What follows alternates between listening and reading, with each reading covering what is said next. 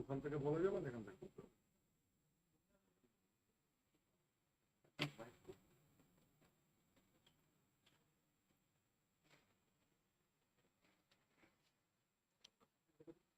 Recording started. Sorry.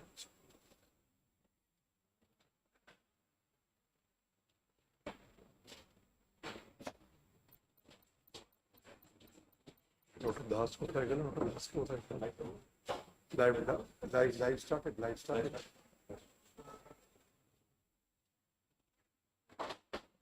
Dr. Das কোথায় গেল? Dr. Das কোথায় গেল? ম্যাডাম কোথায় আছে?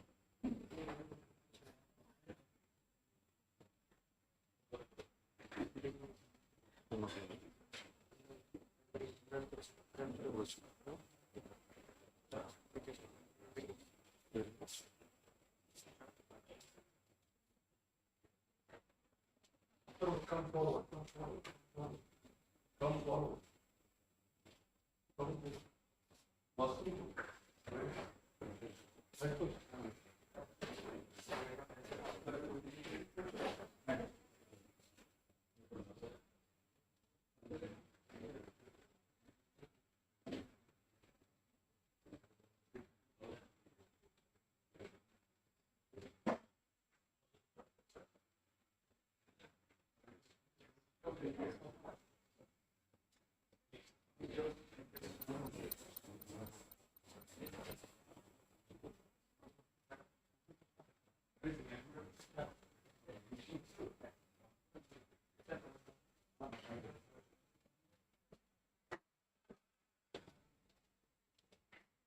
দেখো তো প্রফেসর রতন মন্ডল কোথায় আছে? someone can call professor Mondal.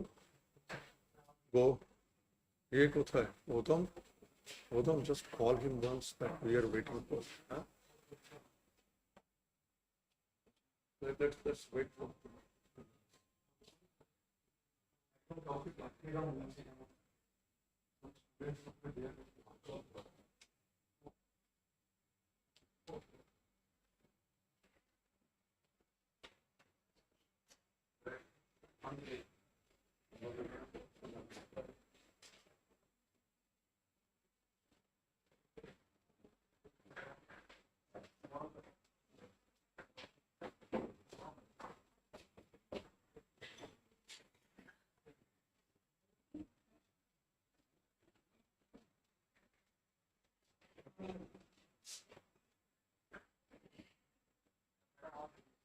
ঠিক আছে, থাক। প্রোগ্রাম না করে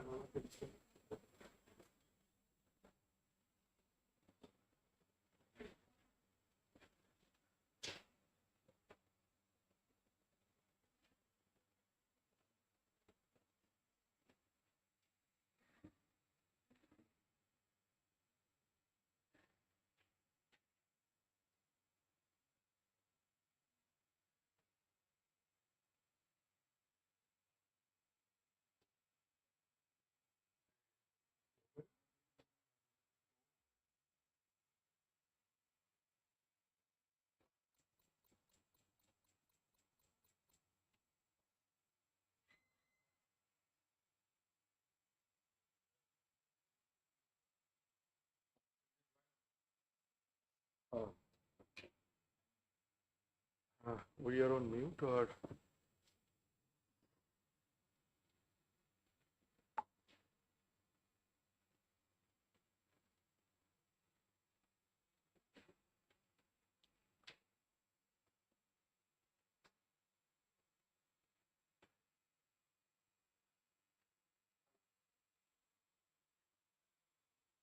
Hello.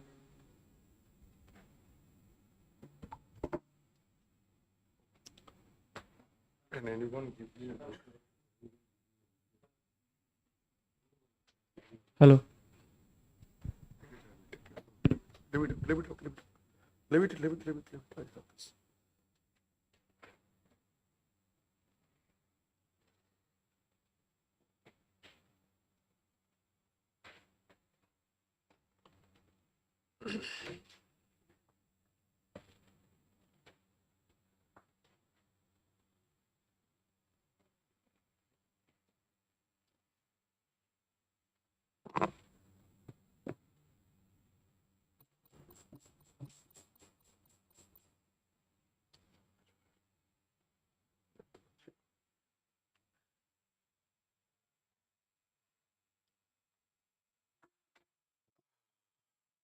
A very good morning.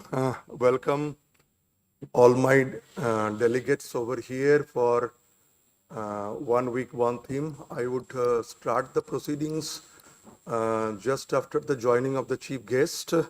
Our director, Madam Dr. Shubhan Kumari Mishra, has joined online. Welcome, Madam, and a very good morning for your joining online to support us for this 1 week, one theme, energy and energy devices, that has been entrusted to be organized by CSIS-CGCRI on this auspicious day of 27 June here at CSIS-CGCRI.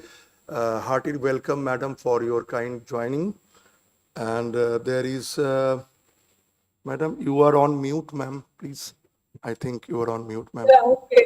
Thank you, Chan, for your kind Thank you words. very much. Thank you very much. Actually, it is my apology that I am not in person there, but you know the reason why I am. Yeah. I know that you have actually, our director, Madam, is having a lot of meetings with ISRO at Ahmedabad and including SSC meetings over there.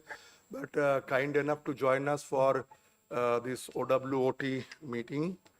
Thank you very much for your kind joining, Madam, and hearty welcome to Mr. Sridharan Rangarajan, our special invitee guest from Carborundum Universal. He happens to be the managing director of Carborundum Universal, one of the potential industrial stakeholders for our energy materials and devices divisions, and CSIS-CGCRI for SOEC collaboration. Welcome, sir, for your kind presence to give it a grand success for this, our forthcoming meeting and the seminar and the panels. I'm just waiting for our chief guest, Professor Ratun Mondol. He is just on the way, just stuck up with some traffic on the way. And there are two other delegates and industry resource persons are there with us. Dr. Shantanu Mandal, he happens to be the Senior General Manager and Head R&D for Messrs. Carborundum Universal, Industrial Ceramics Hosur, and Dr. R.N. Das, he happens to be the Senior General Manager, BHEL Corporate R&D and CTI Bangalore. He has taken the pains to fly from Bangalore, and Dr. Mandal has taken the pain to fly from IC Hosur. Dr. Das is basically now has started his company called Dense Power and primarily focused on the solid oxide fuel cell and electrolyzers with foreign stakeholders collaborations within India and abroad. So can anyone call Professor Mandal to... Hello, good morning, Mr. Sridharan. Hello, madam. It should be called Sridharan or Rangarajan? Sridharan, Rangarajan. Sridharan is fine. Yeah. We did talk and we had a WhatsApp message. Nice to see you. Online, I think I'm going to see you in person within first week of July or what the date as we are fixing. So, very much welcome to you for this particular program, as well as I want to see you in person. Yeah, so see that dates are fixed at the earliest. You know that constraints you are. Yes. Yeah. That, I'm here at Ahmedabad. We have a center at Ahmedabad. Okay.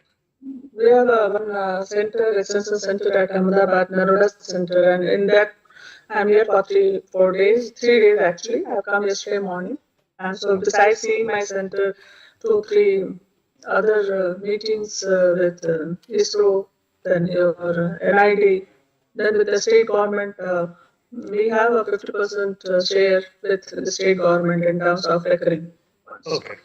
So there is state government science and technology commissioners. I have a meeting with. So that's the way I am here. Very good. I'll be in office Monday morning. I will be done. Guest has just arrived the gate. Maybe another 2 minutes, ma'am, with your kind permission. He is just.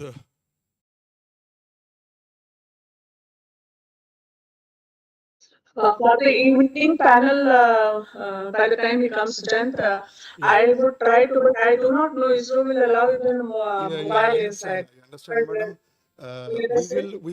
I will be in touch with you over WhatsApp, and it will be highly, if you kindly give at least 5-10 minutes, if the mobiles are allowed in ISRO, I understand. I will try. I will try my best to know that. Because I have Sure, madam. Sure, madam. committed.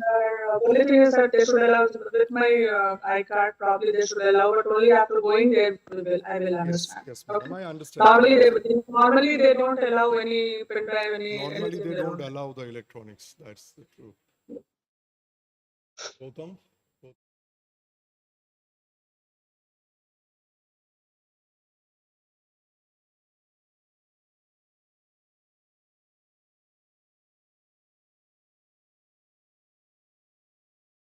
So our chief guest has also reached us, Professor Ratan Mondal, Director of School of Energy Studies from Jadavpur University.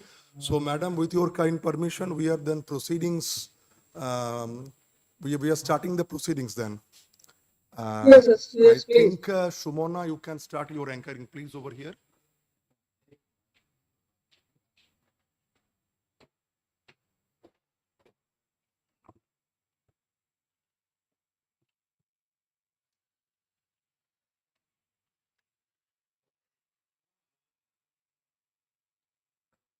A very good morning to all of you.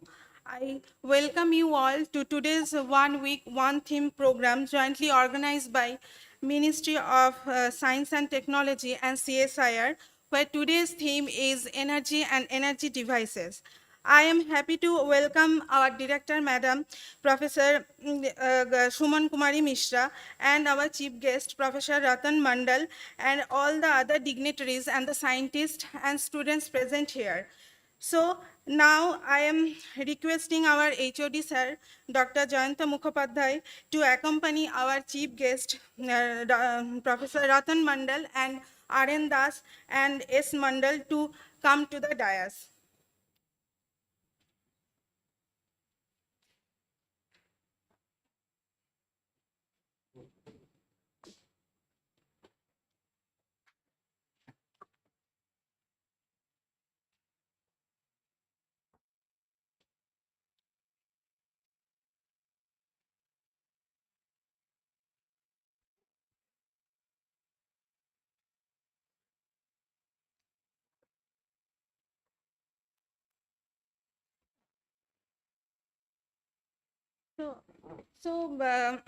With permission of Dr. Suman Kumari Mishra and MD Sri Sridharan Rangarajan, I am requesting our HOD sir to kindly start the inaugural session.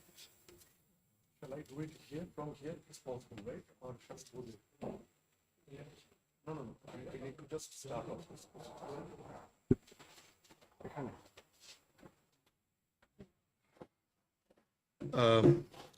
Very hearty welcome for this 1 week, 1 theme.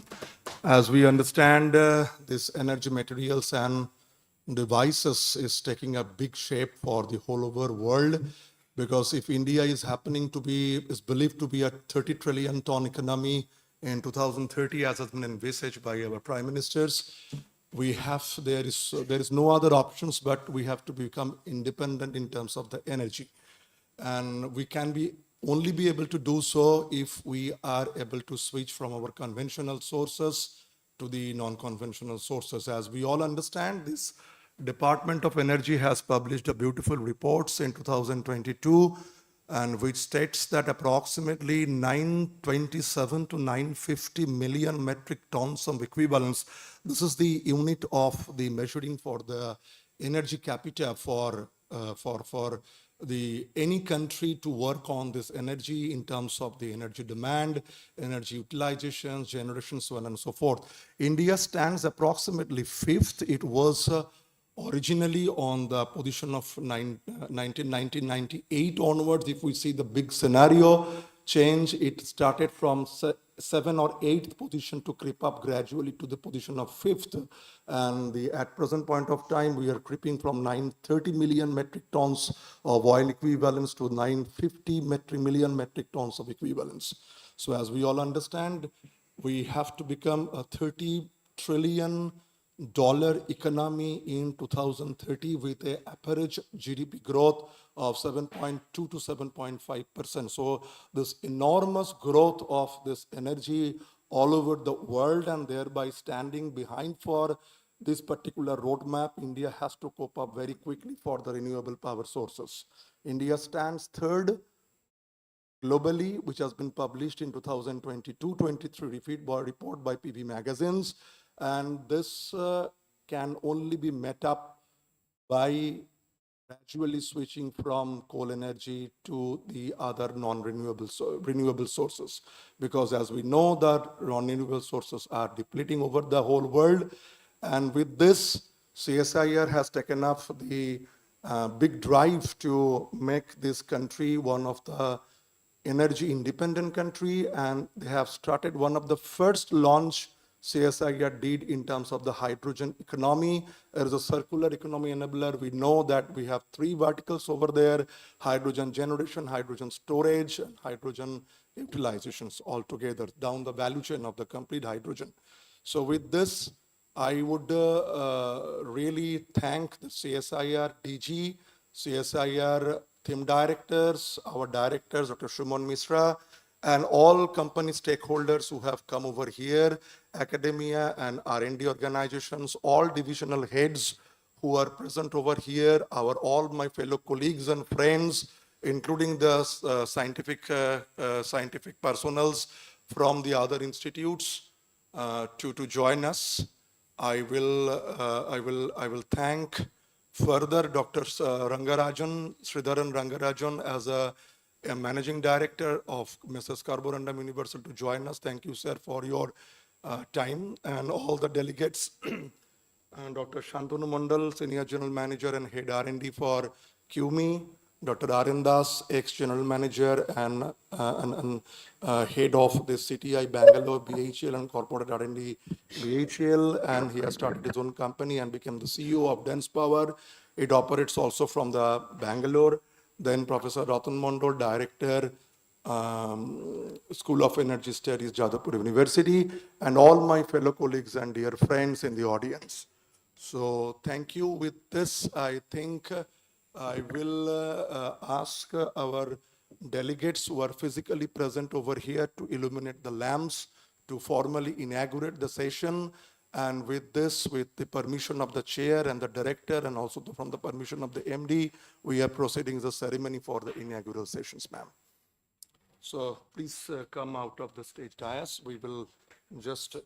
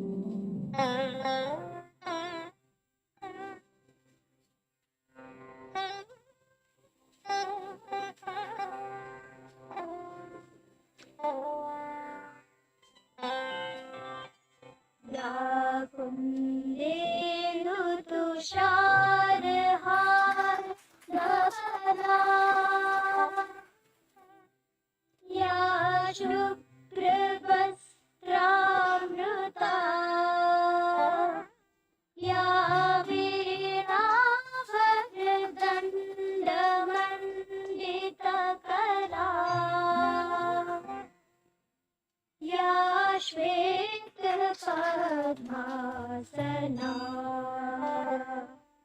या ब्रह्माच्युत Shankar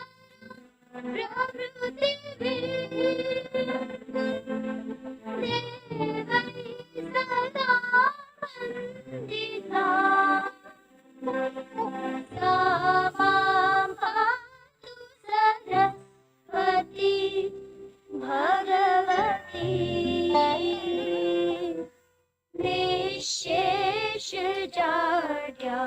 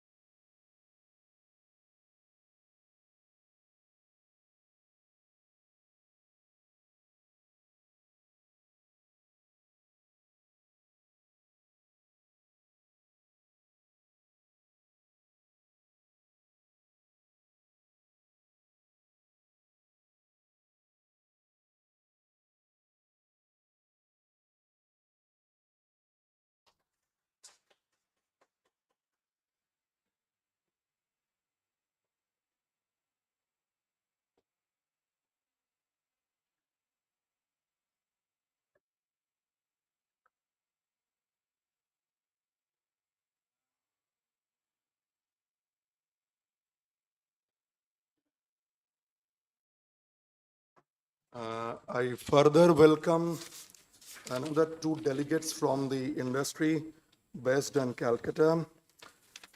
He is Mr. R.K. Sen, Director of DGT Engineers Private Limited and actively working in the interface of the battery for CSIS, CGCRI, EMD. And also we have Mr. Bedhapoti, M. Bedhapoti, Director of Universe Mobility Private, and he is also involved actively for interfacing with CSIR, CGCRI, Energy Materials and Devices Division in perspective of the battery management. Thank you for coming and taking your chairs. And with this, I would request our director, Dr. Shuman Kumari Misra, to give her inaugural speech, please. Over to you, ma'am. Yeah, thank you and very good morning to all of you who are present here. And I'm first of all my apology that I'm not in person available at CGCARI. So please excuse me because of some official essential meetings outside Calcutta. I heartily welcome all the delegates. The today's chief guest, Professor Ratan Mandal, director of the Energy and School of Energy and Devices of Jadavpur University. I am not sure whether Professor Ashish Lele has joined this time, so Director NCL, I welcome him also, but probably he will be there in the panel discussion. Mr. Sridharan, Sridharan Rangarajan, that MD Carborundum India Limited, that is QME. Professor Madhusudana was also supposed to join. I am still not sure whether he is inside the hall or online. Mr. S. Mandal on the dais, QME, Senior GM of QME. R&D, and Professor Glenn, has he joined online? No, madam. Spain? Glenn will be joining from Spain, I think, because it is almost 3.5 hours late. So very early morning, he will be taking his chair. And Professor Dr. Ashish will join a little bit late, and Dr. Madhusudana will try to join in the panel. He has some mishap in his family, so that's the problem. Okay. Professor R.K. Sen, Mr. M. Vidopodi, and other delegates, students, my colleague of CSIR, and all other delegates who have joined online. Please accept on the behalf of CGCRI a hearty welcome. This program is in the queue of 1 week, one thing which has been told, actually advised by our Vice President, Minister HR, our Science and Technology Minister, Mr. Jitendra Singh, last year. And following that, previously, last year, he said 1 week, 1 lab. So that was done, and now it is 1 week, 1 thing. That's the energy team. It has started on Monday at NCL, and further many different labs. In fact, today probably 2, 3 other labs are also doing a similar program, because whosoever lab is doing on energy theme, their slot is in this week. That's the way we all are also here there. And this the purpose of this, that we meet our stakeholder, let the people know, let the student know, and we how we can work together, and also what we are doing should be known to them, so that more knowledge. Sometimes people do work very well, very good work, but not, but they don't know. Sometimes even within lab people don't know, and within across the boundary also people know. So thinking that, the minister thought that why not we should do this way, so that every stakeholder is knowing, and knowing about the work which is being done by CSR. And when the curtain raising program was there, he even now announced for the next step that next year, probably it will be in 2025 sometime, where the CSIR only will not be there, but rather CSIR, DRDO, DAE, MOES, all these ministry, DST, all these ministries together on a particular themes, they will be deliberating the way we are doing at the CSIR presently. Nothing, I don't have to tell this, my delegates as well as my colleagues and the citizen of India, rather, I will say that how energy is important. Energy had been important, will remain important as a civilization till it exists, and it will be existing provided we use them very usefully.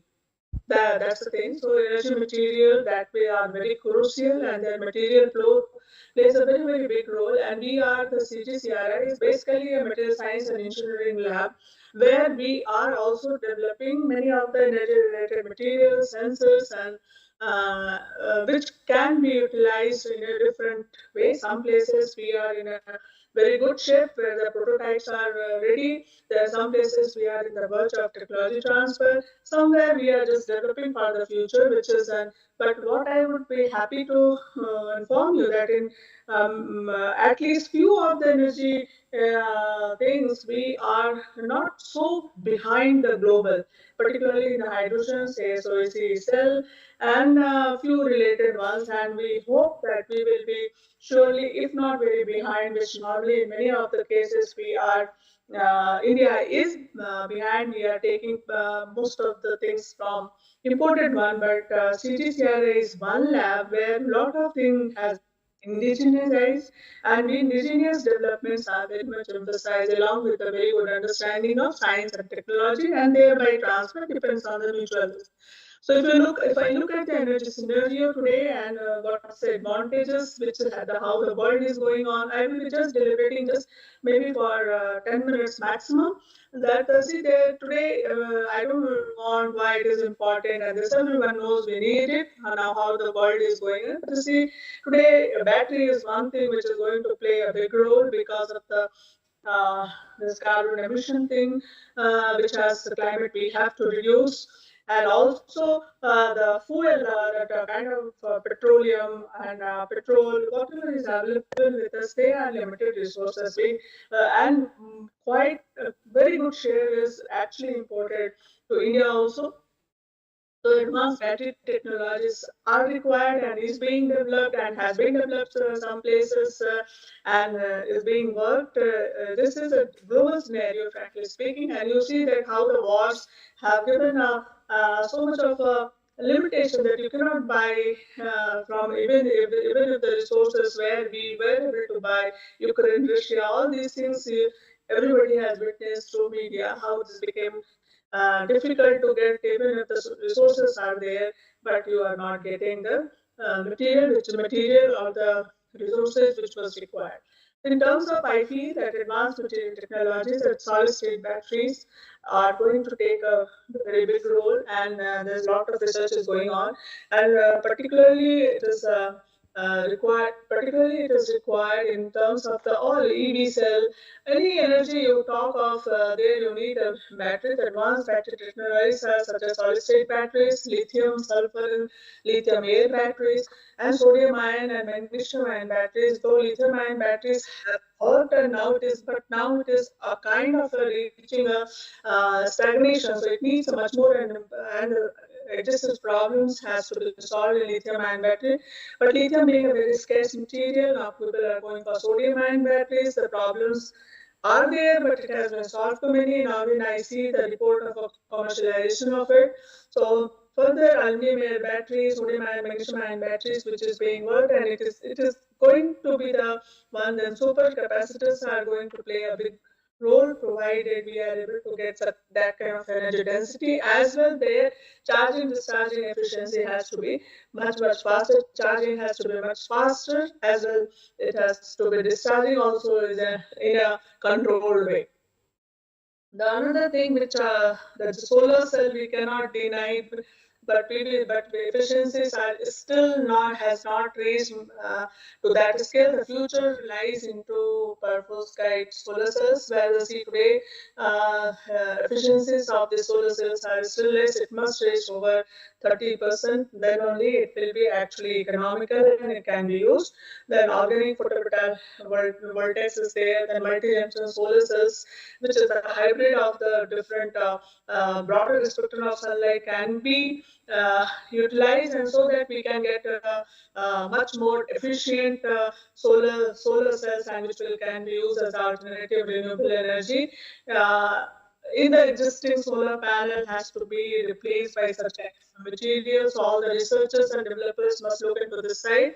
And there are, if you look at in terms of the solar cell efficiency, that stability improvement is required. And then hybrid silicon, with the silicon tandem and the hybrid perovskite thing has to be done. Then achieving the 30, more than 30% or the efficiency is likely to be possible. Then multi-junction tandem solar cells stacking technologies has to be developed in parallel, so that it can be used, and the achieving of more than 50% can be achieved, provided these stacking technologies are very well developed. This is a very great challenge, otherwise it will not happen. And the new materials also start, so where the quantum dots, 3-5 semiconductors for the NASA jobs and efficiency is going to play a role. In the advanced silicon technology, you have a passivated emitter and rear cells and heterojunctions with the intrinsic thin layer. They will be required so that one can reach the higher efficiency. In terms of thin film solar cell will be also very much is being worked, but new kind of thin film solar cells such as CIGS and cadmium telluride. This needs, but the cost has to be seen that how we can reduce them.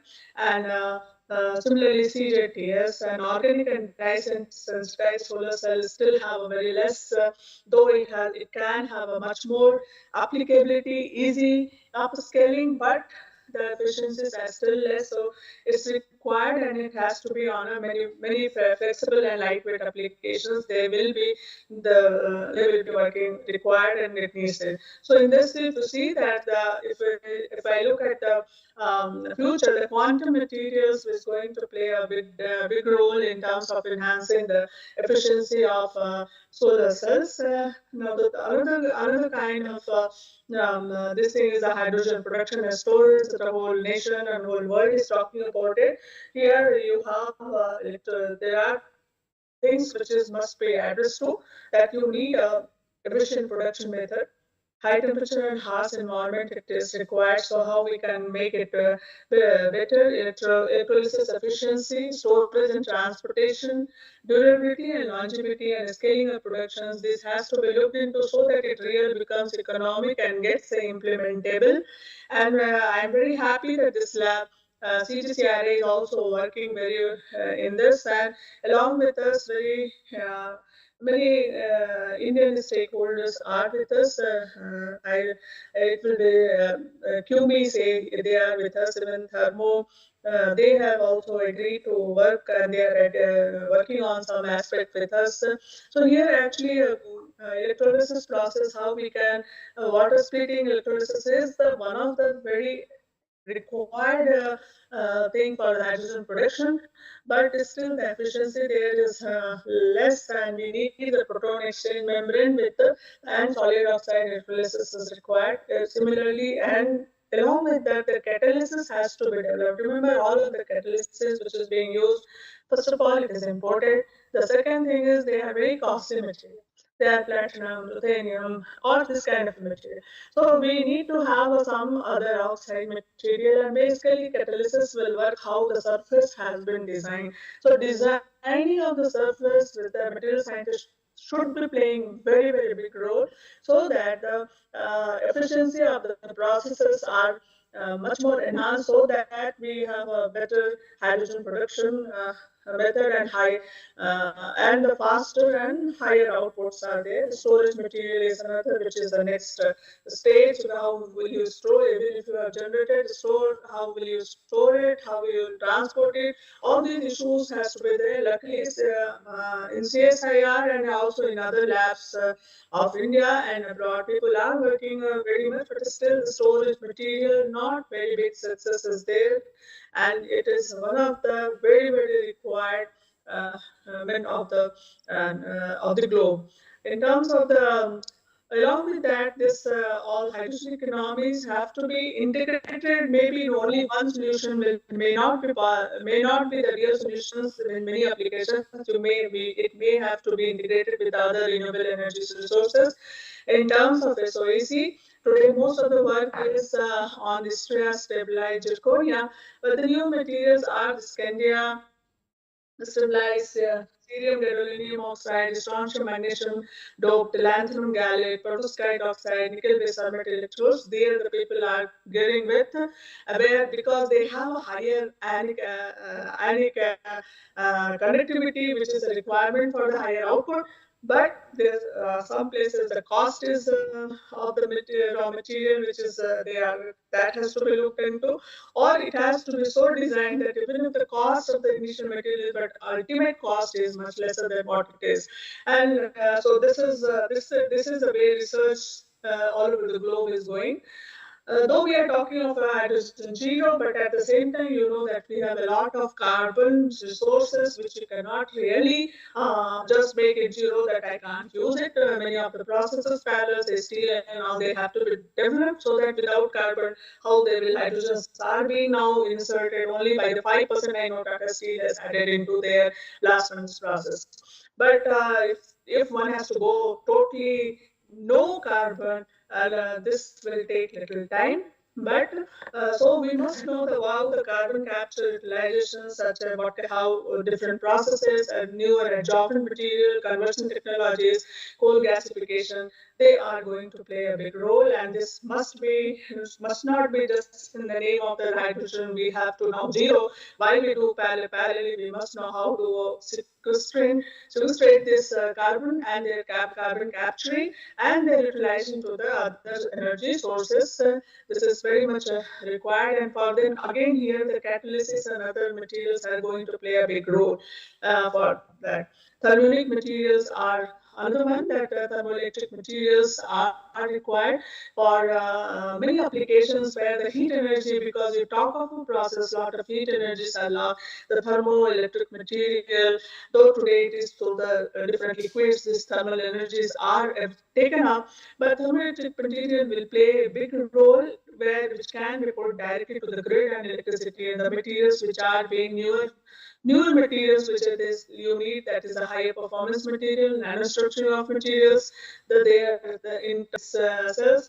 The new materials such as tin selenide, cubic aluminum, lead based and antimony based composites, strontium titanate. These are the materials which with a suitable another doping is likely to give theoretically, they say that you can get a much higher JT value, that is your efficiency of conversion from the heat electricity to electrical electricity. So this also is, according to me, is very important, and people must work in this area. Energy harvesting materials such as piezoelectric and turboelectric material, photocatalytic material, it has been playing role, but the new word it has to come into, which will give the water spreading better, pollution degradation will be there if we are making a good such materials. So, and also while doing this, whatever we use, you see, whatever we start taking tomorrow, it is going to die, any material we start. So we must see that material we are using, they are the biodegradable materials, recycling technologies must be in the place. How do we do? Even in the SOEC, always I tell Jayant Mukhopadhyay, see SOC and SOEC, if it can be the cycle, nothing like that. No one can build such technology if we are able to do that. Similarly, material informatics and machine learning has to be implied so that the faster you can do the high throughput screening and data-driven discovery can be done, so that actual development will take much lesser time, and integrative modeling is required, multi-scale simulation. So in essence, you can I could say some of the energies, issues and challenges and which are going to play a role globally people are working. Along with that, we have to see the sustainability, abundance of the required material, accessibility and how to recycle them, performance of them, their efficiency has to be increased, they have to be stable and durable, and safety and environmental impact and cost effectiveness are the need of the hour. And we must see that these are meeting, and I am sure with the collective effort, with the industry, researchers, academia, if we work together, we will be, if not the number one leader in the world, we are surely, we can become the very leading nation of the world. With these few words, once again, I welcome all of you.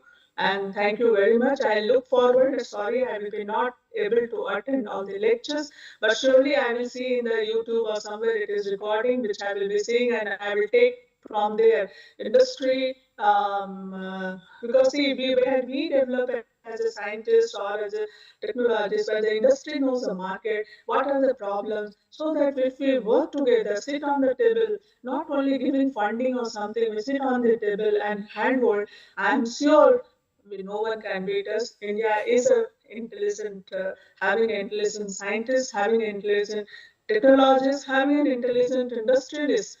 So I think we together can do a lot in terms of the energy in all the areas. Thank you very much to all of you. And I over to Jayant Mukhopadhyay. Thank you very much. Thank you very much, madam, for your enlightening talks and compassing the requirement of energy, the particles of the energy, and most important, the curation was on requirement of the R&D organizations as a key interface for the academics like universities, and down the line for the industries to take it for the commercial deployments. So I have a small announcement over here because our MD, Mrs. Carborundum Universals, might be going out for his very busy schedule.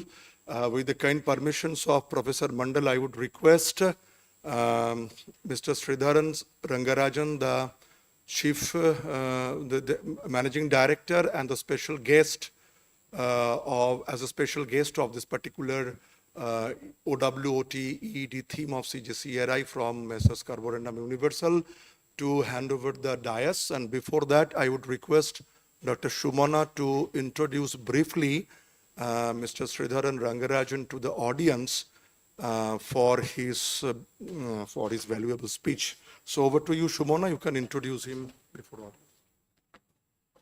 Thank you, sir. So, Sridharan Rangarajan, MD, Director, MS Carborundum Universal. He is a member of the Institute of Chartered Accountants of India, a graduate member of Institute of Cost Accountants of India, and holds his bachelor degree in commerce from Madurai University. He has over 35 years of overall experience in various fields like banking, manufacturing, contracting, service, distribution businesses. He is also associated with the Murugappa Group since June 2011 as the Chief Financial Officer of QME till January 2018, after which he took over as the President and Group CFO of the Murugappa Group. He is currently on boards of Kolamandalam Financial Holding Limited, Went Limited, Murugappa Morgan Thermal Ceramics Limited, and many other the industry and the companies. He is also served on the board of Timken India Limited. With this brief introduction, I will request Sridharan Rangarajan to give his inaugural speech on this auspicious occasion of OWOT. Over to you, sir.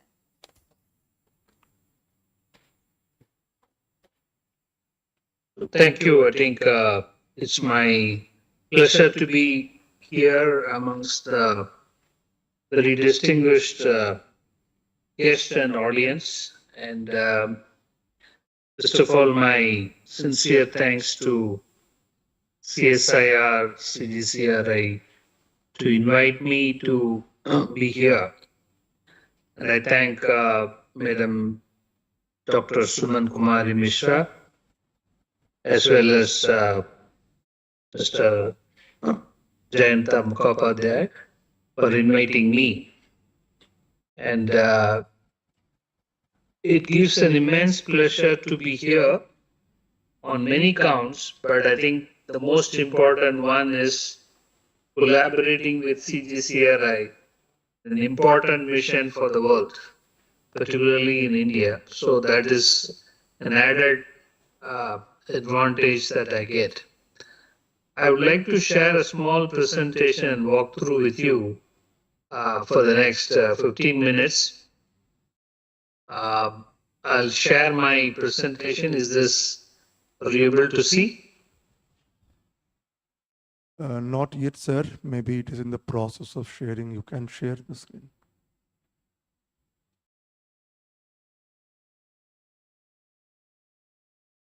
I did share.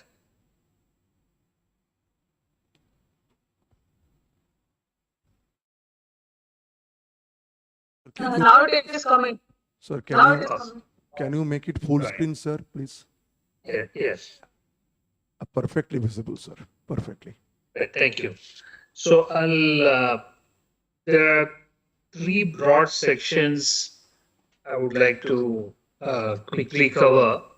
I think the first message is Carborundum Universal is part of Murugappa Group, which is $9 billion top line and a $36 billion market capitalization group.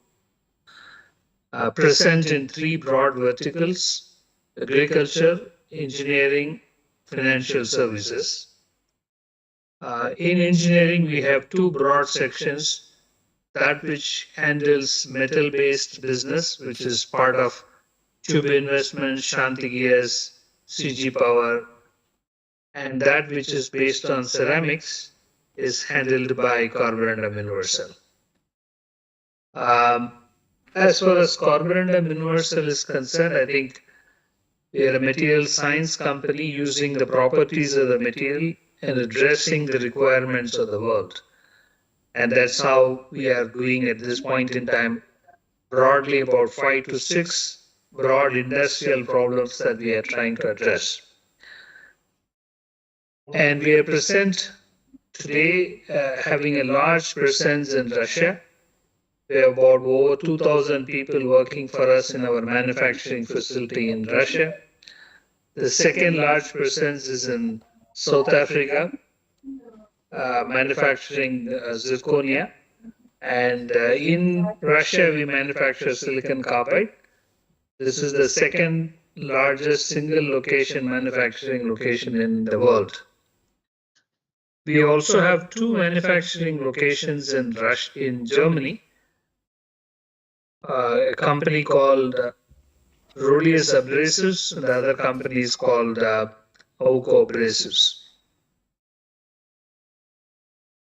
We then have a light manufacturing facility in Australia, which converts the product manufactured by our industrial ceramics division in India. We have then presence in different geographies, which is largely a marketing presence. Now, the second section that I want to get into is largely about the hydrogen.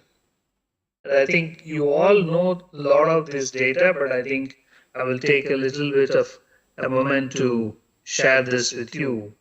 Is I think the most important powerful data is we are expecting a 10.2 trillion global investment to come by 2050 in hydrogen.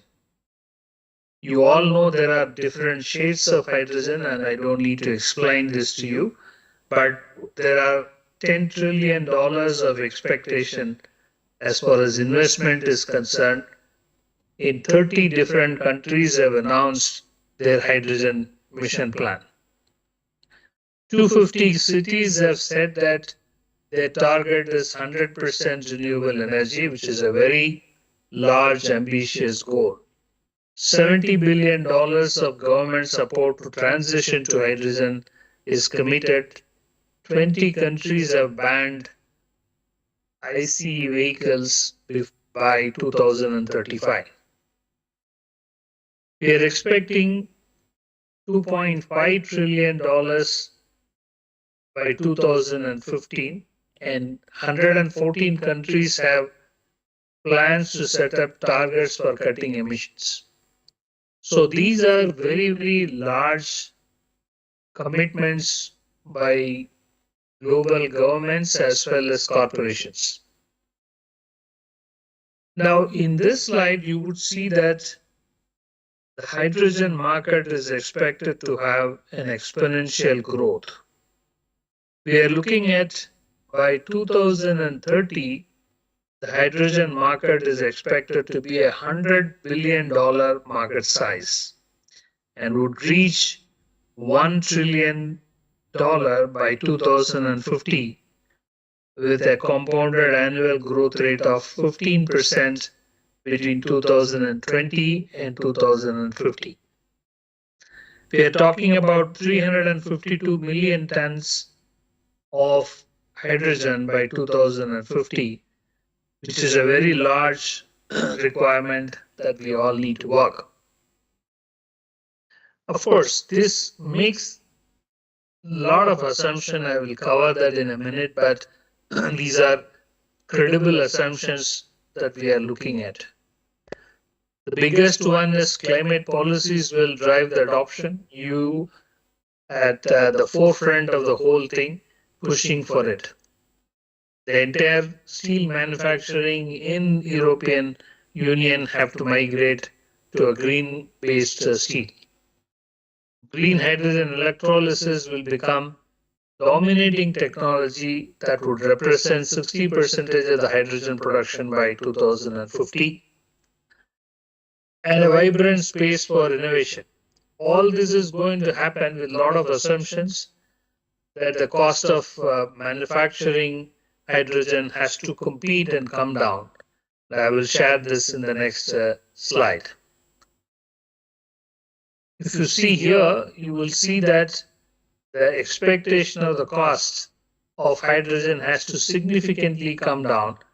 The green hydrogen cost by 2030 is expected to be $2.6 per kg, and the green hydrogen cost by then it is going to be $1.5 to $4. So that kind of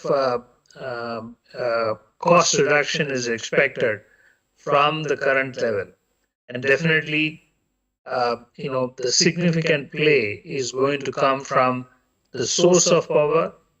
Electrolyzer costs has to come down, and that will make all these costs really competitive, and switching to hydrogen becomes much more possible.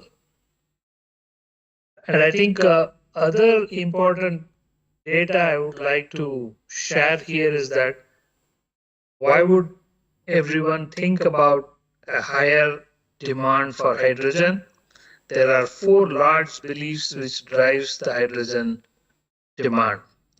The first belief is replacement of high carbon hydrogen with low carbon hydrogen usage in steel and other industrial heating requirement. This is on track. A lot of existing industrial sectors have already started adopting low carbon hydrogen, and the government policies and funding support is accelerating this growth. The second belief is the transportation. Hydrogen powered heavy vehicle commercially will be available by 2030. This is one area people are expecting faster adoption than the passenger vehicles. These are slightly behind schedules, but I think it's going to come. The other belief is the power generation, small use cases for fuel cells with limited competitiveness is already on track. The fourth belief is on the building heat. Here, more than the expected adoption is happening. These four beliefs are currently driving the demand for hydrogen. And as I said, that the key aspect of this is bringing down the cost. And the faster we bring down the cost, we will have a faster adoption. And I think the key message here, as an August scientist that you are all assembled there, is how do you bring the reduction of costs in electrolysis technology? This is the key, and this is where you can make a huge difference. And you can make a huge difference to India as well. And if this can be done faster, speedier, and in a very, very economical way, India will have a much larger space in this economy. There are lots of players, and I think you all know this. I will skip this slide.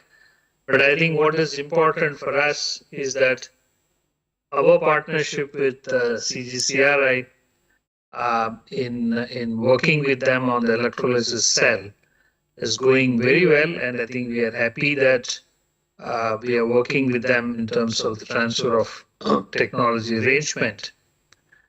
And the next step for us is set up actually a demonstration site in our own facility, which will have 10 kilowatt pilot plant at our location.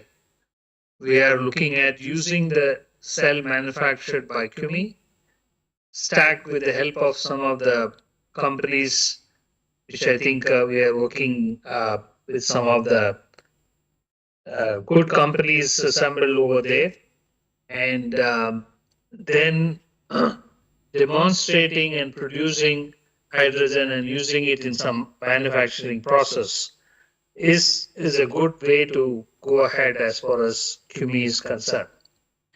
In this way, we will be able to demonstrate, and then we will start looking at scaling up. So that is the process CUMI is on, and we are also very happy to collaborate with CGCRI in this effort. And we are also very keen to work with multiple partners to take this mission forward. People like Mr. Arun Das, of Dense Power, is very keen to work with us, and we are also keen to work with them to see how do we take this more than a commercial sense that gives us a pride in terms of contributing to this great nation, India, and to the world. And that's what CUMI is looking at this point in time. So with that, I think I would like to say a simple message. There's a lot of demand possible in hydrogen, and it is the scientist community which can make a huge difference in terms of accelerating the technology forward, bringing the cost down, making this more affordable. That can change the whole world. So the faster adoption of technology is what is needed. Thank you for giving me this opportunity. Thank you.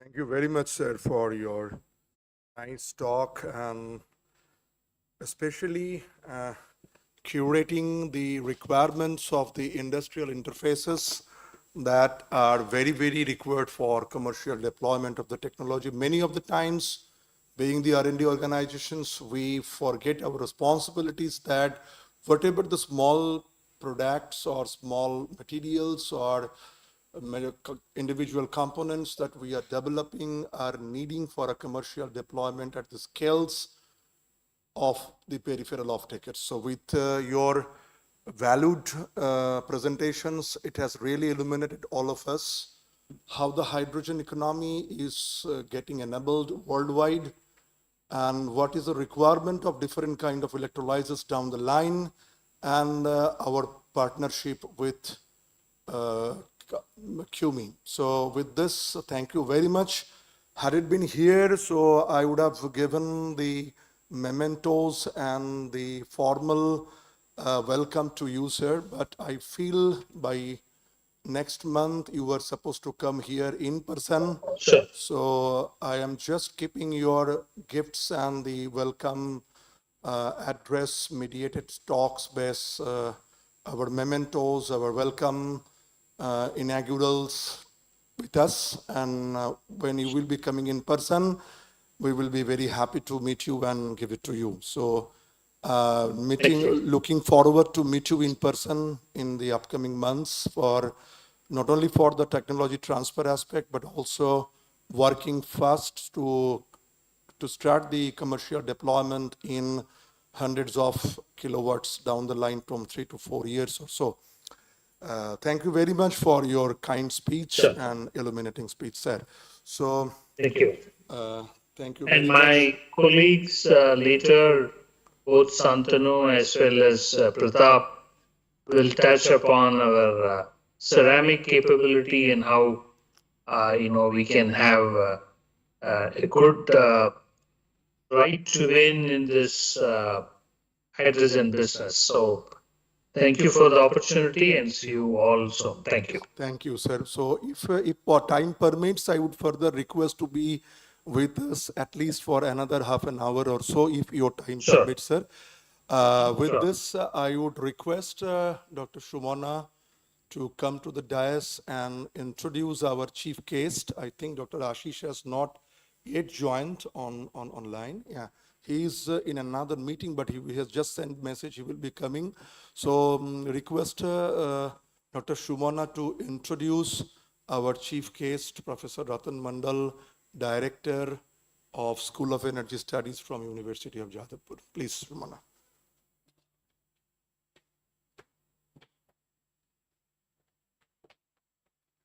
Thank you, sir. So, Professor Ratan Mandal is the Director of School of Energy Studies, Jadavpur University. He and also the Dean of Faculty of Interdisciplinary Studies, Law and Management, Jadavpur University. Professor Mandal received his Bachelor Engineering in Power Plant Engineering and MTech in Engineering Science from Jadavpur University, and also his PhD in Engineering from Jadavpur University in 2017. He has 3 years of industrial experience in the field of thermal power plant and has been involving in photovoltaic research with Jadavpur University since 2005 and made contribution in the field of solar photovoltaic application, fabrication, characterization of compound organic semiconductor materials and devices. And he is currently involved in advanced material research, natural organic semiconductor material research, and high-speed electronic devices for optoelectronic and energy application. He has more than 80 research publications and book chapters in different international and national conferences, and he has done guided 50 MTech theses, 4 PhD theses, and 5 PhD candidates. He is governing body of the WEBR EDA since 2020 and also the Lime member of professional bodies like FOACT and IET. So with this small introduction, I would like to invite you, sir, to the dais and give your valuable speech to the OWOT program. And before that, I would like our HOD sir to give a bouquet to welcome him.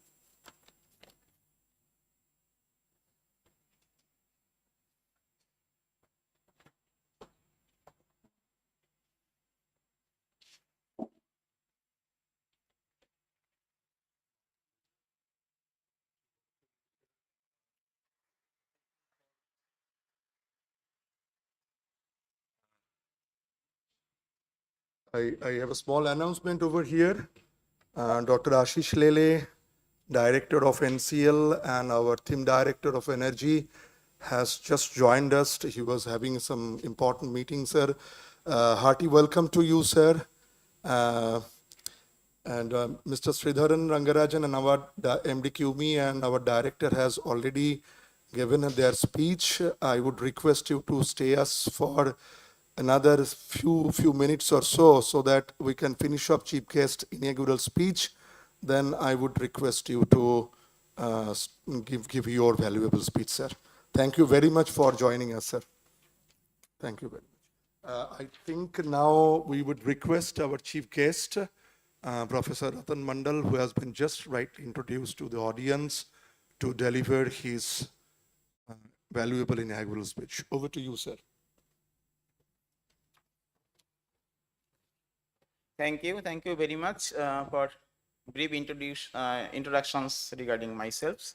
So, present dignitaries over here, delegates physically joined in this program, as well as dignitaries joined online mode, as well as delegates and other participants,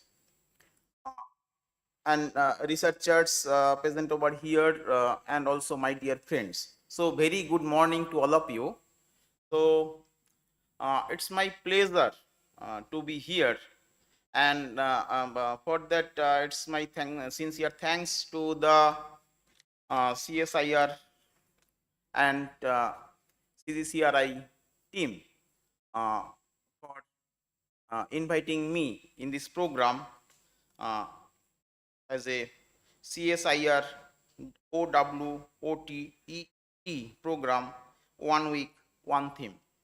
So, and also special thanks to Dr. Joyanta Mukhopadhyay, so that I am being here, and I am feeling very much happy that I can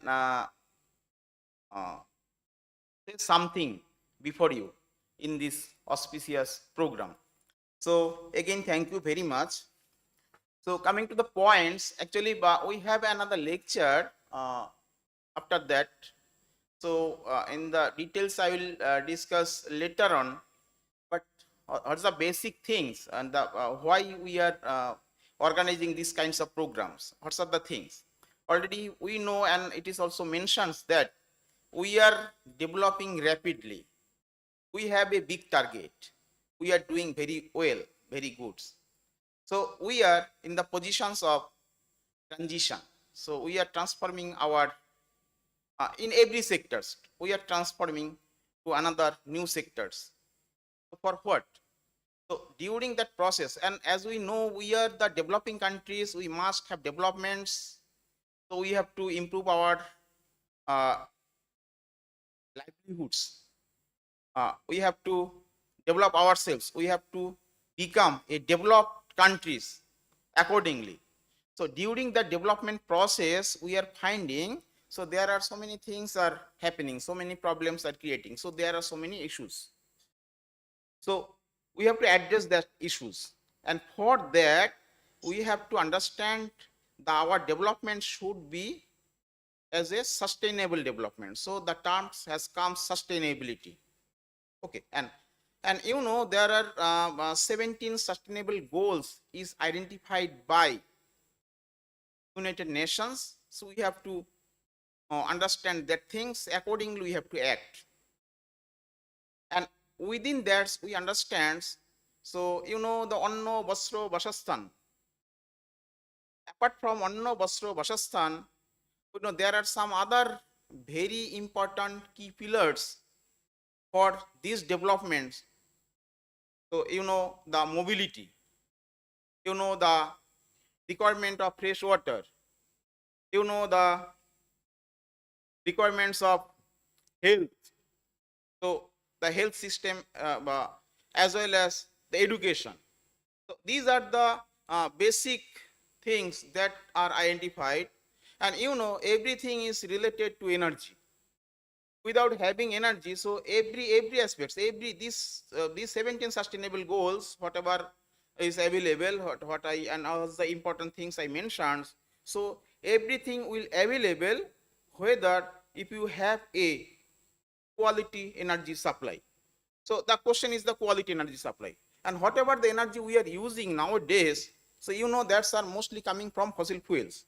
And if you consider the India, so what's the percentage of energy that is converted to electricity, and you will find is around 56-70%, 56 to 57% energy is coming from the fossil fuel, means the directly from coals, and very less amounts, although we are quite good positions, we are having is around more than 30% from renewable sources of energy, and little bit nuclear power is also there, considering the hydel power plants. Okay, so hydel power plants is conventional source of power plants, but it is renewable sources of energy.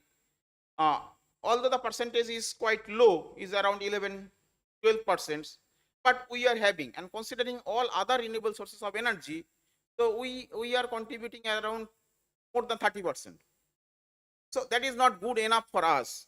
So while we are using coals as a fossil fuels, so there are severe problems. Several problems is coming. What's the problems? Problems is the crisis of that fuels, and the other problems is the environmental problems. So you know the climate change, global warming, so that's coming into the pictures, and we are very much concerning about that.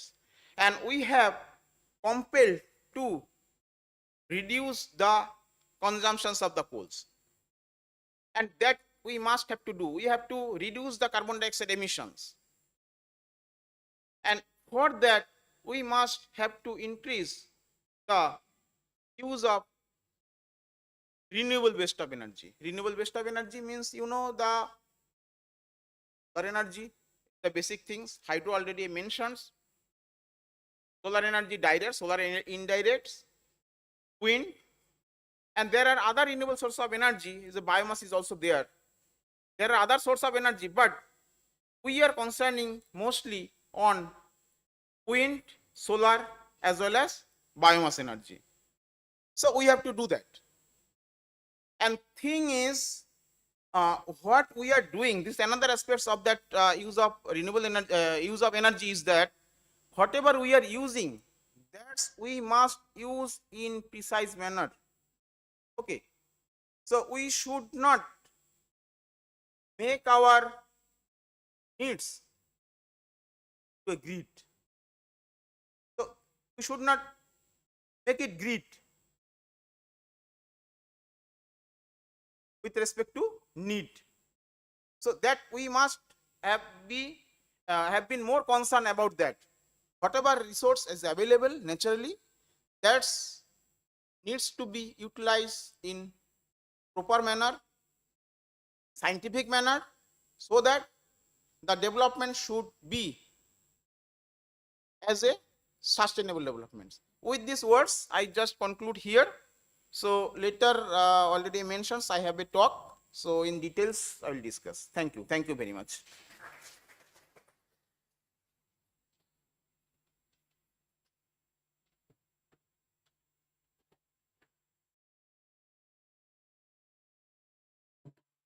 Thank you very much, Professor Ratan Mondal, for illuminating the audience for the different sectors of the renewables and the non-renewables. And he has another presentation in technical session 1 where he can be able to give much more details of his presentations in front of this audience. Now I would request Dr. Shumana, Dr. Ashish Lele has already joined us. So Dr. Ashish Lele needs no introductions, of course, to us. We are very well known, but as there are many students have come across the universities, I think you can be able to give a small introductions to sir, for sir to the audience. So you can just introduce Dr. Ashish Kelele in front of the audience. Brief. Thank you, sir. So, Dr. Ashish Lele, Director CSR NCL and Theme Director of EED CSIR today. So he basically done his BTech in Chemical Engineering, University of Bombay, Department of Chemical Technology, and earned his PhD in Chemical Engineering from University of Delaware. Then he was a research associate at University of Cambridge, and after that, since 2000, he has joined as Polymer Science and Engineering Division at NCL. Since 1993, he has received several prestigious honors and awards like Infosys Prize in Engineering Computer Science, Editorial Board Rheologica Acta, and most prestigious Shanti Swarup Bhatnagar Award in Engineering Sciences 2006. He has many other awards like Alumni Young Scientist Award, Indian National Science Academy Young Scientist Award, and many more. He has 8 number of patents, above which 2 are the US patent, and he has more than 70 research papers. He is associated with several societies like Society of Rheology USA, Indian Society of Rheology, Society of Polymer Science and India, and adjunction faculty of IIT Bombay and Indian Institute of Chemical Technology Mumbai, and General Electric's Global Corporate R&D Center in Bangalore, India. So with this small introduction, I would like Dr. Ashish Lele to illuminating us on the OWOT program today. Over to you, sir. Over to you, sir, for your kind Thank you. introduction. Thank you. Thank you so much. Can you hear me? Yes, sir, you are perfectly audible. Thank you. Thank you very much. First of all, I want to apologize for not being there in person at CGCRI. One of my very senior colleagues at NCL is superannuating at the end of this month. So, I cannot escape from NCL. I have to be there for him here. So I just finished that program and came here to attend your program. So therefore, I wish there was technology available to be in 2 places at the same time, but that is still very, very far away. So I want to give a quick introduction to this 1 week, 1 theme program of CSIR. Last year at the Foundation Day ceremony, our Honorable Minister of Science and Technology suggested that given the success that the CSIR labs had in arranging the 1 week, 1 lab program, wherein during the course of the year, all 37 labs celebrated what they are doing in each of these labs are doing in science and technology within the labs, celebrating it by along with all the stakeholders. So we invited all our stakeholders to the labs, industry, academia, students, school children, think tanks, policymakers, NGOs, citizens at large. Lots of people came, visited all our labs. I think easily about 35,000 people must have come, perhaps 50,000 people would have come across all the CSIR labs, just to be with us and to see what we are doing in the labs. And I think that program was a big success because a very large number of people came and told me that CSIR labs is doing so much and we are not really aware of everything that is happening there. It's all very exciting, but we are never aware of it. So you have to do this more often on a more regular basis. And that was the genuine feedback we got. We gave that feedback to our minister and he was very happy about it. He was excited about it. And he said that we should definitely do it. But to be innovative, we should change the format every year. So while last year, every lab celebrated this by showing what each lab is doing in 1 week. This year, we thought that we will do it across themes. So in CSIR, all our activities are grouped in 8 themes. One of those themes is the energy theme. It's called Energy and Energy Devices theme. So the idea is that in this 1 week, all the labs who are doing anything in this area of energy and energy devices will showcase their technologies in their respective labs, or some of them have collaborated and done it at one place.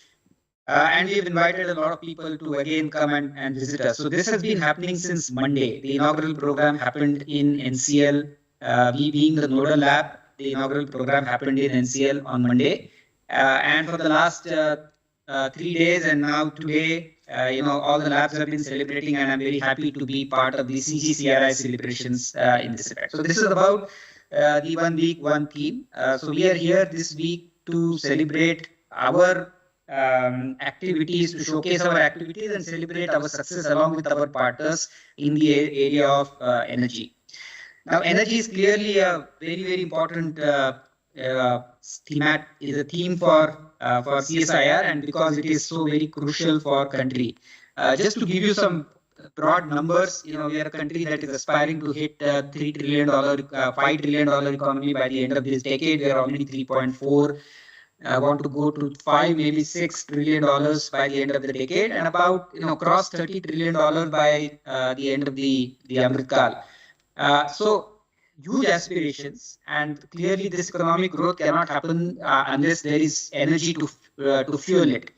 However, there is a problem because our energy demand is expected to double from about 34 exajoules to about 75 exajoules by 2050. But all of that today, all of that 34 exajoules today, or most of it, is really coming from fossil fuels. We import about 350 million tons of carbon in various forms of fossil fuel. We burn all that carbon in variety of different ways, in power plants, in automotive plants, in fertilizer factories, steel factories, and we emit a huge amount of CO2. So to fuel our economic growth, so far we have been burning fossil fuel and emitting CO2. We are the world's third largest emitter, which is not something that we are very proud of. Now, if India has to grow to a $5 trillion, $6 trillion economy by the end of the decade, we simply cannot be doing what we are doing. So business as usual simply cannot continue. While some of those fossil fuels will definitely remain as the base load power, we have to increasingly move to cleaner energies and also sources which will assure us end-to-end energy security. There are many options that India has. Some of them we have already very successfully deployed, such as energy efficiency. We are increasing our energy efficiency. The simplest is changing our fluorescent lamps to LED lamps. And that has been a revolution in India. We've learned many things along the way, and improving the energy efficiency is the lowest hanging fruit. And every factory, every company, every household, every machine that we use, improving the energy efficiency of it is in itself a significant reduction in the greenhouse gas emission. The second thing we are doing is increasing the renewable energy production. And as you must have all of you heard, the Prime Minister in the COP26 made important announcements in this respect, and one of them is to increase our renewable energy footprint to 500 gigawatts by 2030. We are about 170 gigawatts today, and it's almost more than doubling the renewable energy footprint. So it's an ambitious target, but something that India definitely needs to adopt. And even that 500 gigawatts is not going to be sufficient. If you look at 75 exajoules of energy by 2050, 500 gigawatts, which is only available maybe 7-8 hours a day, will hardly meet about 30% of the energy requirement by 2050. So we are going to increase. We are going to have to increase the renewable energy production, and perhaps even go nuclear. All of those options are available. We have many other options, of course. We have surplus biomass, at least about 150 million tons of surplus biomass, which is in the form of agro waste, which is collectible agro waste, is available. That in itself is 18 gigawatts of power potential. We need to store a lot of energy, so battery, pumped hydro, any other form of gravity storage, and hydrogen are important forms of energy storage devices. We have a lot of proven coal reserves, although they are difficult coal reserve because they have high ash content. But instead of burning them, we need to gasify it and convert it into chemicals and materials.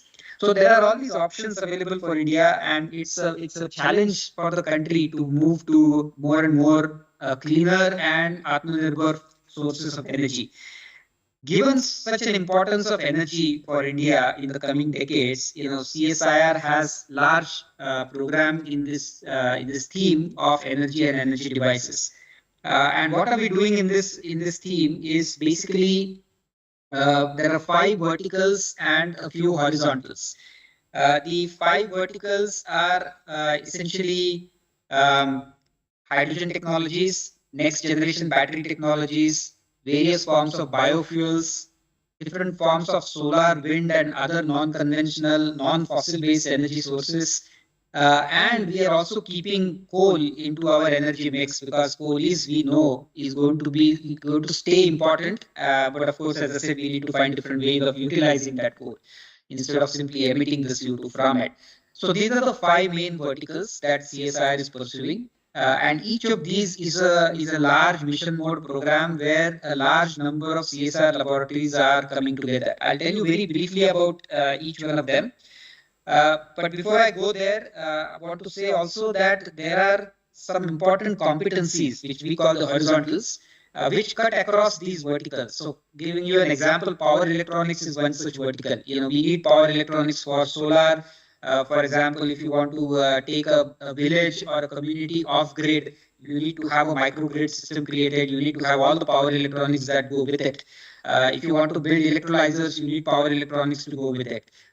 If you want to integrate a fuel cell into a vehicle, you need to have power electronics that drives the powertrain or the drivetrain of the vehicle. So power electronics is an important competency that is required across all the verticals of the EED theme.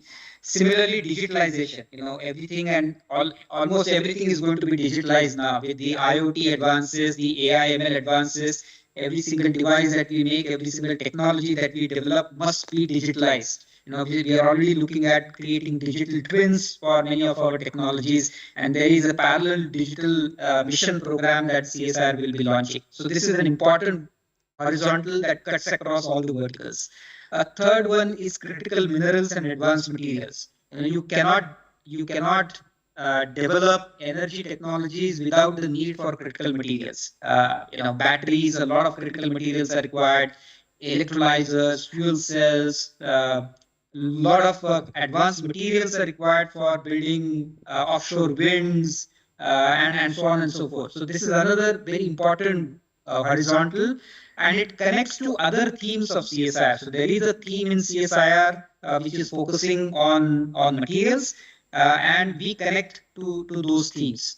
So this is roughly the organization of the EED theme of CSIR. And I'll take the remaining 5-7 minutes to very briefly tell you about some of these verticals.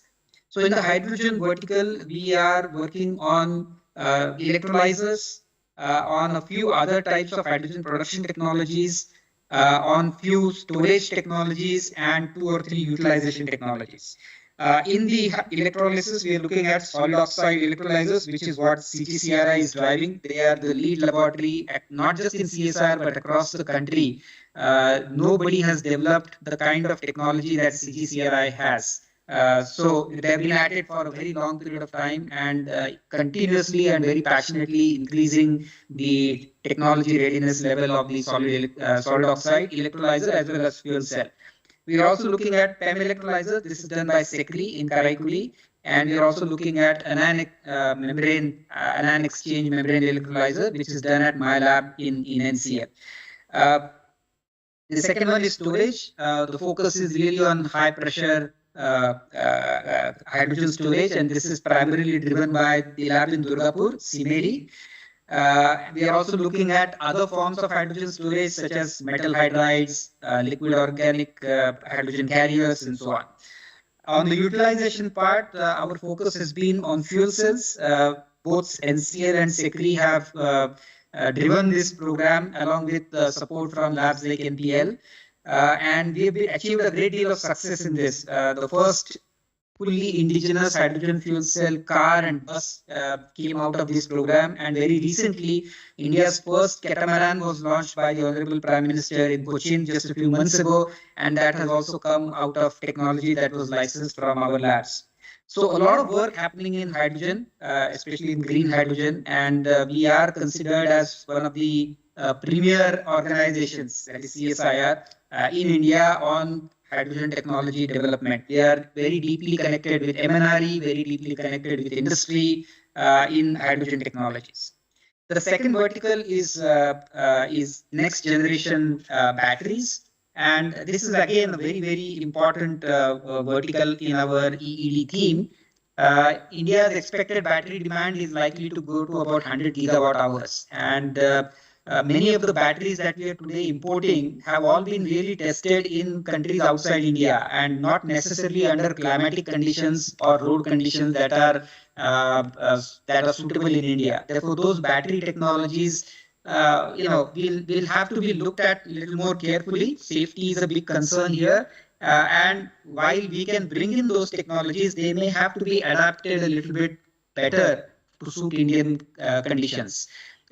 It's also true that we may not have. Hello? Yes, sir, you are audible. You are audible. Yes, sorry. So, we may not have access to the best quality battery technologies available in the world. And therefore, with keeping all this in mind, CSIR, which is SECRI, is the leading lab here, but other labs are also contributing. CSIR has been looking at developing these technologies ground up. And we are today already at TRL 6 or 7. We are looking at various battery technologies, especially developing those batteries which are tolerant for Indian conditions. We already have a very strong IP portfolio for it. We have done all the freedom to operate analysis. And we have a wonderful pilot plant that can produce 1,000 cells per day, which is the cylindrical cells. And we also have industry partners who are collaborating with us in co-development of the battery technology. So a lot of work is happening in the battery areas. Going ahead, we may be looking at other types of energy storage devices also. So, for example, while India is already deploying pumped hydro energy storage, but there are other interesting forms of gravity-based storage which we are increasingly looking at, and that might become one of our next programs under the EED theme. The third vertical is biofuels, and we are focusing here on compressed biogas, sustainable aviation fuel, biodiesel, and renewable DME. So compressed biogas, is of course all of you will know that it's something that India is pursuing very strongly. There's also programs like Satat from the government which are incentivizing the use of compressed biogas. What CSIR has done is developed a battery of very interesting reactor technologies, basically digesters that can convert biomass into high quality methane and also high conversion methane. So these are process intensified reactors, but not just the digesters, but also the downstream part of it. So we have technologies for vapor pressure swing adsorption, and we have also technologies for the zeolite that go into the PSA units, where we can separate CO2 from the biogas, and therefore make fuel quality grade biogas, and also biogas that is of the quality that can be pumped into city gas distribution grids. So this is a very active area of research in CSIR. The other is sustainable aviation fuel. We have achieved a lot of success here. Our sustainable aviation fuel has undergone ASTM testing and is almost ready now to launch commercially. We have tested the SAF already in pilot scale aviation flights. So SpiceJet has already flown its flight using 5% substitution of ATF with sustainable aviation fuel from our lab in Dehradun, which is IIP. And we have also tested SAF in our Indian Air Force. In fact, in the 26th January parade last year, the fly past that happens was using up 15% of fuel SAF that came from the CSIR labs. The third one here is biodiesel. We have some very interesting, simple technologies, simple to deploy technologies, which convert, bio components, biomass components into biodiesel at room temperature. Very simple reactor design, and the idea is that this can be decentralized. So almost every village can have its own available feedstocks, such as used cooking oils or other forms of biomass, and easily convert them into biodiesel using a unique catalyst technology. So this is also under deployment, and in fact, we are hoping that by the end of the year, our own parliament will have a biodiesel plant which will run its gensets, the backup power gensets, using our biodiesel produced in CSIR labs in IIP. The last one is renewable DME. DME is another very interesting fuel, which is a drop-in substitute for diesel as well as LPG. In LPG, as you know, India is pushing the use of clean fuels in rural households, in kitchen, where instead of burning firewood, we use LPG, which is a much cleaner fuel. And this is called the Ujjwala Yojana of the government. So what we are trying to do now is working with industry partner to convert methanol coming from biomass into dimethyl ether, renewable dimethyl ether. And NCL, my lab, has a very nice technology for it. And as part of the 1 week, 1 theme, we just signed an MOU to take this technology to commercialization. The third vertical is solar, wind, and geothermal. And what we are doing is a little different than standard PV. PV is a mature technology now. There's nothing that we can do much than maybe minor improvements in the energy efficiency, which we are doing. So we're doing a lot of perovskites and hope to do a lot of tandem solar cells. But beyond that, we are also looking at building integrated photovoltaics, where photovoltaic panels are integrated with buildings to capture stray radiation within the building. So imagine going into an airport where you have a lot of illumination inside the airport. Can we catch that illumination? Can we catch those photons and use them to power small batteries and small devices? Maybe an advertisement board, maybe IoT sensors. If you walk in airports today, for example, Bangalore Airport has all over its place panels that show the inside air quality, and these air quality panels can be fully powered by using the stray radiation. So we are looking at these kinds of very interesting applications of building integrated photovoltaics. We are also looking at agro-photovoltaics, where not just farming, but can you do farming and photovoltaics together? The challenge here is that if you install solar panels in farms, there is a shade that comes in, right? With the solar panels putting shadows, they create shadows in the farm. And under the shadow, plants cannot grow well. So the productivity of the farm comes down. We have some very interesting innovations where there is an optics that is created between and placed between solar panels, which actually takes the radiation received in that space and distributes it widely, so that under the solar panels also we can distribute photons very uniformly. So it improves the farm yields, as well as you can capture photons and use electricity. So the farms can not only produce food but also produce energy. So very interesting innovations happening there. Finally, India has 7,500 kilometers of coastline, and we want to make sure that our solar, our wind production improves. And one way definitely to do that is to put up more and more offshore plants. But that needs a lot of stable platforms. That needs a lot of hydrodynamics to make sure these platforms are able to withstand the winds and the waves on the offshore conditions. So our Chennai lab, which is a structural engineering lab, is designing platforms that can be used to build offshore solar windmills. So this is interesting stuff that we are doing in the solar and wind area. And lastly, in the coal gasification, as I said, India has a lot of coal, but this is high ash coal. We are developing very interesting pressurized fluidized bed reactor technologies, which can take fight, separate the ash out and convert the coal, the carbon matter in the coal, into syngas.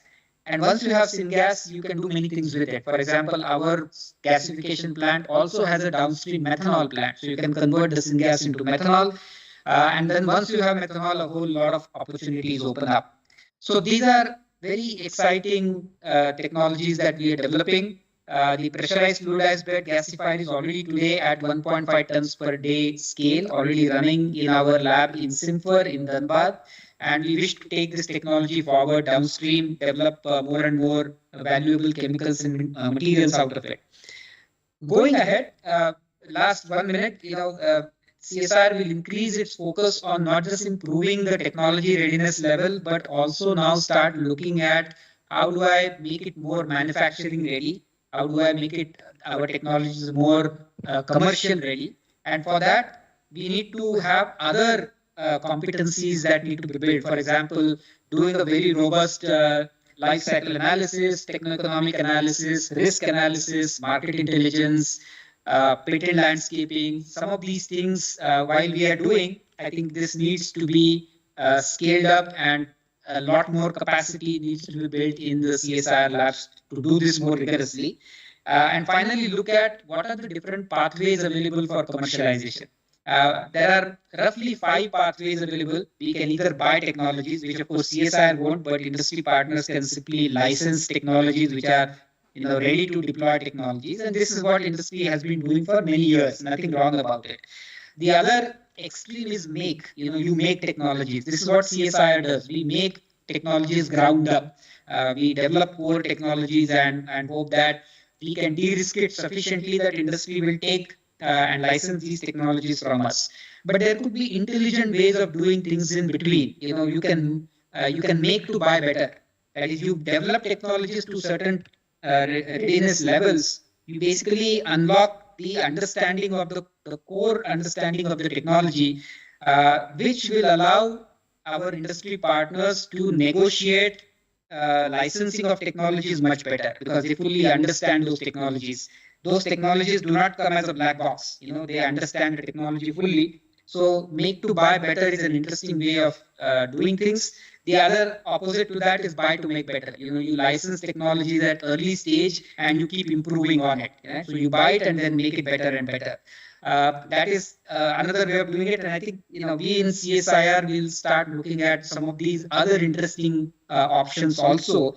And particularly the make to buy better is an interesting option in the EED theme, because the kind of technologies that I talked about, not many of them are fully available, commercially available anywhere in the world. Many of those technologies have been perhaps tested at pilot scales, but there are very few really commercial scale deployments that have happened. There are today hardly, you can count on the one hand how many gigawatt scale electrolyzers are there. Hardly 1 or 2, right? So these are not technologies that are fully readily commercially available today. So we have to learn to buy early on and keep improving on them. So these kinds of pathways to commercialization is something that CSIR will increasingly look at, especially under the EED theme. So with that, I'm going to stop here, and I hope that I've given you a rough picture of what we are doing in CSIR and what we are seeing as our futuristic path under this theme going ahead across CSIR Labs. So thank you so much, Jayanta, for giving me this opportunity. I hope I have made some sense here.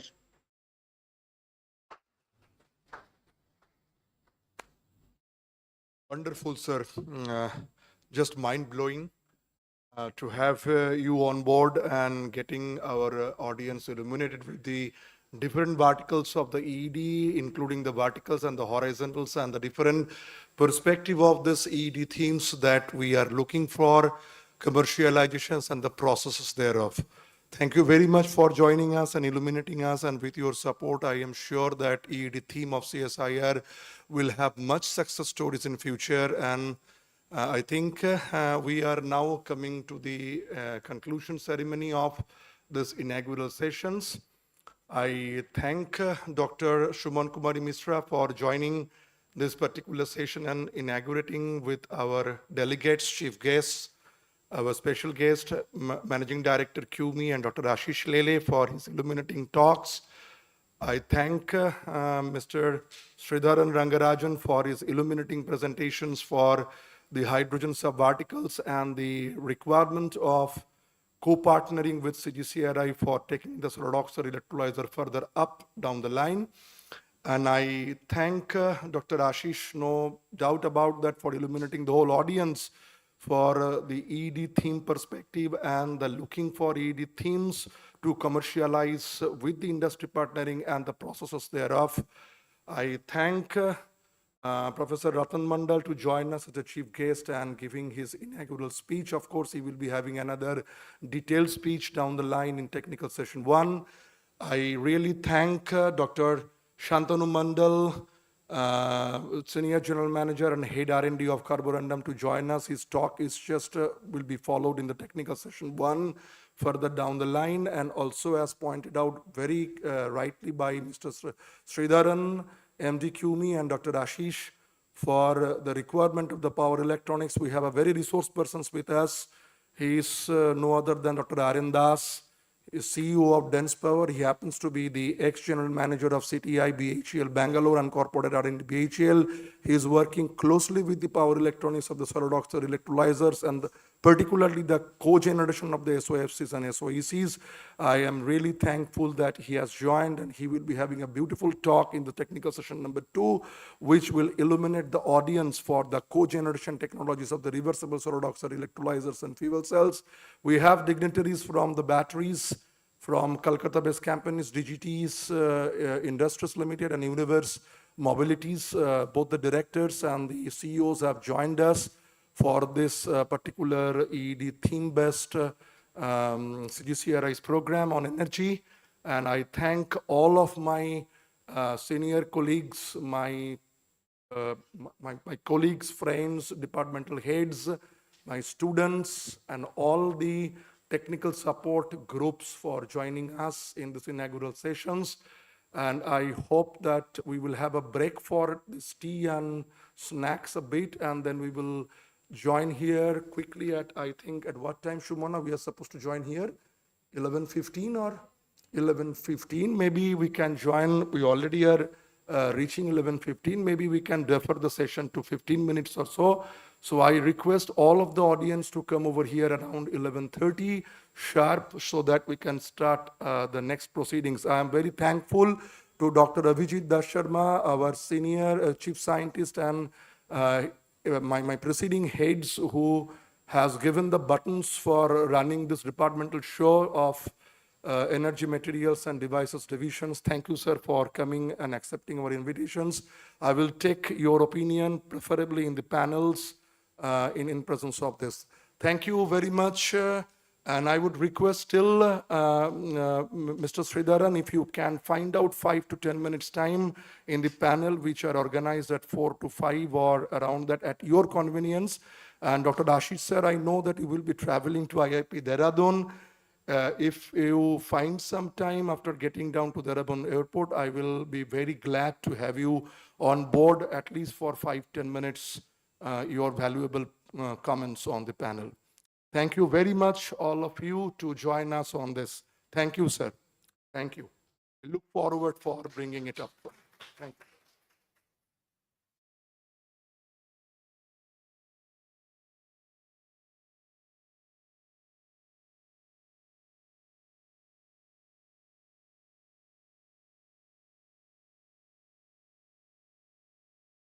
Venue for this high tea is located in the KD Sharma Hall. So I request all of my dignitaries, divisional heads, my fellow colleagues, students, and all industry delegates to join us there.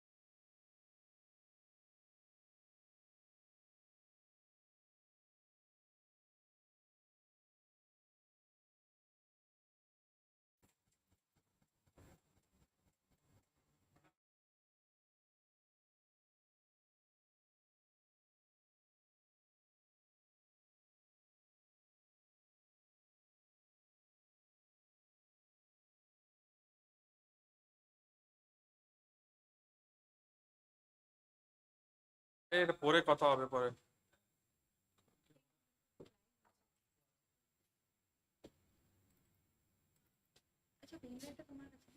देखो ये जो slide है ना, कहाँ गया ये slide था, तो सेल परफॉर्मेंस दी है, ये सेल में एक्चुअली लेंगे, तुम बोल पाएंगे तो बोल दो।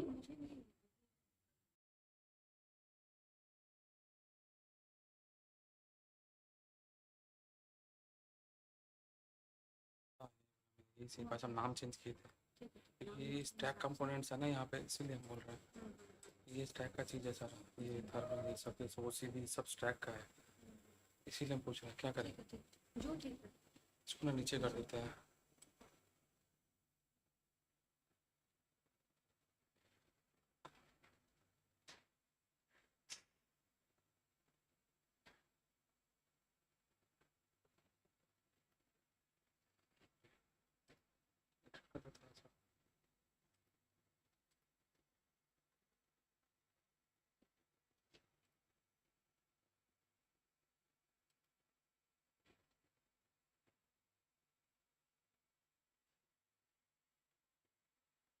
बनाते हैं बनाते हैं।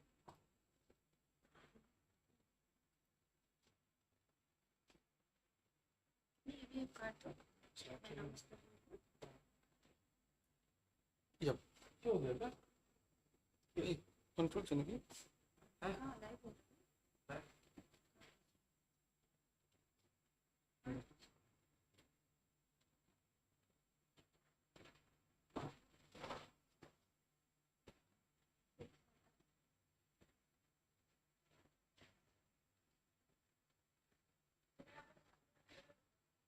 সবাই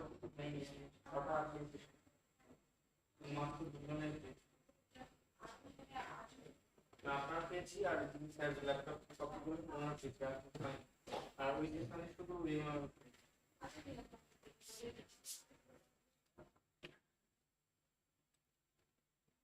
এই সাইডটাও কি সেশনে আছে তো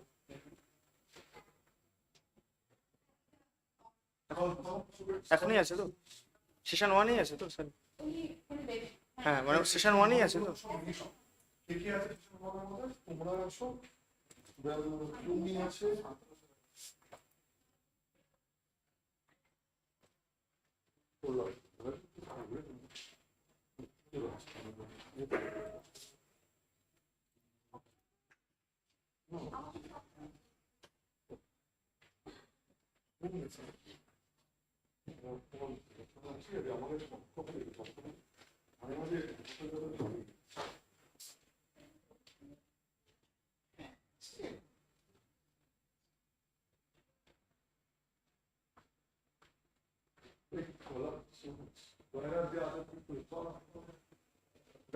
সবাইকে সবাইকে ডেকে নাও আপনার স্টেজ দিয়ে নাও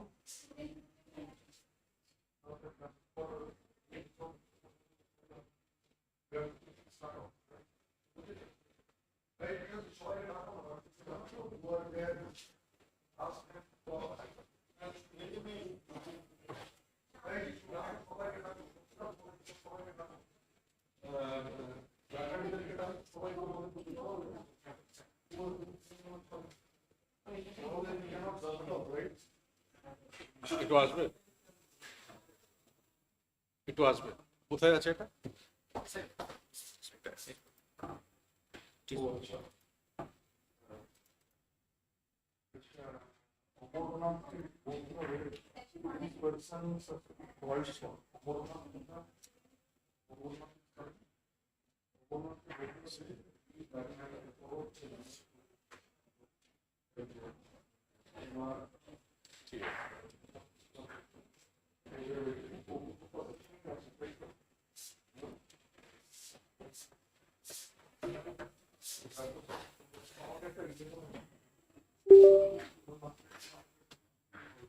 I think call up the students, please.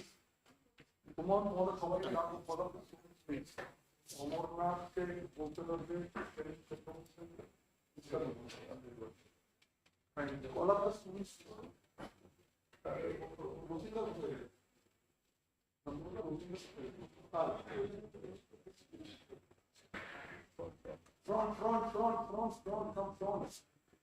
পেছন থেকে সামনে এসো সবাই। come front. ও তো অত পেছনে না, সামনে চলে এসো। তো পেছনে রেখো না, টেকনিক্যাল সেকশনে যদি পেছন দিকটা ফাঁকা থাকে। সামনে রেখো। এই স্বর্ণিমা সবাইকে ডাকো, সবাইকে ডাকো।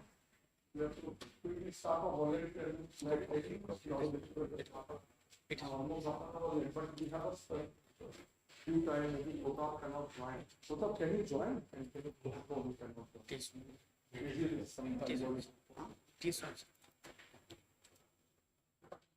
All Omurnath, হ্যাঁ? অমরনাথকে বলবে আমাদের লাস্ট টকটা আছে from IIT একটা কল করে around 12:30 so that it can be taken on. So presentation তুমি এখানে দেবে না কি বলে presentation দিবি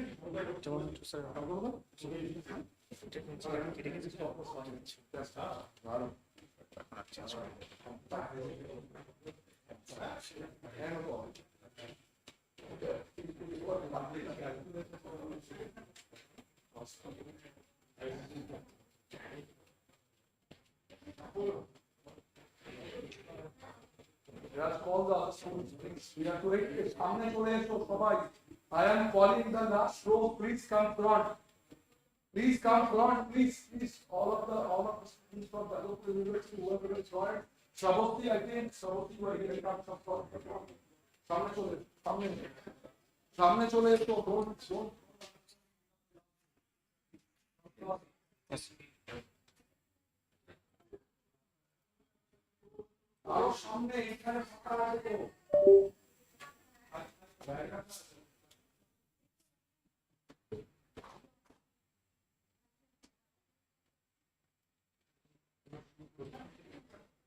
তো সবার প্রেজেন্টেশন লোড হয়ে গেছে ফার্স্ট সেশনে তিনটে আই থিংক নর্মাল ছটা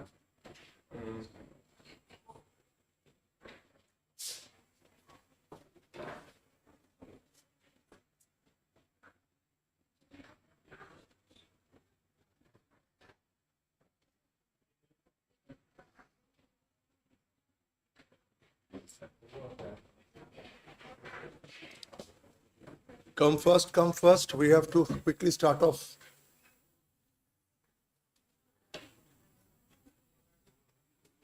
Come front. এই সামনে এসো সবাই, পেছনে ভিড় করার দরকার নেই. Come front. Sunarul, why you are sitting back? Come front. সামনে এসো সবাই. Good.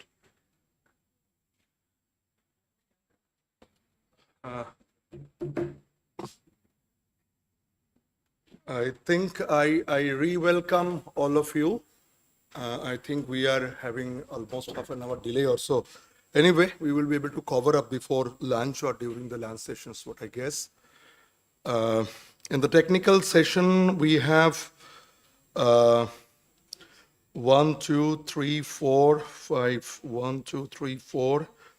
6 presentations.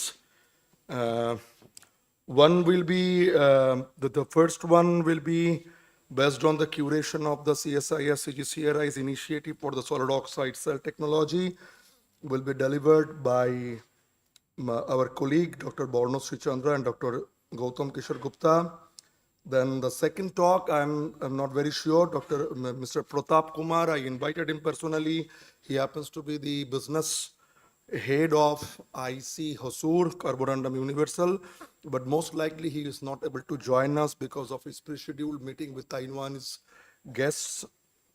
So instead of that, Dr. Shantanu Mandal, he will take the dais at the second one, and he will cover up the business perspective of QME as well as his own presentations on the quest into solid oxide cell-based hydrogen technology, sync with CSIR.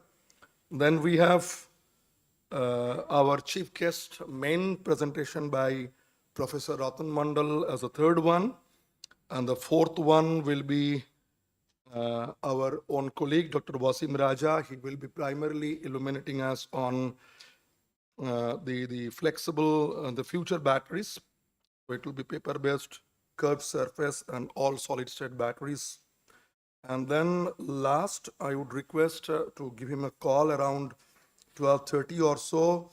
It will be by Shakti Photon Solutions Private Limited. I would request my colleague, Dr. Amarnath, to give him a call at around 12:30 to be on board. Shakti Photon Solutions will primarily give us an overview on the AEM and the PEM, as well as few perspective of the industrial scale-ups for the photocatalysis as well. So with this, I will hand over the podium to Dr. Shumon Paul for introducing the speakers in a subsequent way. Over to you, please.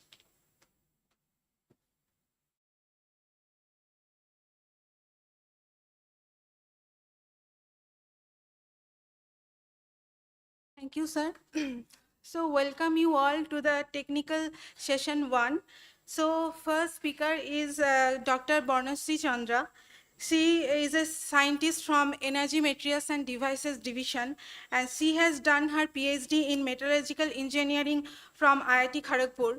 Dr. Chanda is working on solid oxide fuel cell and solid oxide electrolyzer cells, and primarily responsible for the complete self-making technology, and also working in the internal reformation of the cell. Also, she is working on developing multi-component high entropy based electrode materials for solid oxide cell application for advancing fuel flexibility. So I will request Dr. Chanda to come on stage and present her presentation for OWOT program.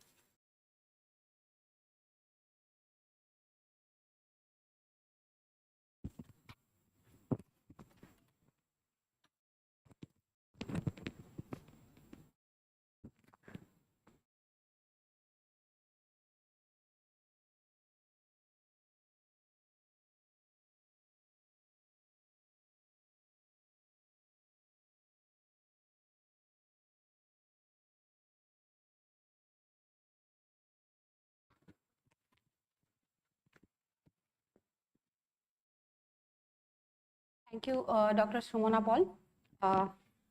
Good morning, all. So today, on the occasion of the OWOT, in the theme of energy, myself, Dr. Barnasri Chandra, and with Dr. Gautam Kishore Gupta, will give a presentation on CSI CGCRI's initiative for solid oxide cell technology. So, although the area is very vast and there are so many various components are there, we will try to give an overview, or we will try to give a glimpse of two of the important aspects. One is the cell aspect, another is the stack aspect. Yeah. So, as our chief guest and all the dignitaries have already mentioned, that it is important to, first we have to know the problem, and then we have to give the solution for it. So, before going to the solid oxide fuel cell, so why we are talking about it, we will be seeing it. So here you can see that for the global status, if you see here, the country-wise total energy consumption, India is ranked 3. So here comes the importance of the addition of the renewable energy. And if you see, the transition to renewable till 2050 is targeted the renewable energy sources, getting electricity to the electrolyzer, hydrogen electrolyzer, distribution and storage of hydrogen, net zero emissions. In that aspect, where we are, where CGCRI's position is. So MNRE's National Green Hydrogen Mission, there in that report, from that report we have to take this data, that where CGCRI, it shows the importance and the role of CGCRI in the fuel cell and the catalyst development activities. Currently, the Energy Materials and Devices Division of the CSI CGCRI has approximately, we have 9 projects, ongoing projects on the solid oxide fuel cell and the solid oxide electrolyzer cells. And all of them are of national importance project, and some of them are as the backup R&D to enhance our our productivity and utilization of those solid oxide fuel cell and electrolyzer cell. So here I have mentioned few of the important projects which are ongoing projects. So you can understand that if you see here two verticals, important verticals, one is the hydrogen generation and the hydrogen utilization.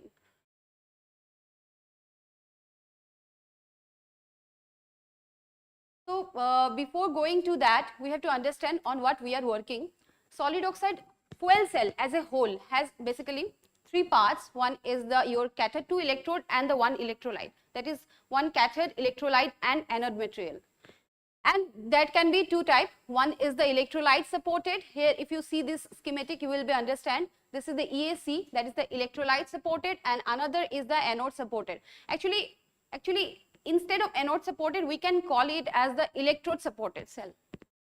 And some comparison in the between the EAC and the AAC, and their operating temperature, durability, startup, power density, mechanical stability and the rate of cyclability.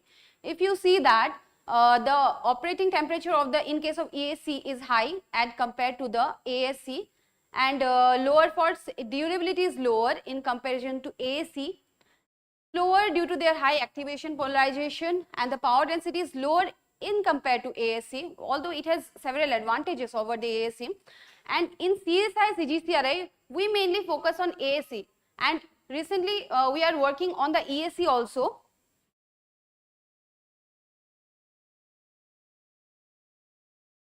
So this is the in one cell, this is basically we can call it as RSOC, where you can see SOFC part and the SOEC part.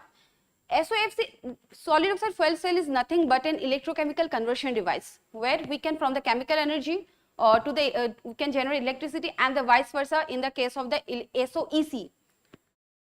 And this is the schematic how we are preparing cell here. SOFC as well as SOEC cell we are preparing by this method of the tape casting. With the help of tape casting we prepare half cell, and then with the help of screen printing we develop the complete single cell.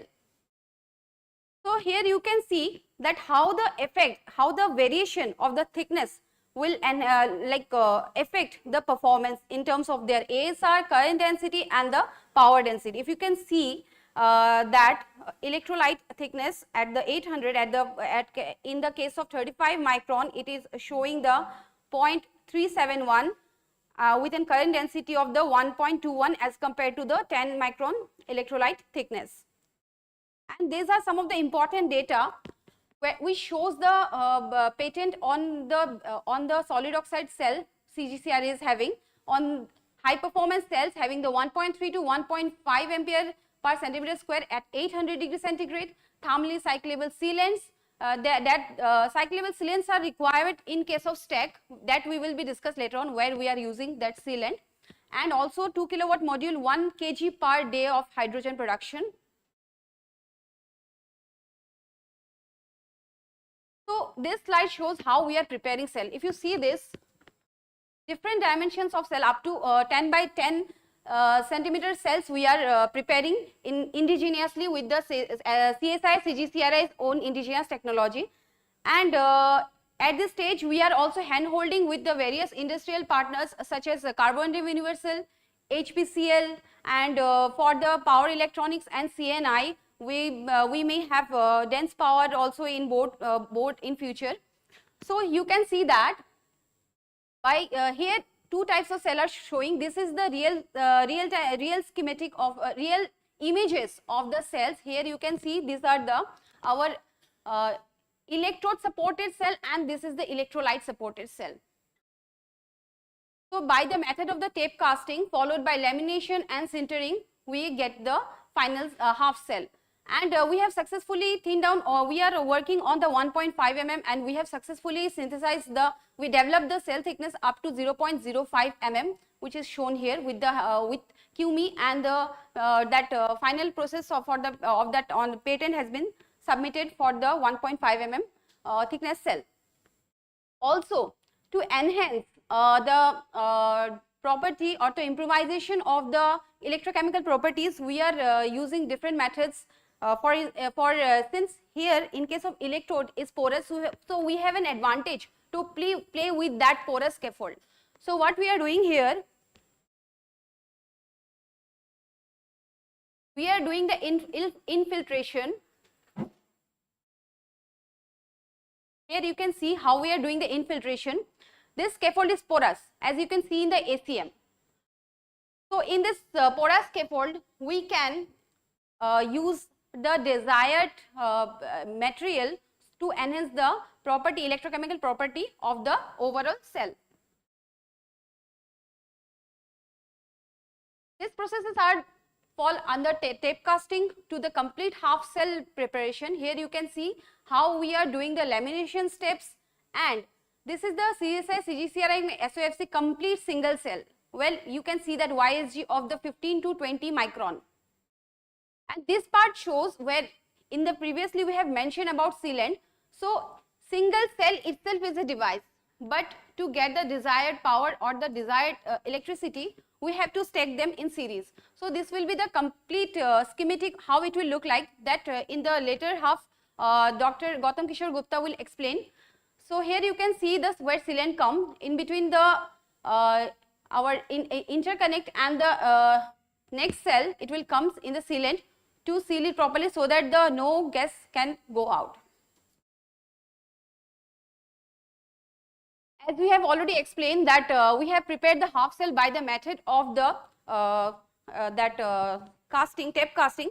This shows complete lineup how we are preparing our cells. Here you can see that all the steps here are the indigenously developed by CSI CGCRI, where first we do the batch preparation, and we add our desired solvents and the binder as well as the modifier. Then by the method of tape casting, we prepare our half cell, and on it, in general, we prepare the anode supported cell, and on that, on the half cell, by the method of screen printing, we synthesize, we develop the full cell with the cathode as screen printed.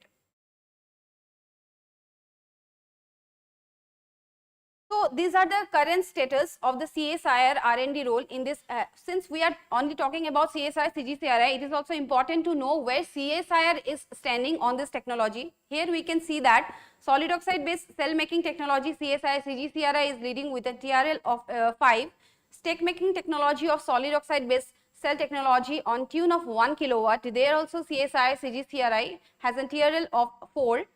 Relevant cell and stack component material CSI CGCRI TRL of 4. High performance solid oxide cells through green processing, where the CSI IMMT is in TRL level of 2 to 3, and novel anti-coking cathode material by co-electrolysis in HT high temperature solid oxide electrolyzer cells CSI IIP is in TRL 3. And here the benchmarking, when we are comparing with the global status, where we are, here we can see that current density is comparable with the global scenario. It is 0.8 to 0.9 when we are using the fuel and oxidant, that is hydrogen and air, and the natural gas and air, that is when that is 0.4 to 0.5 ampere per centimeter square at an operating temperature of the 800 degree.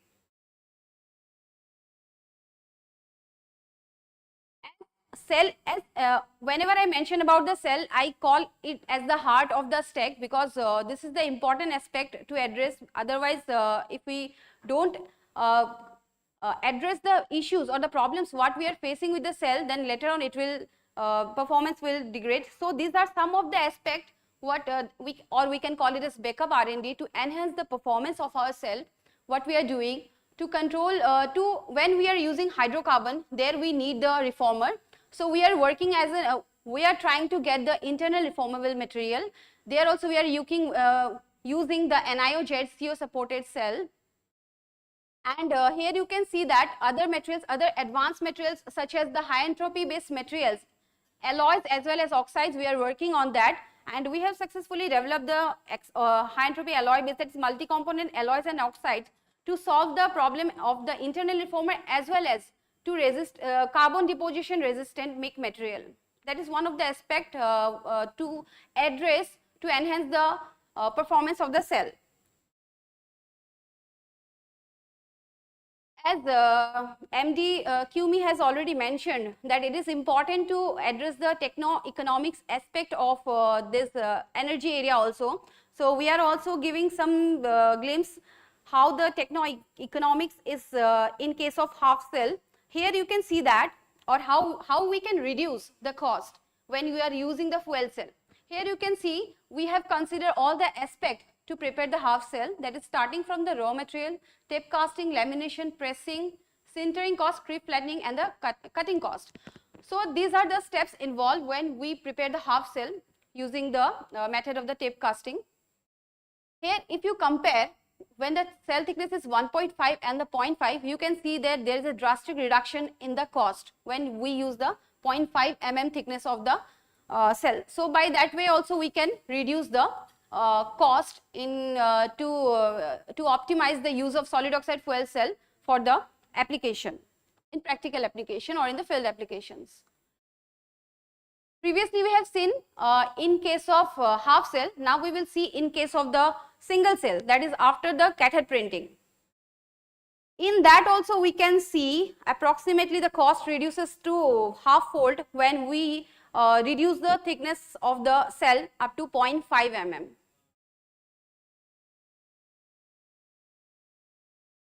These are the costing of the half cell, how we can reduce it. Half cell production, cost of the 0.5 and the 0.5 SOE half cell preparation. Here we have considered several aspects, that is the half cell cost, air electrode paste, screen printing, processing, heat treatment. There you can see that with the yearly manufacturing rate as increases by in kilowatt per year of 25,000, the cost reduction reduces drastically. And you can see that it is following the same trend definitely as we see in the previous for the half cell and the full cell. Here also in case of the 0.5 mm thickness cell, you can see there is a drastic reduction in cost with the increase of the yearly manufacturing rate in kilowatt per year. So these are the aspects in terms of ASC and ESC. So CGCRI has already developed SOPs and working fully on the ASC, and ESC also we are doing. So here you can see the comparison when we are working on the ESC and ASC in terms of the production cost versus the yearly manufacturing rate in megawatt per year. So you can see as the production or the manufacturing rate increases, then there is a drastic reduction in cost, which is lowered when we, in case of the ASC, that is the anode supported cell, around $78 per kilowatt as compared to the electrolyte supported cell, which is $115 per kilowatt. Here the role of all the industry support and everything is needed. So because as we are working on the lab scale and with the help of the industrial partner, and we are in the transitional state with our industrial partners. So here you can see that if we increase the manufacturing rate over the year, then there is a drastic reduction in cost. So with this we have discussed about the cell aspect. Now Dr. Gautam Kishore Gupta will show you how we are moving from cell to stack aspect. Thank you.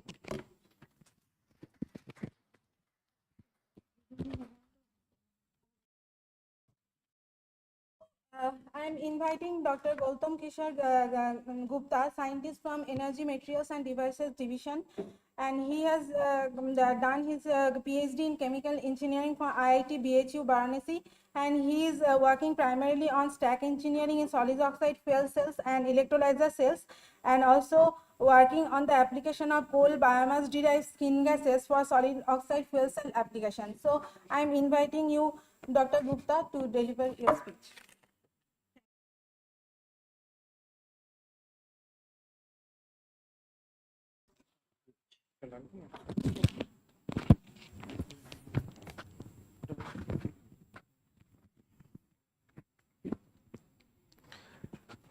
Hello.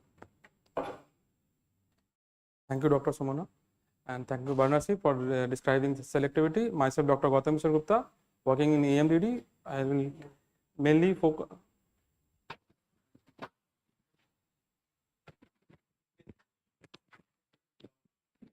is there.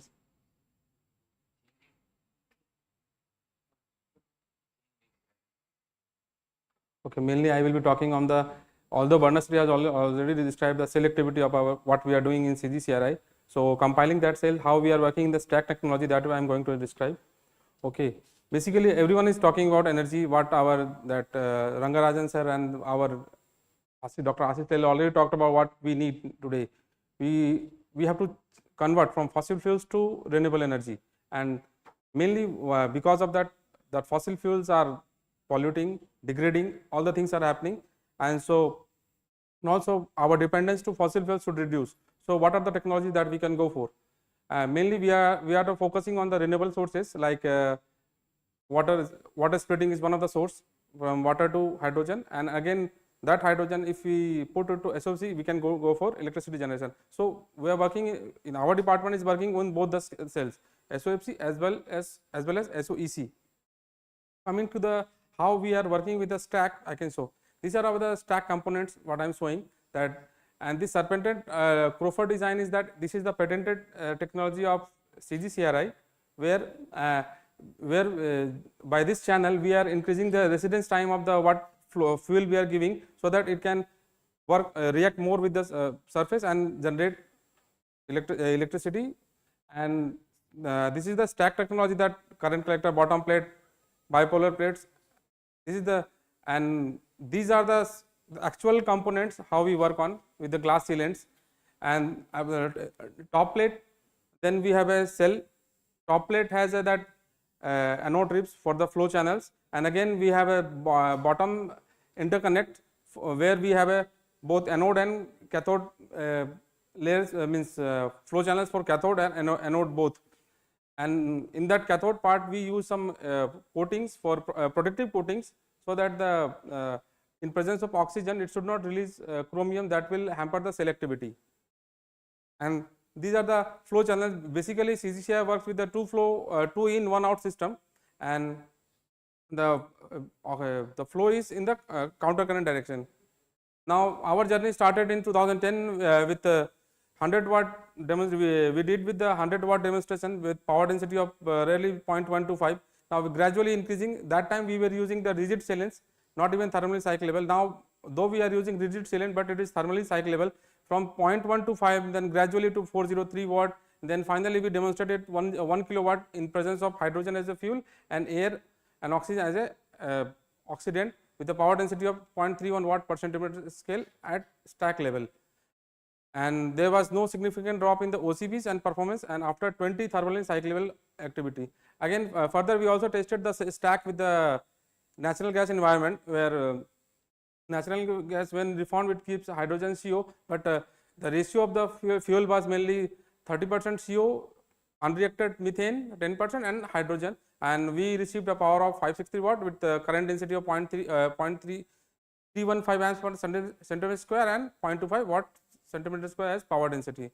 Further we in the numerical program we demonstrated 1 kilowatt SOFC stack with the total wattage of 1049.6 watt, and here we had a variation of both only oxygen or air with oxygen, in changing the ratios in 50-50 or 80-20, and these are the stack performance in the voltage and current.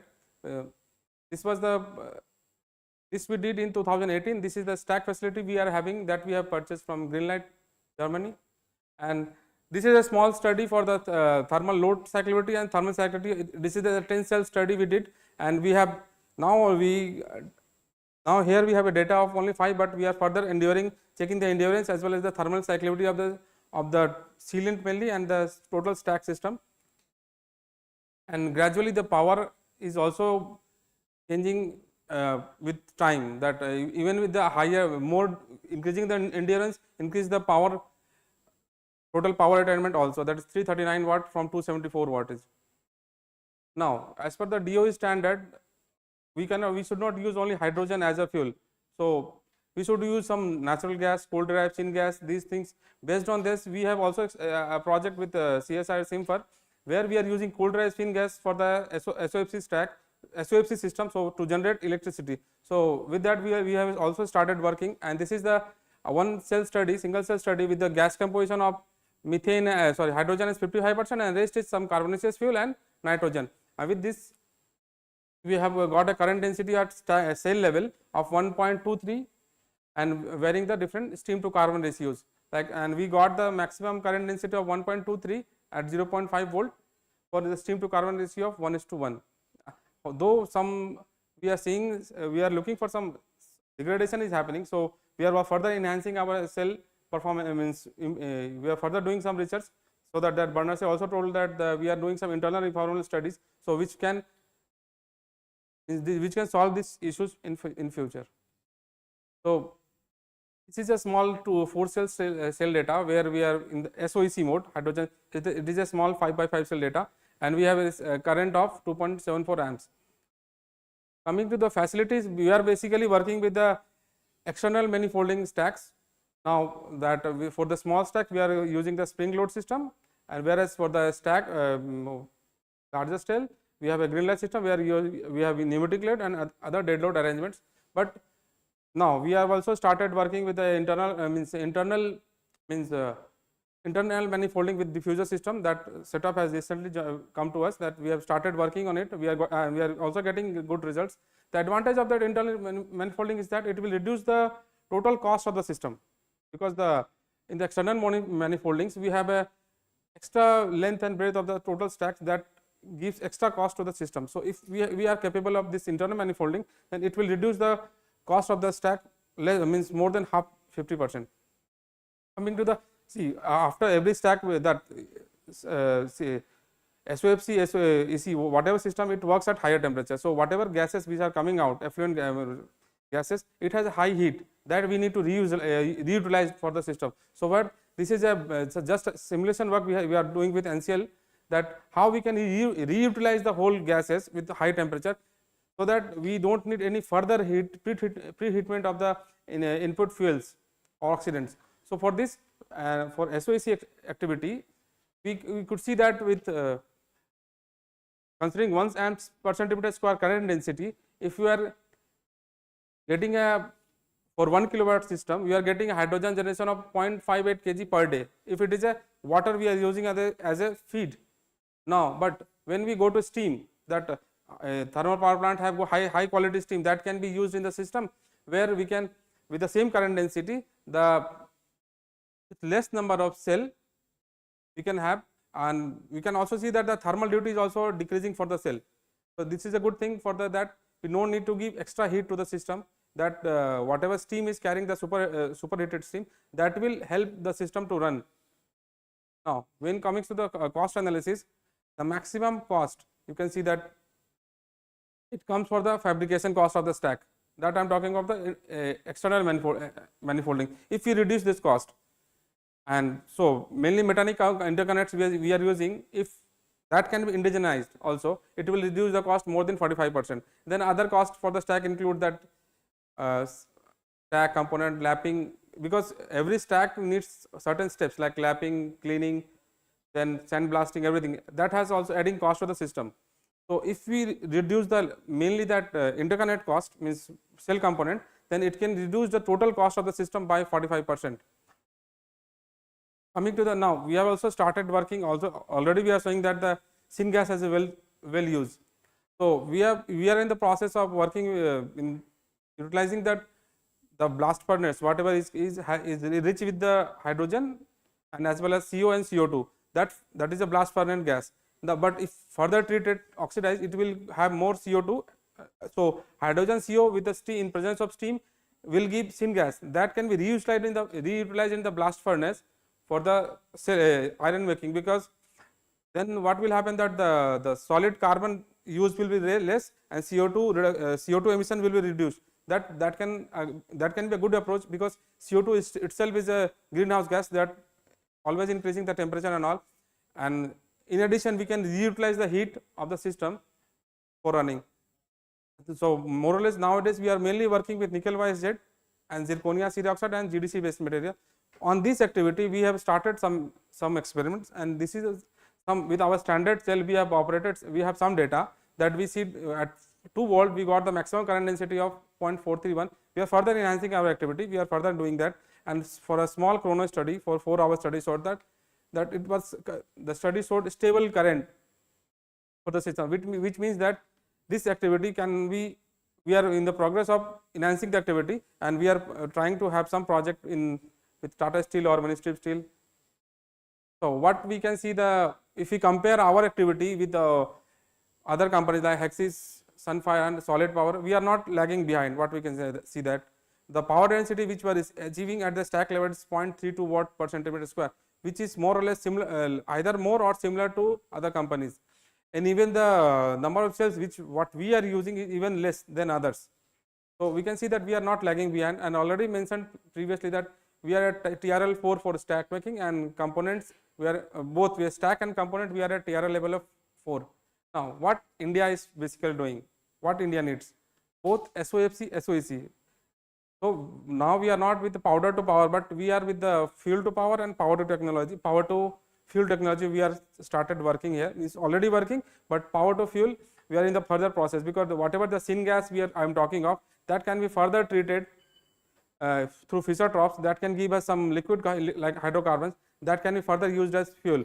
So in SOFC, if you are talking, that fuel will be used to generate electricity, some heat and water, and in case of SOEC, it will give, we will be using carbonaceous gases, electricity, everything to produce hydrogen mainly. If coupled with Haber-Bosch, we will have ammonia. If we are going for Fischer troughs with cobalt iron catalyst, then we will have some liquid high carbon based on the further experiments.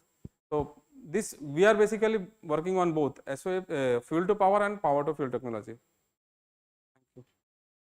Thank you. Thank you very much, Bhavanasri and Gautam, for your illuminating talks. I think we can have quick 1 to 2 questions because of the paucity of the time. If you have any questions or any clarifications to be sought, you may please ask. Anyone is having any questions, or from the delegates of the industrial resources, Professor Mandal and all other student sites, if you have 2 or 3 quick questions, you can have.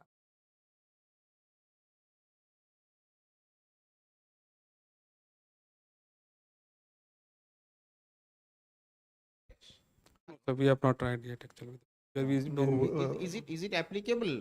Because producer gas has carbon monoxide as well as yes, sir. hydrogen is there. SOFC is That capable. is also applicable. Yeah, it is So capable. you have not tried.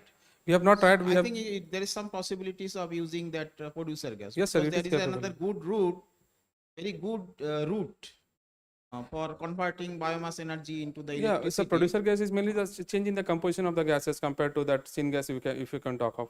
Okay. Percentage change in the composition mainly. So it is similar to syngas composition, means component, but mainly the percentage varies. Percentage values is less. That's why it is easily capable of handling. But only thing we have to think that we are working with the internal reformability that Barna sir already told. So based on that, we are developing some technology also, so that in future we are capable of working with any carbonaceous gases. So CGCI should be capable of working on any carbonaceous fuel, whatever coming, we can convert it to that energy. And so what is the end product of that carbon components after conversion? Because carbonated gases are there. Okay. So that you are introducing in your systems. Yes, so sir. you are getting electricity. Yes, so sir. if you use hydrogen, pure hydrogen, then obviously you will get the water or water vapor, Yeah, water whatever it may be.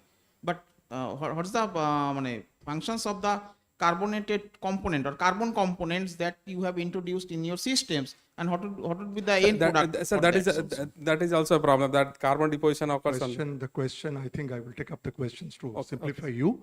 The question is basically what is called the cogenerations, right? Because this is a very, very valid questions where Dr. Das and me discussed yesterday that if there is a carbon credit that we are about to earn from carbon valorization. So what he's asking is this: we are, whether it is a producer gas is having a bit difficulty because we have a nitrogen over there, and the calorific value of the nitrogen is very, very less. So in that, it will act rather than a dilutant on this. But of course, what the question is very, very pertinent that if we have the carbon monoxide on board, it can generate further CO2, right? Yeah, yeah. So that CO2 will not give you the carbon credit, rather will decrease the carbon credit. Yes. So that's the reason the cogeneration, that means reversibility will come into the operation, which you have already shown in your last slide, which we are planning to start. Yes. Already we have started off. That means you have an electrolyzer upstream, you have a fuel cell in the downstream. Downstream, yeah. If you have the hydrogen, steam, steam and hydrogen to steam, so it is a closed loop cycle. Yes. Similar is the case if you have a CO and H2 combined coupled together. You have a CO2 plus steam. CO2 plus steam will be again being fed to the upstream electrolyzer. So that way you can generate a carbon neutrality rather than. So this should be, and whoever is using like the famous company, the Haldor, who is working on this, they are having the co-electrolyzer in the upstream and the fuel cell in the downstream. So that is the concept. You are absolutely right, sir, because if we are generating the carbon credit again, we are not able to take it off.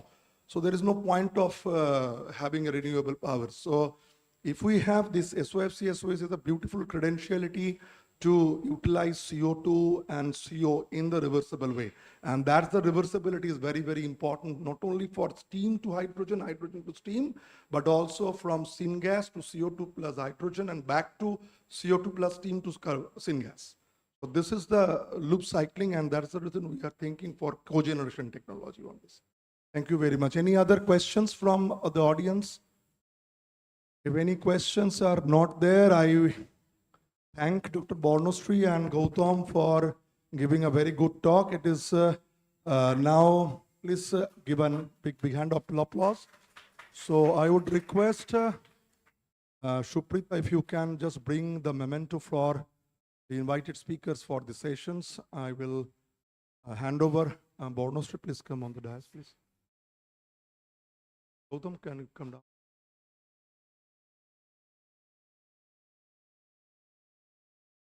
So acknowledge Dr. Jayanta Mukhopadhyay, head of the Energy Materials and Devices Division. Basically, he is leading this work that we have to mention. And Dr. Abhijit Das Sharma is also here. So I want to acknowledge him also, and also Dr. Shuman Kumari Mishra, Director, CSI, CGCRI. We are acknowledging everyone. Thank you. It's my pleasure to hand over the token of memento as an appreciation of your presentation, Bornostri. And further, a token of memento to Gautam for your appreciations, and looking forward for much more good quality of activities from you both. Right. Thank you very much. And now,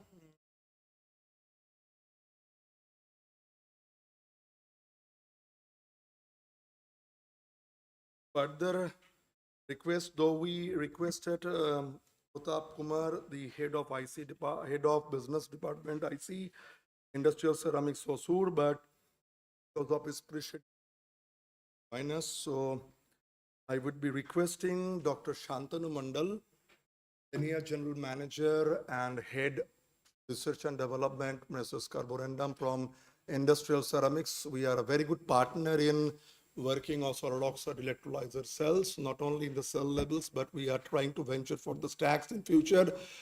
And he will deliver his presentation entitled Hume's Quest into the solid oxide cell that we have heard of. That is a reversible solid oxide cell based on the hydrogen technology synchronizations with CSIR. I would request Dr. Shumona Paul to kindly come to the dais and introduce the speaker in front of the audience. Please, Shumona. Thank you, sir. Dr. Shantanu Mandal, Senior General and Head R&D MS QME. He earned his BTech in Chemical Technology specialization in engineering and MTech in Chemical Engineering from University of Calcutta, and did his PhD in CSR CGCRI in Ceramic Engineering and obtained PhD degree in Ceramic Engineering from University of Calcutta. Dr. Shantanu has been appointed as an adjunct faculty at IIT Madras and has been advising a member of Board of Studies of Department of Aerospace Engineering at Amrita University. He has been working with Carborundum Universal Limited since 2001 and currently pursuing R&D program and as a senior general manager and head of DSIR approved R&D units for industrial ceramic division of QMI India. And he is also in the development and technology absorption and establishment of QMI IC. He has patented 31 patents and published over 47 papers in national international journals. And he also recently published 2 articles in Financial Express of self-reliance of India in defense and aerospace sector. With this brief introduction, I will invite you, sir, to the dais and give your presentation.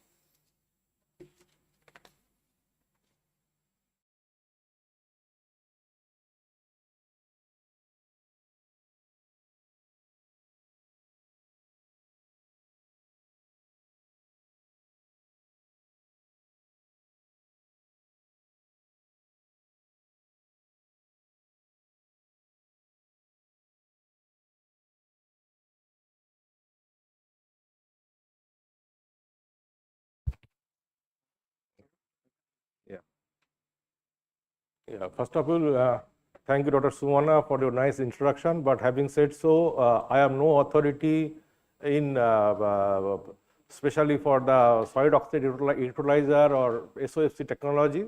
Also, we have been working some small part there. First of all, I would like to thank CGCRI Director, Madam Dr. Suman Kumari Misra, Dr. Jayanta Mukhopadhyay, to call me here and share our thought in this nice forum. Good to see Dr. Abhijit Das Sharma, Dr. Aryan Das, Dr. Ratan Mondal, and Dr. Himanshu Tripathi is here actually. So it is my privilege to share a few of the things from our side. In CSIR 1 week, 1 theme energy program, and say when we call energy, it is the directly linked to the development of the country, right? So energy that we can index with the direct development of the country, but it also brings certain challenge, right? Whenever the country is developed and we use more energy, energy brings the greenhouse gas, so that provide a lot of challenge for all of us. As you know, the climate change, the temperature of the across the globe is shooting up day by day, and we all know that whenever we have seen the Calcutta maybe 25, 30 years back, now the Calcutta is things different, right? It is getting hotter. It is they are in all the country, entire globe as well. So I think the major challenge is that when you are calling about the globalization, development of economy, that you see that one greenhouse gas, which is primarily nothing but the carbon dioxide and methane gas, emission is highest in USA, and maybe the per capita of emission of the greenhouse gas is around 14 tons, right? And next is China, maybe there are 8-9 tons. Next is India, but although because of our that population, the per capita is much less, maybe below 2 tons. So the major challenge, what is our major challenge now? That how we can reduce the greenhouse gas. So when you are burning fuel, you are burning actually you are burning the hydrocarbon. Now we are talking about that how can we replace the fossil fuel with the help of renewable energy. That is one thing in QMI we are trying hard, and in terms of sustainability we need to show the example that we are improving our top line revenues, we are improving our profitability. At the same time, we are reducing the carbon emission towards sustainability. This is the major mandate for all the industry, whoever is there here in India, and driven by the National Hydrogen Commission directly from the Government of India.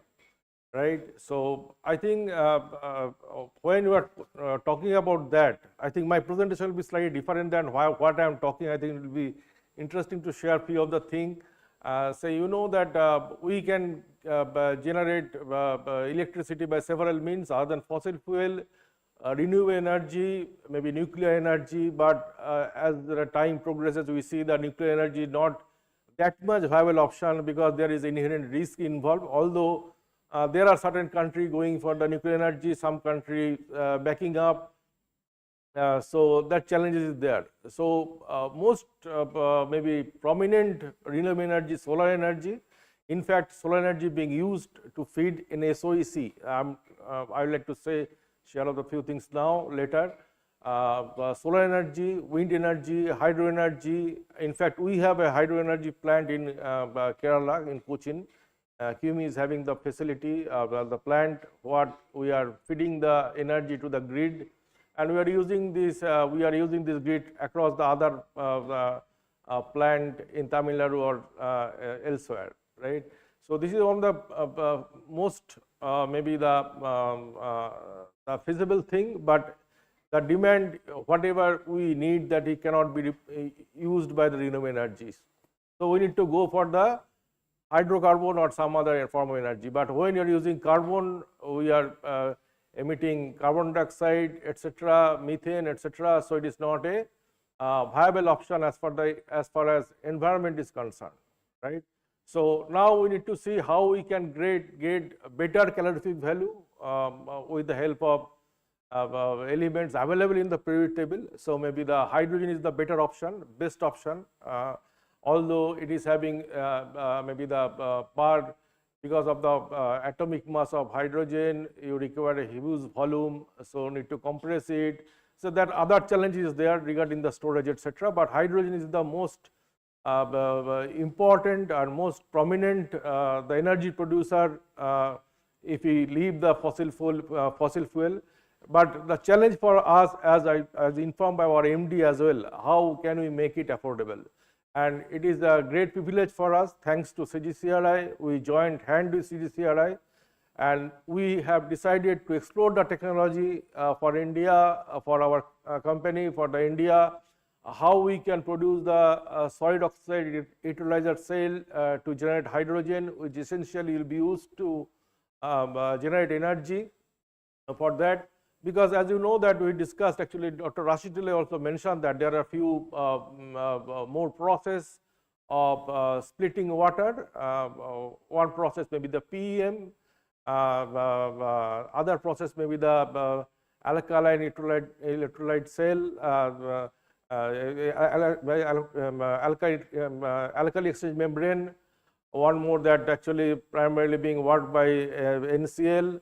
And there is a SOEC, which is leading by the CGCRI across the country on behalf of CSIR, right? So there are different technology. We are not going to comment that which technology is better, which is actually maybe more efficient, but it is so that SOEC is the thermodynamically more stable technology, right? When you are using, as you know, the Gibbs free energy is equal to total energy demand, if you see del H is equal to del G plus T delta S, right? Del G is the electrical energy, T delta is coming from the thermal energy, right? It is well known that if you can operate the fuel cell at the higher temperature, your electrical energy demand will come down. So there are certain area like steel plant, there are certain area, maybe the cement plant, refinery, fertilizer, where the waste heat generation is more. There is opportunity for us to use the fuel cell soil oxide electrolyzer cell to generate electricity by the usage of the waste heat. That is the most important part is there, right? So maybe we are going to discuss. I think I will not go by slide. I think I've said few things that what is the what we are working CGCRI, what is the scope we have, or what is the maybe scope for improvement for us going forward. And why actually we are going for the hydrogen technology, I like to share with you.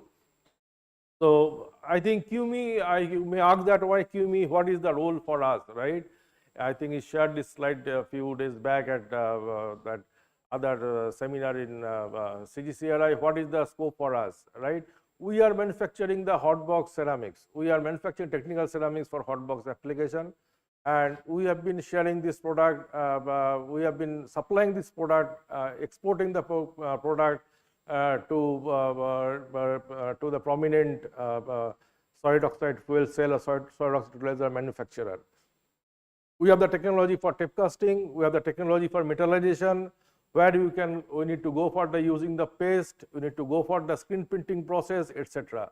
So I think that we have the certain maybe that adjacency process. You can say SOEC or reverse SOEC can be the adjacency process of QME as far as our product portfolio is concerned, right? So you can see that there is one line of product: alumina, titanate, zirconia, silicon carbide, nitrides, bond carbide, then composites we have, and primarily it is coming from the zirconia, but there are other maybe stabilized zirconia based on yttria, or maybe if you go improve its the conductivity, you can go for scandium oxide stabilized zirconia, or you can go for ytterbium oxide stabilized zirconia. But as far as the scandium is concerned, it is the rarest of the rare earth metal. It is not easy. The sources is it is primarily in China again, right? So we need to see that how we can make this technology more affordable. Raw material is more secured.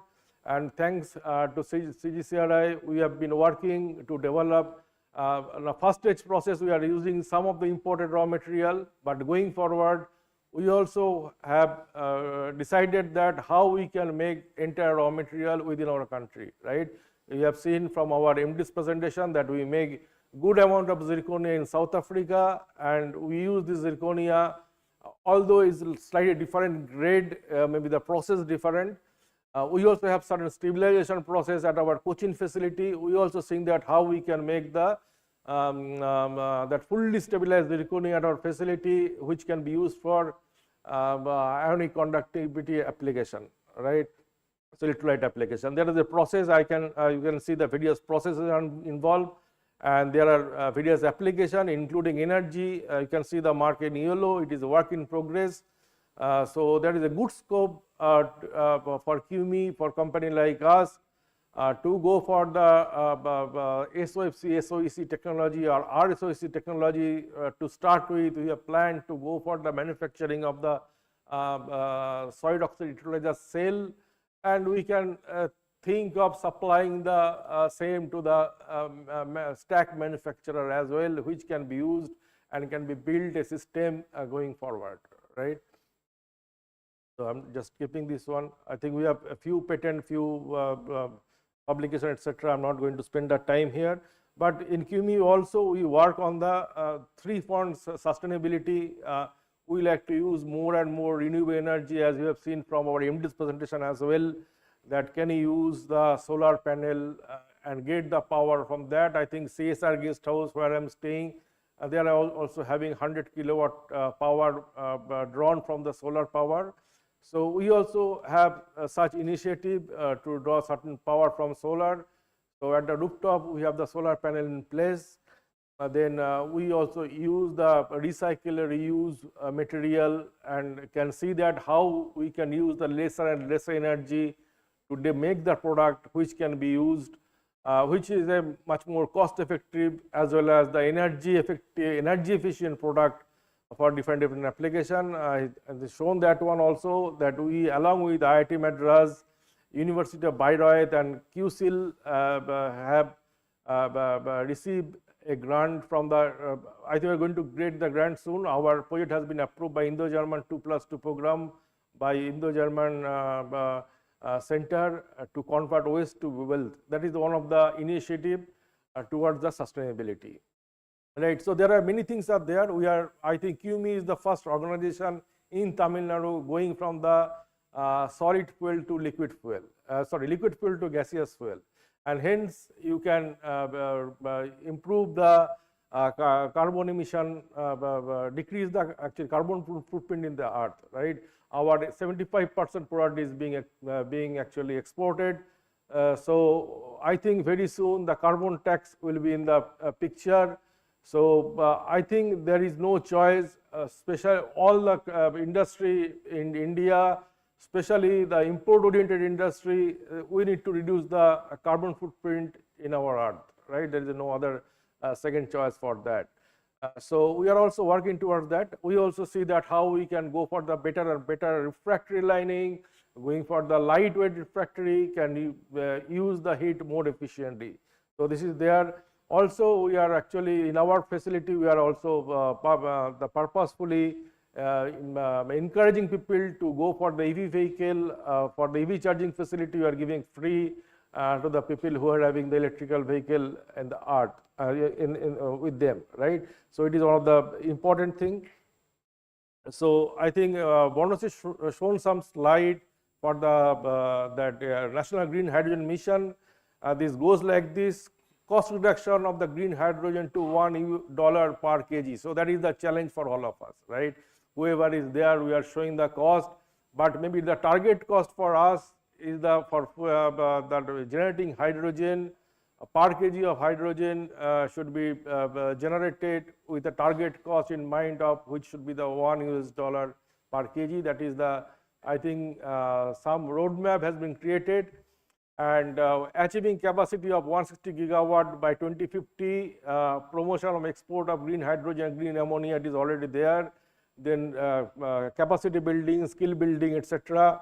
And 5 million metric tons of green hydrogen by 2030. This is the target set up by the central government. And again, 25 gigawatt capacity, we need to make it by 2030. And Dr. Australia also told we need to go 3 times for renewable energy, because it is the key thing. Because once you are running the fuel cell, you don't have any choice, but you need to use the electricity, you need to use the waste heat. So that we need to make, how we can make it more efficient, we need to work on that. And 125 gigawatt renewable energy for green hydrogen, that is the target for us, and which can 50 million metric ton carbon abatement cumulatively. So that is the I think big challenge for all of us, but I am sure with the institute, industry participation, or join hand together, we should be able to overcome these challenges. So I think I shown that one for hydrogen is the key component for us, that you can use the renewable source of power, solar, wind, hydro, and feed into the electrolyzer. You can steam you feed into the electrolyzer, which generate hydrogen, store hydrogen, or directly supplied to the, even SOFC can be supplied, and that can be used for, I think primarily from the government point of view, they have selected few sectors. One is the heavy vehicle, which is a long running heavy vehicle, steel sector, maybe the fertilizer sector, or some of the key port mining, etc., wherever green hydrogen or green hydrogen can be used. Right, we have shown the entire gamut of actually process flow of the hydrogen and application of the same. So right now, I think gray hydrogen is the major hydrogen. Hydrogen is the gray hydrogen, right? That has been it goes by reforming without taking into consideration of the carbon utilization part. So the blue hydrogen is less, but going forward, gray is going to decrease if you see 2050, and that blue is going to get increased, and green hydrogen is coming more and more into future. So we need to see that one, how we can use the green hydrogen, how we can successfully develop or make produce green hydrogen at a affordable cost, so that it can be sustainable, right? I think there are market size, it is there. I think you know all of that. I am not going to spend much time for that. This is also shown. So as what is the major thing? The technology, there should be cheaper, more reliable and scalable electrolysis technology, right? Whatever should, it may be the PEM or AEM or SOEC, whatever technology we develop, that should be cheaper, affordable, so that it can be used on day-to-day basis, right? And manufacturing capability, one of developing the SOEC, but one more things are very important, that how can we make it automated, because the layer of so much thin layer you cannot use by manually, so you need to go for automation. That is the key things if you need to go for the establishing the facility. So we are also in touch with CGCI Dr. Jayanto, how we can go for the making the product, this product automated. That is the key factor, and whatever power we use for that should be cheaper, that should be green. So there are options for us, we need to explore that as well, right? So I think I discussed this slide, say the steel methane reforming, then gray hydrogen, blue hydrogen, green hydrogen, and the free energy thing. As I told that wherever the waste heat is available and waste heat temperature is high, and that heat can be used to feed in the system for solid oxide electrolyzer, and we can make it more efficient because electric energy demand will be reduced. So there is a big scope for us, right? I think I think in this part also I discussed, touch upon production, logistics, utilization. There are the different kind of utilities process I touched upon, but if you see that one, that most important thing here, you can see the temperature. The SOEC can operate at a high temperature, but also this fact that we need to, I discuss with Jayanto again, that how we can reduce the temperature for the SOEC, right? You may not get that much heat for all the sources, right? But if you have heat by the help of which can generate temperature 500, 550 degrees Celsius, can we have a fuel cell or electrolyzer cell which can be operated at that low temperature, right? We know that we need to see which can having that much good conductivity at that temperature, lower temperature, and maybe the compatible cathode anode system, etc. So that interconnect is one of the main thing. Redox reaction is the key thing. As you know, any reaction rate will be double for every 10-degree rise in temperature. So if you reduce the temperature, there is a greater saving in cost, material life will be improved. So maybe you need to see that one, how we can reduce the temperature of the SOEC going forward. That may be one of the options for us also in hand, right? That is okay. High temperature advantage, yes, but we need to also see that how we can. So this is the advantage, I think explained already. Excellent thermodynamic advantage, what I told, leading to large economic benefit. High operating temperature, it is the benefit, but we need to at the same time also see how we can operate the SOEC at lower temperature. So waste heat utilization. So you may not get waste heat all the time and can generate this temperature. So the temperature can be 500, 550, 600. Can we have a fuel cell which can be used at that temperature? So thermodynamic benefit of the SOEC directly lead to an economic advantage, and lower operating voltage 1.2 to 1.4 voltage. We can get the power density from the fuel cell, maybe the 40 watt, something like that, or 50 watt is the benchmark value. We should try to attain that. So I think this is the thing Bonus already shared, I had taken from CGCRI. But the most important thing, there are many materials are involved right from the powder manufacturing for cathode, anode paste, electrolyte, etc. And using that one to get a benchmark the performance which is available globally.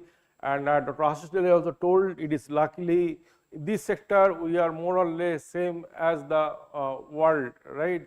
So the technology, we are not catching up this technology. Maybe we are the technology is developing along with the world technology. So that is a great advantage for us.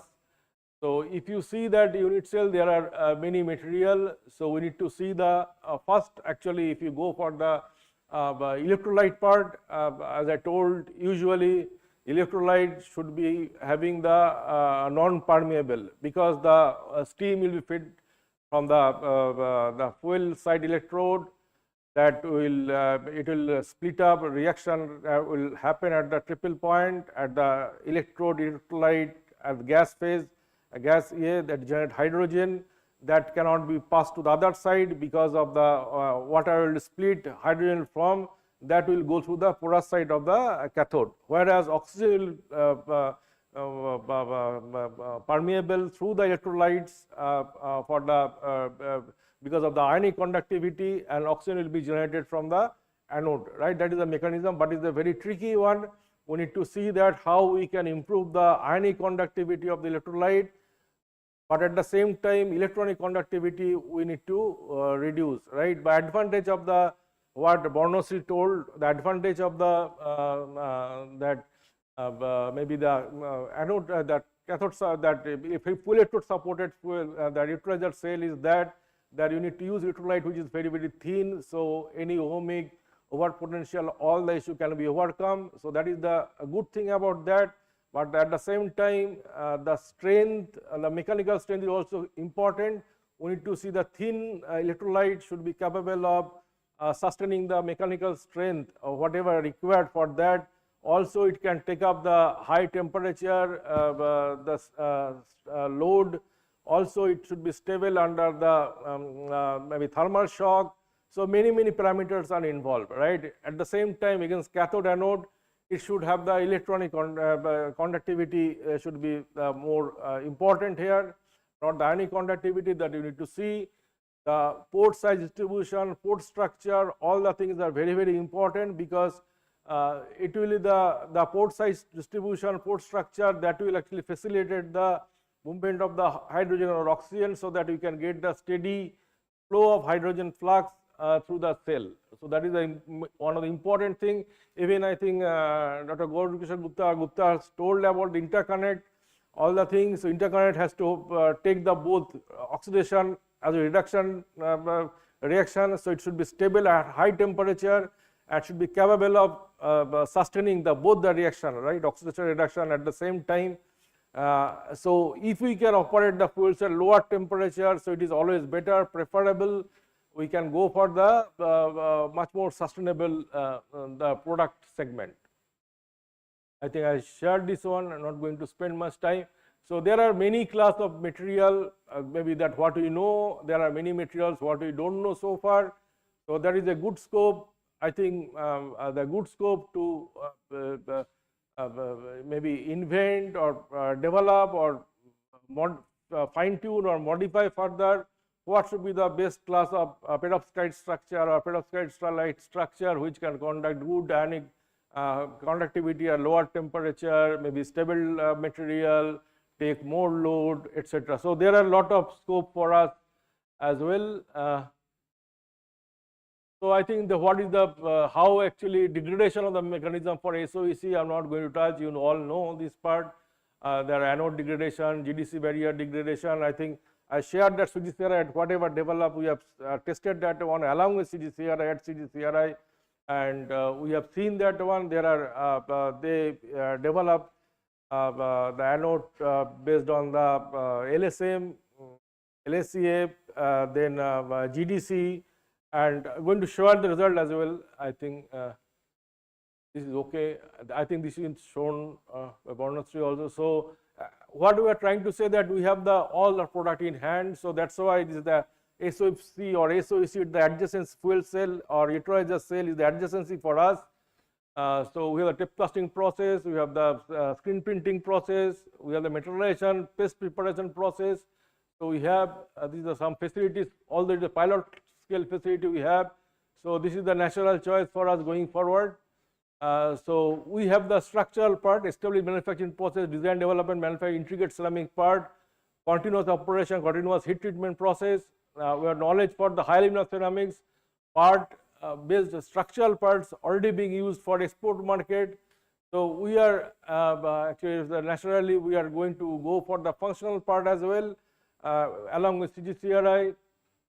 And so I think I shown our MD also. So we have the few projects in hand working along with CSR, CGCRI, CSR NAL with the mentorship of Dr. Suman Kumar Mishra, Dr. Ashish Lele, who has been closely working, coordinating with us. And so this is the cell performance what we achieved so far. I think there is a video, I'm not going to show that.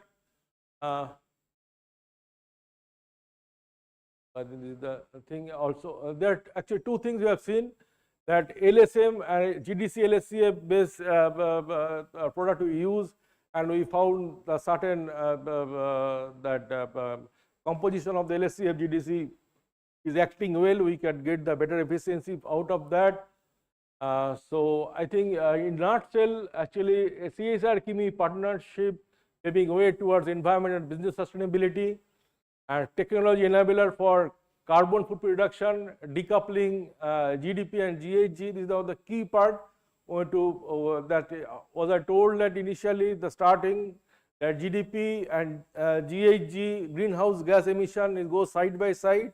For you to decouple that, how we can maintain growth with the reduction of the greenhouse gas emission. That is the power of this is the power of possibility, I think, for all of us across the globe, not only the people here but across the globe. Thank you so much. Thank you, Mandal, for your nice presentation and also illuminating us for different perspective of collaboration aspects and as well as high quality of advanced ceramics that you were practicing at QMI, IC Hosur and other sectors. So may I ask the quick questions, one or two, or any kind of clarifications from the audience? Yeah, please. I think technical question Jayanto can answer. So thank you, Thank you. Dr. Mandal, for a nice presentation. So it's from the student behalf also I'm asking this question, like you have taken a lab technology, right? In any way it has been executed in the laboratory scale in case of SOEC and SOFC technology. And whenever you are executing at your level in the industrial scale, what are the 3-4 criticalities that you are facing? So if you can have a sentence on that. Yeah, I think this is the right question, right? Once we are taking the technology that already shown with the maybe tier level 4, 5 in this range, first we need to demonstrate technology in the lab level first to start with. Second thing, we need to demonstrate the technology in the pilot level. We need to understand the efficiency. We need to understand the durability of the cell for a longer period of time, maybe I don't know 5,000, 10,000 hours or so. And as I told that our every 75% product is being exported. So any product we launch, we need to get it qualified by the institute outside India. Preferably, we are working with Germany, UK, as well as Australian university. University of Queensland, KIT, Customer Technology. Fraunhofer, we are working very closely. Then Lucidion, UK. So whatever product we launch, we need to get it certified from them. Right, then only we can go for the final product commercial manufacturing process. Also, it should be to start with, say, pilot lab scale, pilot scale qualification. Then we supply the product to the customer. Then customer use this one, qualify. Then only will go for the commercial level. So there are various stages are involved. Especially technical ceramic is not easy. Our total time frame, time to launch the product from idea to market, maybe 2 to 3 years. It takes time, right? So it is a time consuming process. It is a good question actually. We need to have a good roadmap how we can develop or upscale a lab scale technology to the commercial level. We have the plan in place for this one as well. How we are going to upscale this one step by step further. Thank you. Professor Mandal, if you have any questions there. Further in accordance, yeah, please. Hello. Sir, just I want to get some information, not the questions. So while you are working in solid oxide fuel cells in laboratory, so I think in case of high temperature, how do you maintain the temperature? So you are telling about some high temperature is applicable in solid oxide fuel cells. Applicable. It is one of the advantage, thermodynamically advantage because you require both temperature and electrical energy. So using the high temperature or using the waste heat, because we have many tunnel kiln in our facility, right? Yes. We have many kiln in facility, and fortunately or unfortunately, all the kiln for technical ceramics work very high temperature. Also, we have the furnace what we are working in the reduction atmosphere, because we are carrying out the metallized ceramic process, right? So we use the hydrogen generated from the dissociated ammonia, etc. we have in place. So the major challenge for any industry like us, how we can use the waste heat generated from the tunnel kiln. That is one of the challenge. When using in steel industry, that also they are using very high temperature. So how we can use the waste heat to feed to the SOEC and use it more efficiently and convert into the energy, that is also one of the challenge. So there are, so if this technology is place or in fact is in place, right? So maybe the scope for all of us should be how we can use the waste heat more efficiently, effectively. That is the maybe the hallmark of the SOEC technology over PM or AEM some otherwise. Thank you. Any other questions from the audience? I will encompass these two questions together from my side, stating that first of all, we have different readiness level, as Dr. Ashish has already pointed out, right? So one is called the technology readiness level. There are n number of readiness levels that we need to sit and finalize. The next level of readiness comes as MRL. They call it manufacturing readiness level. The third one comes as an IRL, that stands for the investment readiness level. If we go through the complete business calculation, we have to understand that we are at TRL 5 to 6. When it reaches to TRL 7, where the techno-economics viabilities comes on board, then your MRL starts from 3 to 4. MRL is always lagging behind, and MRL should have a beautiful parity with the IRL. So if you see the techno-economics viability for go-to strategy market for any market which is based on certain stage of anticipation for future, you have a TRL at least 6 to 7 to reach, so that the MRL comes at 3 to 4. And then IRL has to come to 2 to 3 and even beyond. Now, in order to keep a parity for this, we have to make a very good quality fundamental base levels, which are cells. As I pointed out, that $ per kg of hydrogen generations, which is 212, the magic figure as has been put forward by our Prime Minister in the Amrit Kal that we have to achieve it for. These states that what is the kilowatt hour your cell is likely to operate, your stress analysis data, your life cycle analysis module, not only for fuel cell, for battery, for supercapacitor, for number of applications, right? Once you reach this, then there is MRL level you can start tripping up to from 3 to 4 to 5. And once MRL crosses 5, then your TRL reaches to 7 and beyond. When you reaches TRL 7 and beyond, then it has a good portfolio for commercializations on the scales. Number one is this. I think Dr. Mandal will also agree with me. And in order to further come back to Professor Mandal's questions, or just to my viewpoint is this: the temperature generations, we have two different procedures. One is called a normal I²R heating that we have already doing in practice, but in any kind of hot box, we don't have I²R heat. So what Dr. Shantanu has pointed out, it is completely on the recirculating heat business. So if you take a Bloom box, if you take a solid era box, if you take an Elcogen box, they always comes on a how quality of heats. And that's the reason we have started Aspen simulation with different laboratories. We will be handholding with other companies who are very good in developing this PFD's flow, process flow diagrams. So based on process flow diagrams, we can further sub-integrate these things in the complete PNIDs of this PFDs in totality. And now if we are ready, we are working on that in close proximity. Once the PFDs are branched into different kind of PIDs, then we can be able to figure out that which quality of heats are coming out of the cells or the stacks, and which quality of the heats can we be able to be recirculated from the other resources as well. So that is the main advantage for this. And the advantage for this kind of high temperature thing is basically reducing this delta G NFE requirement.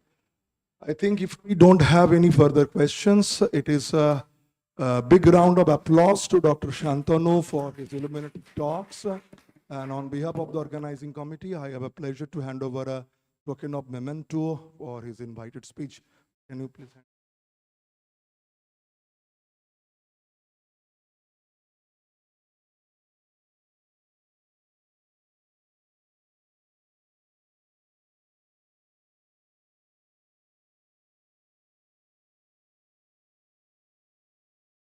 My pleasure to hand it over to you. Of the handholding should go beyond the scale. Welcoming you, the audience, and thank you very much, Dr. Shan. Next, I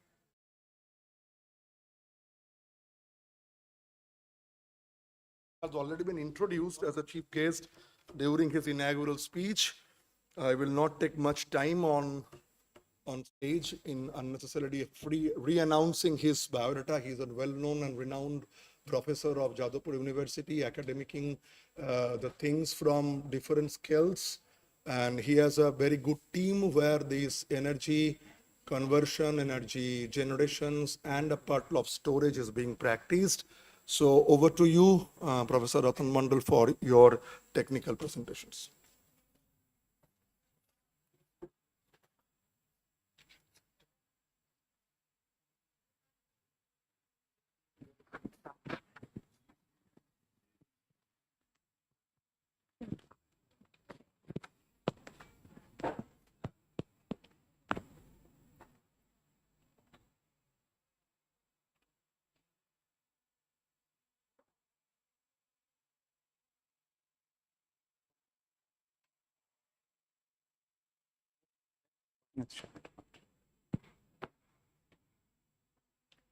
Thank you very much. Coming to the point, time is short. I think it's a pre-lunch session, so we are passing through number of lectures, and most of we are tired.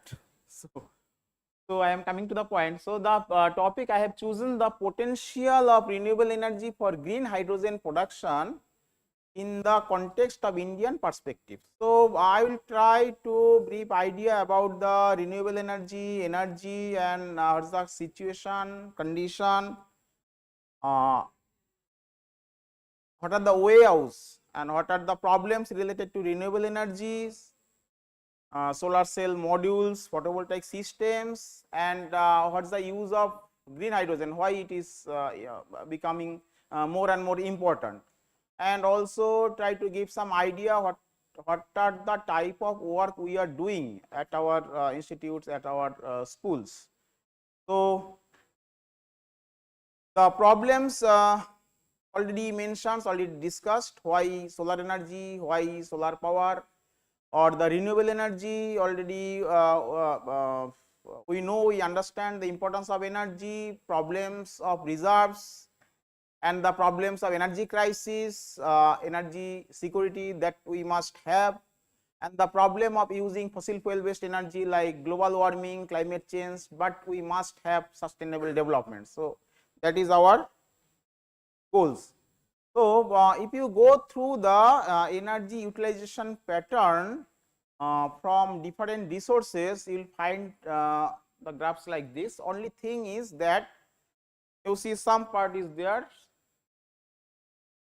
So this color is increasing nowadays. So starting from 93 to 2018. So we are finding, so this is the other renewable sources of energy apart from the hydro energy.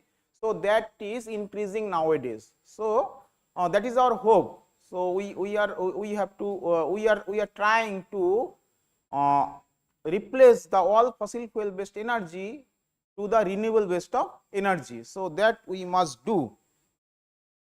And this is the forecast by 2050. So we will find, so most of the fossil fuel based energy will get replaced, and the renewable energy will take a bigger role to supplying the energy demand.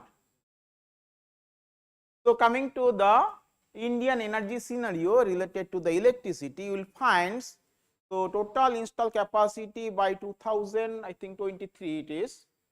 So it is by 2023, it is total installed capacity is 412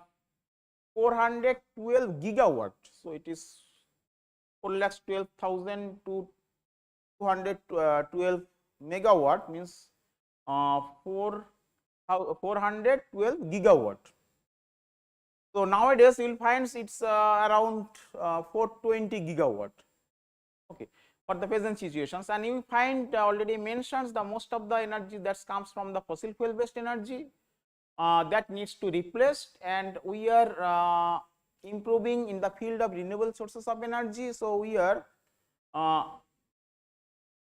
nowadays it is around wind, solar and others 29% and hydro is 11.4%. So it is quite good and good enough to have a better renewable energy resource that we are utilizing, but we have a huge target by 2030. We must we have target is around 450 gigawatt of renewable energy integrations into the grids for reducing 30% of the greenhouse gas, that is carbon dioxide, to the environment. So that is our target that we must do. And coming to the points of carbon emissions from various sectors, so we will find already mentions the fossil fuel has a problem of greenhouse gas, that is carbon dioxide emissions, and you know the energy is the big sectors that emits most of the carbon dioxide. So we have to target it that area, that's why it is very much important. So carbon footprint from various sources, so that we must have understands the what is carbon footprint means the kilogram of carbon dioxide produced per productions of unit generation of electricity or unit generations of any kinds of energy. So it may be a megajoule or it may be a kilowatt hours. If you consider kilowatt hours, so you will find the from the coals mostly generating is around 1 kg per unit of electricity generations, whereas oil it is quite low, is around 900 gram, natural gas is around 5 to 750 grams, nuclear power obviously is low, is 60 grams, although we know nuclear power do not have any emissions, but why from what is the sources of these 60 gram of carbon dioxide from the nuclear power plants? You know the nuclear powers needs the nuclear fuels, and that nuclear fuels is not readily available, that needs to extract it from the systems and that needs to be refined, and during the refining process or extraction process huge energy is consumed, okay, and that is termed as inbuilt carbon dioxide. So that is termed here, so that is the component of inbuilt carbon dioxide. Similarly in hydroelectricity also inbuilt carbon dioxide is 15 gram per unit generations of electricity, photovoltaics is around 106 or 100 gram, wind power is around 21 gram. Why photovoltaic is high? You know the most of the photovoltaic systems are based on the silicon based solar cell, and extractions of silicon is highly energy intensive process, and there is a term of energy payback period. Okay, the energy payback period means the time required to repay of that energy whatever it utilize during its productions. Okay, so that is in case of photovoltaic systems the energy payback periods is around 3 to 3.5 years. Okay, so that is quite high. Also that is the inbuilt carbon dioxide and energy that as the energy is needed, and that energy mostly coming from the fossil fuel based energy, and that produces the carbon dioxide, that is the sources of inbuilt carbon dioxide as a from photovoltaic system. So already I mentioned the problem. So there are some other problems also, you know, uninterrupted supply of electricity upon demands, lack of steady source of grid electricity. So everywhere will not get the electricity. So there are some areas where electricity till date you will not find the electricity at the remote areas or remote villages. So we must have provide some facility for them for their livelihoods, and also you will get anxious about hearing the approximately 10 crore rural families rely on kerosene. So till date 10 crore rural families rely on kerosene, it should not happen. So we are working on the fields of energy, we are telling more and more, but we are not doing a good work for the peoples they are really needs. they really deserve for it. So we have to do something for them also. So for that, how we can manage our energy system. So already we mentioned the problems of the energy, scarcity of the energy, how we will manage. So there the options is the energy management options that you can get the idea from. Use of renewable energy, already mentioned. Energy conservation. What do you understand by energy conservation? Means the whatever the energy we have, so that energy we should use in judicious manner. Already in morning I told our need should not become our greed. Okay, so that is very much important. So you just think about the things. Whenever energy is coming or electricity is coming from thermal power station, we consider there is a thermal power station, coal is consumed at the thermal power stations, and you are getting electricity at your households. And during that conversion process from coal to electricity and coal to your utilizations, so thermal power plant efficiency is around how much? It is around 30% or 35%. And then that electricity comes to the transmission distributions and through substations and through grid systems, comes to our households, and there is some losses of the electricity, 5 to 6% transmission distribution loss, and then that goes to the households and we are using some appliances. Okay, so appliances is not 100% efficient. So overall whatever energy is you are giving at your generating ends at the coal based thermal power stations, you are increasing you are using average is around 20% of that. Means 100% you are supplying 100% energy at your sending end, and you are receiving end you are using is around 20% of that. That means 1/5 of that energy. And you can think reverse way. If you save 1 unit of electricity at your receiving end, then what will happen? So savings of 5 unit of that energy at sending end. So that is the beauty of energy conservation. So we must have the concept of energy conservation. So energy efficient technology, obviously we must go for energy efficient technology.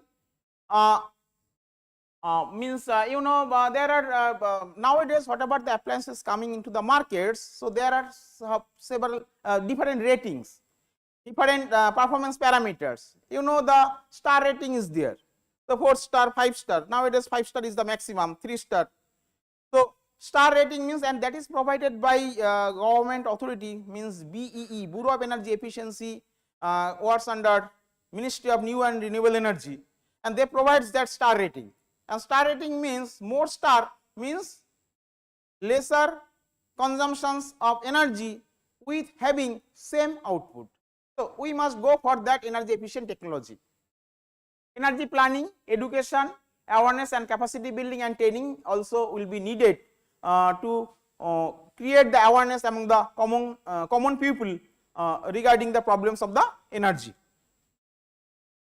So energy efficiency, I will not go in details of that.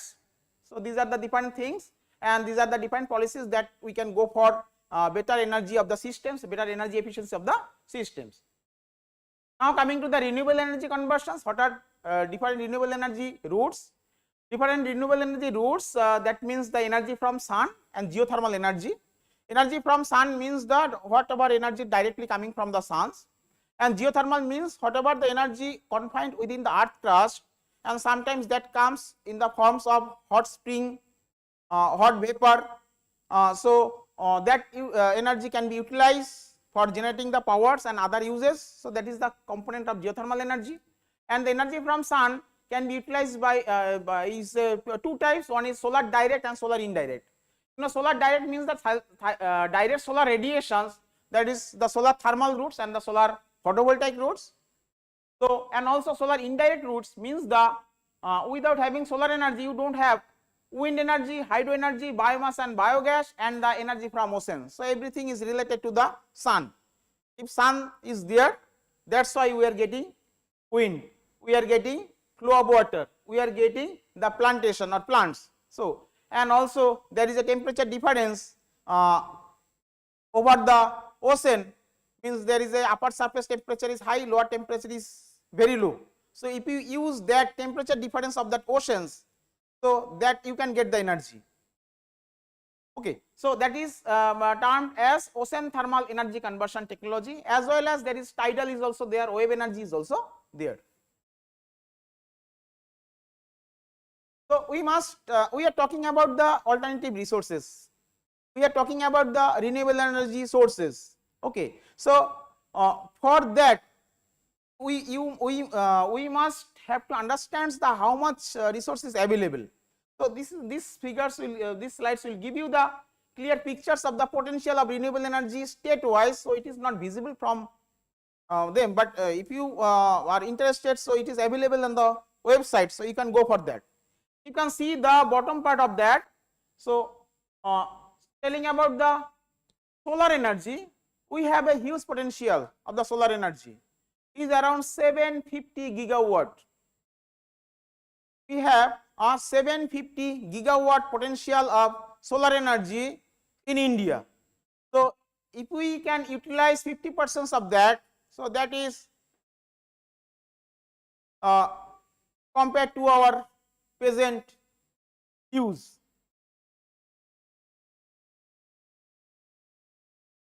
So while talking about the solar energy, you must understand what is the basic source of solar energy is the solar radiation. So how much solar radiation is there? So you have to understand the solar energy, solar radiations pattern over the countries. Okay, so the India receives on an average 4 to 7 kilowatt hour per meter square of solar energy daily, with an average of 250 to 300 sunny days in a year. Rajasthan and Gujarat maximum radiations in the range of 6 to 6.6 kilowatt hour per square meter. So that is the structures that we have, but initially we don't have much installations of solar energy. Nowadays, after implementations of the national Jawaharlal Nehru National Solar Energy Missions, so we reached a quite a good level of solar energy integrations into the grids. I am not going details of that. So coming to the solar photovoltaic energy or solar photovoltaic energy, it is photovoltaics are the best known as a methods of generating electric power, and it is basically a PN junction diode. It is a solar cell, is a basically PN junction diodes, and while solar radiations comes over that surface, so what happens? There is a generations of electrons and holes.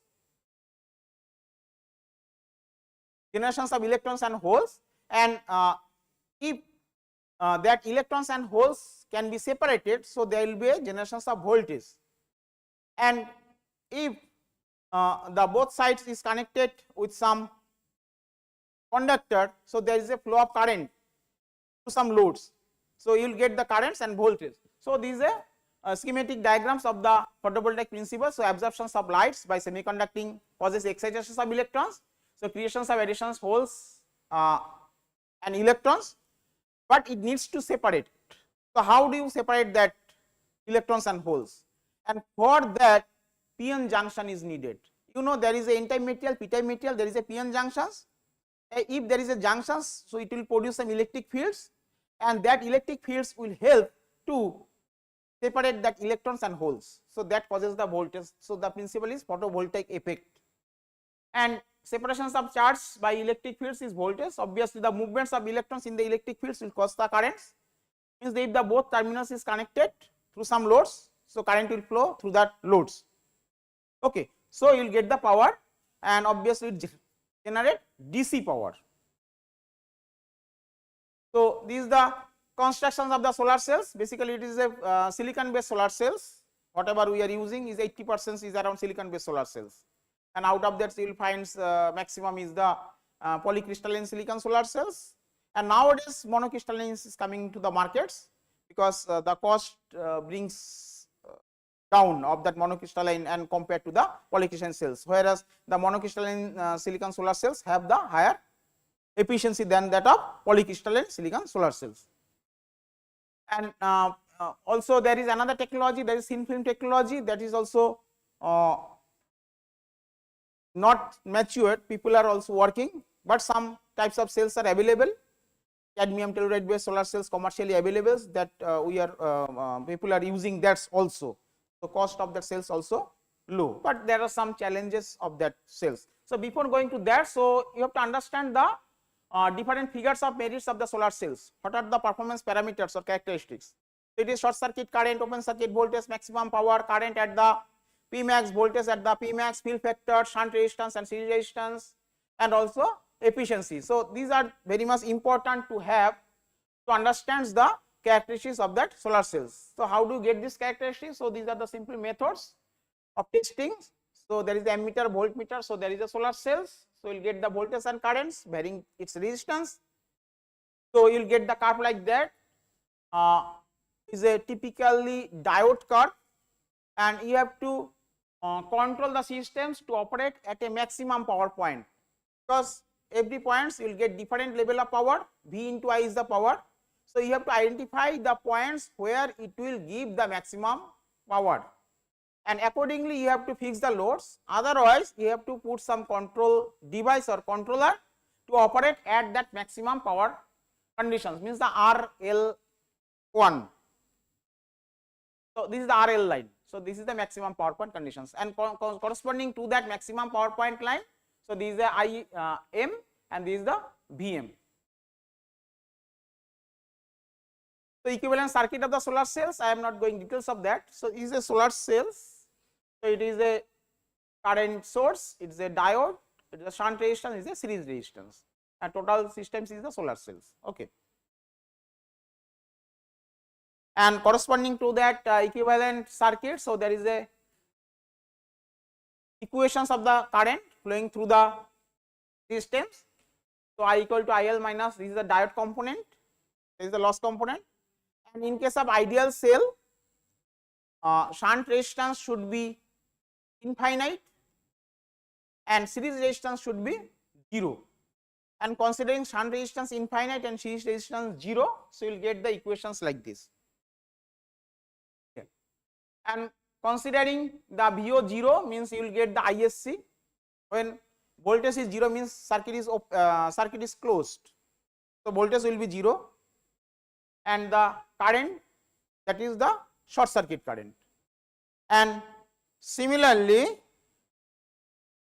considering I equal to 0 means the open circuit conditions, current will be 0, so V will be VOC, voltage will be open circuit voltage, and the equations open circuit voltage can be given by these relations KT by Q ln IL by I0 plus I, where K is the Stephen-Boltzmann constant, T is the absolute temperature, Q is the electronic charge, IL is the current due to light, and I0 is the diode saturation current.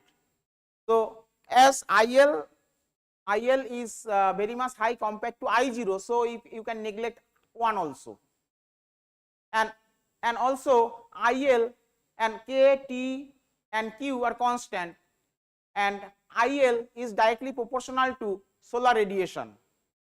Actually what happens when solar radiation falls over the surface of the module or surface of the solar cells, so it produces voltage as well as current, and due to the change of radiations there is a very little change of voltage, but the current changes proportionately. So current is directly proportional to solar radiation, but voltage does not. Voltage is the log of intensity. VOC is proportional to the ln, IL is proportional intensity, that means ln of solar intensity. Okay. So that is the reason behind that, why due to change of solar radiations there is a very little change of voltage. So ideal diode, and it is a fill factor, there is another criteria. Actually it is a combined effect of shunt resistance and series resistance. So in actual case there must be some series resistance, resistance of the material, resistance of the contact, and resistance of the conductor. Okay, and also there must be some problems related to the junction, So there may be some ingress of currents that will pass through internally due to the less of shunt resistance. So that the combined effects of that shunt resistance and series resistance will give you in forms of field factor. Field factor is the maximum power from real cells. If it is a real cells, we will get the VMIM, but if it is ideal cells, in case of ideal cells, the curve should be like this blue one. So it is the product of VOC into ISC. So it does not happen. So the ratio of VMIM by VOC ISC will give you the field factor. So in case of silicon solar cells, the values of field factor is around 0.75.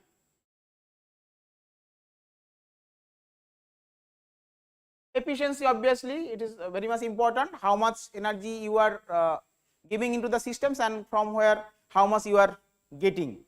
So here the VMIM is the power output from your systems, and what is the input energy here? Input energy is the solar radiation. So you have to measure the solar radiation. So solar radiations varies, mostly the cell operates varies from 0 to 1000 watt per meter square. So mostly we are getting solar radiations at the peak time is 1000 watt per meter square. So on an average, if you get the solar radiations is 700 to 800 watt per meter square. So put the 700 to 800 watt per meter square into the area of the module or area of the cell, you will get the total energy input, and what is the output is the VMIM. So you will get the efficiency, that is the maximum efficiency. Now coming to the systems, you know whatever the solar cell means the voltage is the output and the current is the output, and voltage and currents, voltage is dependent on the type of the material, and as we are considering the PN junctions of the silicon, so the voltage we will get maximum voltage we will get and the range of 0.5 volt for that cell, and if you increase the surface area of the cells, so current will increase. But for a standard cells, we are getting the current is around 2 amps, whereas voltage you cannot increase the voltage whatever be the size. Okay, so voltage is dependent on the some band gap of the material, so that is the material property. Okay. And you know the for silicon solar cells the band gap is 1.1, but for ideal cells it should be 1.4 to 1.6, but there are some reasons because of that we are using silicon based solar cells mostly, and nowadays people are working on some advanced material, so that band gap we have a appropriate band gap related to the solar radiations. Okay, so whatever the that means the power what we get from a cell, that is 0.5 into 2, 0.5 into 2 means 1 watt. From one cell you are getting 1 watt, but we are thinking about megawatt level power plant, gigawatt level power plant. So how it is possible? So obviously the cells should be connected in series to increase its voltage, so that is termed as module, and if you want to increase further voltage, so the cell needs to be connected in series, so the modules needs to be connected in series further to have solar string, and if all the strings connected in parallel, so then you can increase the current. Connecting the string in parallel, you can increase the current, so you will have higher voltage as well as higher current, so that is termed as solar array. So this is the different way of preparations of the systems, means solar cell to module and solar array. I am not going details of that. So these are the different construction methods. So these are the solar cell to the PV systems, cell to the solar module, module to the panels, panels to the array, and there are some allied electronic systems or electronic balance of the systems to have a complete solar based power generating systems or power systems. Now coming to the solar photovoltaic power plants, what are different types of solar photovoltaic power plants? So there are basically three types of solar photovoltaic power plants. So one is standalone off-grid power plants. So electricity is used to charge the battery bank and this power is converted to AC for powering loads. Grid connected centralized systems delivers electricity directly to the grid through inverter during sunshine hours, and the grid connected distributed systems. So in case of standalone power plants, as it is not connected directly to the grids, so you need to store the energy. So obviously the battery backup will be there. But in case of grid connected centralized systems, so no needs of battery backup system. So you because there is a vast power bank is there as a grid, you can consider grid as a sink. So where you can deliver the power from your systems. So obviously there are some problems. I am coming to the problems later on. So grid connected distributed systems. Suppose you have a village, so may be connected to the grids or grid electricity may be there or may not be there, and there may different resource, different renewable energy resource like biomass, like wind, like hydro, like solar. So there will be some common grid to meet the requirements of the villagers. So they all will be connected with that grids, and all the sources power will be generated, and that power will be fed into the grids, into that local grid. So it is distributed systems, and if there is a grid power available, so it can be connected with the grids.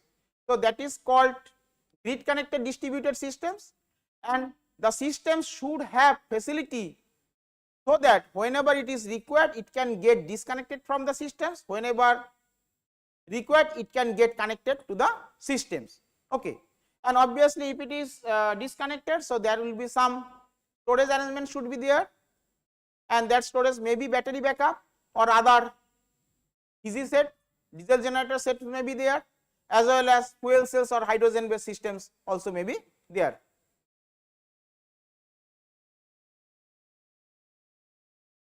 Okay. And what's the problem is there? Problems of the solar based energy or renewable based energy. So you have to understand the problems. Solar based or renewable based of energy are intermittent in nature. So it are intermittent in nature. Sometimes it is available, sometimes it is not available. So that causes the problems. Okay. So you know we are using mostly, or we are concentrating ourselves in the solar based systems, and the problems of solar based systems, in the daytime it is available, night time it is not available. So what do you do? And you know the power is supplied to the grids from different sources, and that sources can be categorized as a two types. One is base load systems, another one is peak load systems.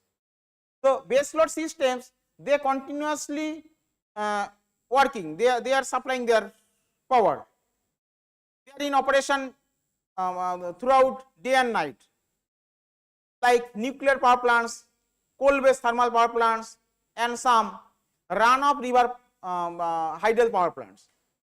Whereas in case of peak load power plants, they should have facility whenever required that they can be start, or whenever not required that can be stopped. Okay, they should have the facility for quick start and quick stop of the systems. Then only you can go for the peak load power systems.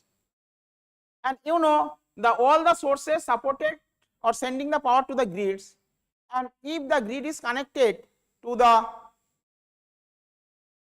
renewable energy systems or the solar, especially solar energy systems, what happens in the daytime there is a huge generations of the power, so they are supporting the systems, and in the night time what happens, there is a no solar energy, so will not support. So at that time, so that but the problem is the second peak is occurs at the nights, and that is the highest beginning at the evening. So that second peak occurs, and that is a huge, so that That means you have to have some systems so that whenever the grid power is, solar power is off,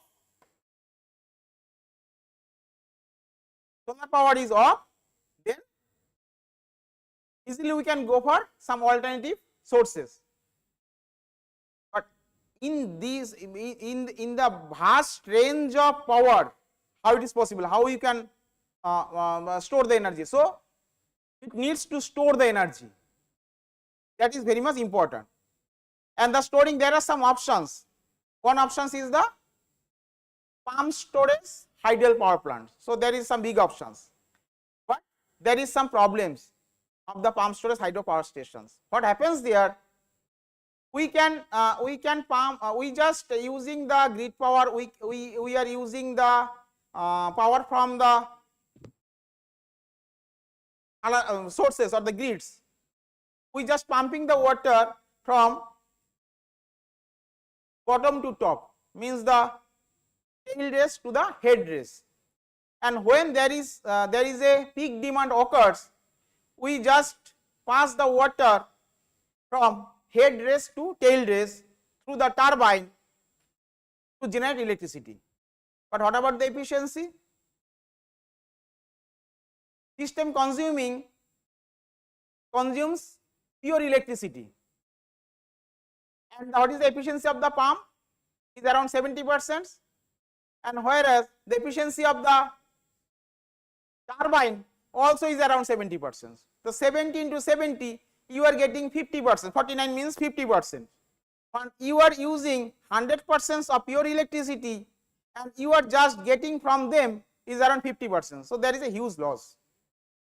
So there are some other options also, and you know the hydrogen have a big roles on that. Hydrogen can play a very big role to solve that problem. So this is the hydrogen energy. I will not go in details of that hydrogen energy, because obviously it is discussed by different renowned persons. So there are some advantages, disadvantages. There are different classifications, different spectrums of the hydrogens, and we are very much concerned about the green hydrogen. So as we are generating renewable energy, so if we can store that renewable energy by converting it into the hydrogen, by generating hydrogen, and that hydrogen can be utilized whenever it is required. That can be used in mobility, that can be used in power generation, and that can be used for other chemical feedstock, like you know ammonia is there for production ammonia in the fertilizer. So ammonia is very much needed. So hydrogen is needed, and that hydrogens can be produced by using renewable waste of energy. So that is the beauty of hydrogen that we can have. So these are the advantages, disadvantages of the green hydrogens that we know. We are not going details of that. So these are the different production routes. So green hydrogen production process, solar photovoltaic techniques, and the biochemical techniques. Solar photovoltaic and biochemical means the biomass gasifications and the microbial biomass conversions. And in case of solar photovoltaic techniques, what happens there? So it just treat the water. So it is the electrolysis process.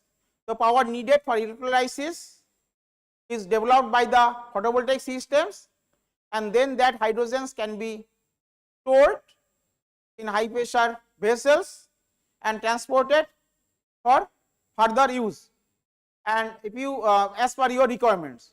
So if it is power generations, you may go for fuel cell technology. So I am not going details of that, already it is discussed. So this is the biomass gasification, microbial conversion, impact of green hydrogen. Already you have studied the national green hydrogen roadmap. So national hydrogen energy roadmap, national green hydrogen missions, people are working. So CGCRI and also CSI are labs are also doing very well on that regards. So they are the very much competent authority to talk about that. So okay, so just I want to give some idea whatever we are doing. So in the renewable field of energy, there are three major area are there to work. So application of solar energy for powering individual systems as standalone applications, and for power generations as centralized grid connected systems, distributed power systems and hybrid power systems, application on electric vehicles, hydrogen energy generations, etc., as well as grid integrations of the renewable energy. So applications of IoT, machine learning, artificial intelligence, different software like Homer, PVSys, MATLAB, Simulink, etc., for proper system design, optimization and estimations of renewable energy potential for a site, etc. So these are the area, and the research on advanced PV cell materials. So we are also doing on that fields. So compound semiconducting materials, inorganic materials, organic materials, natural organic semiconducting materials, concentrating solar cells and other thin film materials, nanostructured material, perovskite materials. So these are the promising materials that are coming into the markets. So people are working. So these are some works we have carried out at our laboratory. So is a very small scale grid connected solar systems, some schematic diagram of that we are having, and from that systems per day we are getting is around 4 unit of electricity. For 1 kilowatt systems we are getting 3.5 to 4 unit of electricity. So it is a very small system, but it is a grid connected system. So that is the beauty of the systems, and we have developed these systems is around 7 years back, 7 or 8 years back. Now it is available into the markets, no problem.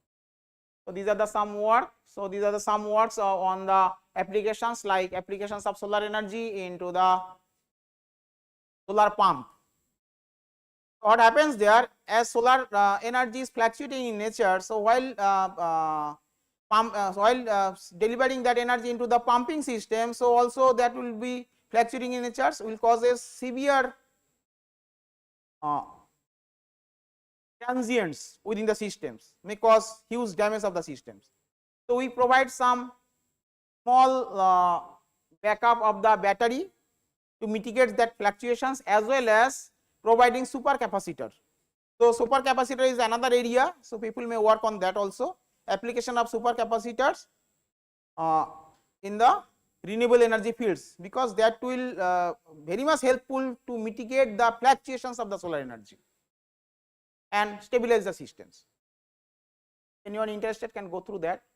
Advancements of solar energy in refrigeration systems or refrigeration technology, as well as air conditioning systems. We are also worked on the natural refrigerant systems incorporated with solar photovoltaic system.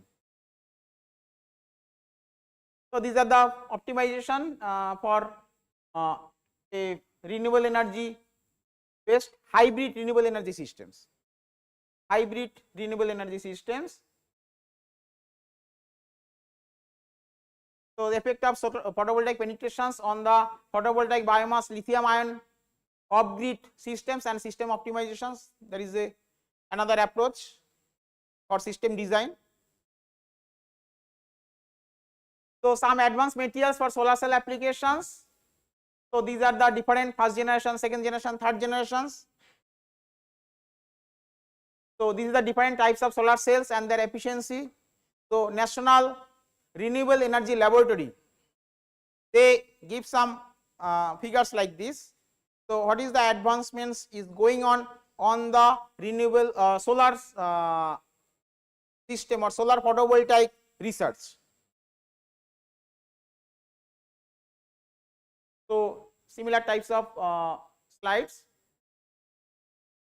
These are the different technologies are there, and so far how much we reach in terms of efficiency. Organic solar cell people are working. It is not stabilized. Okay, So the main problem of organic solar cells is the stability of the systems and the problems of its discrete molecular natures of the systems. So there is some trap energy, trap factors, etc. is there. So we also worked on that. Compound semiconducting materials. So there are different types of compound semiconducting materials. We worked on the copper based materials, Cu2s materials, zinc sulfide, zinc based materials, tin based materials. So there is some opportunities on that also. So these are the different properties of that materials also. So there are some snapshots of our work. So CUS, these are the coating unit, okay, through which by which we just deposited the metal over the substrate to have the cell. Vacuum coating unit, it is termed as vacuum coating unit. So there are different other fabrication methods also. Perform this characterization process and we get some good results. And there are some other words, so evaluations of electrical contacts of the thin film through AC measurements. So there is another techniques that we have developed. Means already I mentioned to have a very good performance of the systems. The thing is the solar radiations needs to be absorbed by the materials, they have to be properly utilized by hole creations of the holes and the electrons, as well as whatever the holes and electrons is generated, that needs to transfer to your grid systems. It means the power whatever is generated, that needs to be extracted from the systems, and that extractions is depends on the resistance of the material. There is the bulk resistance, contact resistance, and other series resistance also. So we needs to evaluate that resistance also. So we have proposed some electrical contact resistance measurement process by AC measurements. Whatever available, that is mostly the DC measurements. So anyone interested can go through this paper also. So fabrication and characterization of copper based. So there is some papers. Now organic semiconductors already I mentioned. So there are some advantages, disadvantages, there are problems. Problems are high trap energy is significant. High trap energy is significant, trap distributions, the trap induced impact of the high series resistance. So we consider some natural organic semiconducting materials like turmeric, like indigo. We work on that and make the device contact, characterized it, have a result. From the IV characteristics we derive these parameters: rectification ratio, series resistance, ideality factor, barrier height, trap energy, trap factor, band bending, etc. So that is also available as a published data. So there is another work, similar work. So now coming to the conclusion. So energy utilization pattern is changing worldwide. Harnessing for renewable based, environment friendly new energy technology with lower carbon footprint, conventional to renewables, energy in transition. Most of the renewable energy, solar thermal, solar photovoltaic, wind, biomass, hydro, small hydro are the mature technology, have huge opportunity and possibilities with several applications as well as grid integration. Researchers are working on so many other technologies and advanced material to improve the performance, environment friendly, longer life, easy of operation, reliable use with lower cost. Other than thick crystalline silicon solar cells, some other technologies are based on concentrating solar cell technology, thin film technology with nanocrystalline silicon, amorphous silicon, metal based compound semiconductors, perovskite materials, etc. Multi junction cells and the dye-synthesized solar cells are also there, and organic solar cells. Although stability is one of the major issue of those materials, hopefully it will be resolved in the futures and will be commercialized soon. There is a great interest in the savings energy and in the use of renewable energies. Hybrid renewable energy system with large pump storage plants will help to resolve the problem of intermittency and be useful in uninterrupted power supply. Production of green hydrogen will play an important role for renewable energy storage, mobility, and as chemical feedstock for other use.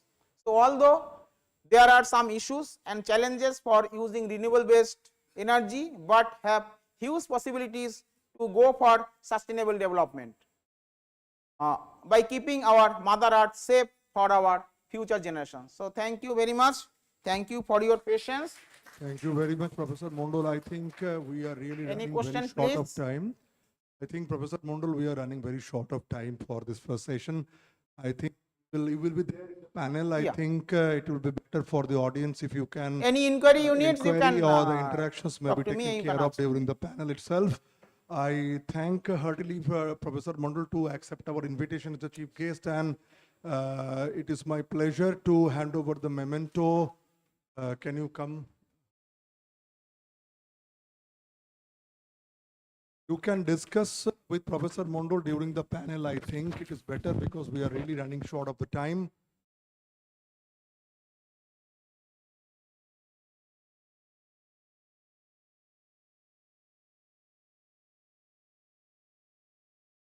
Very much for accepting our.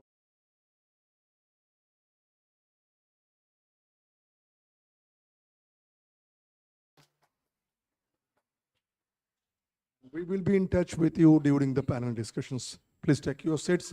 I think we are now moving short overview on another aspects of the batteries, which starts with the energy storage devices. The next talk will be given by Dr. Mir Wasim Raja on the future batteries, paper cell for the carved surfaces, and all solid-state lithium-ion batteries for high energy density and safety. I think you have to curate your talks a little bit shorter because we are running short of time. We understand this happens sometimes. Can you please introduce Shumona?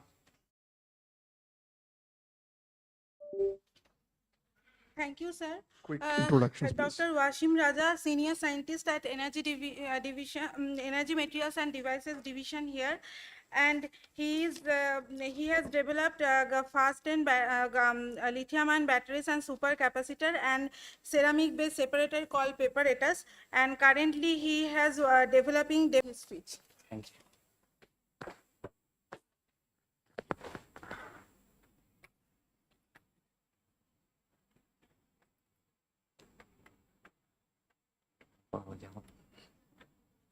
So thank you, Sona. We are in a very critical time. I am in a very critical time, basically.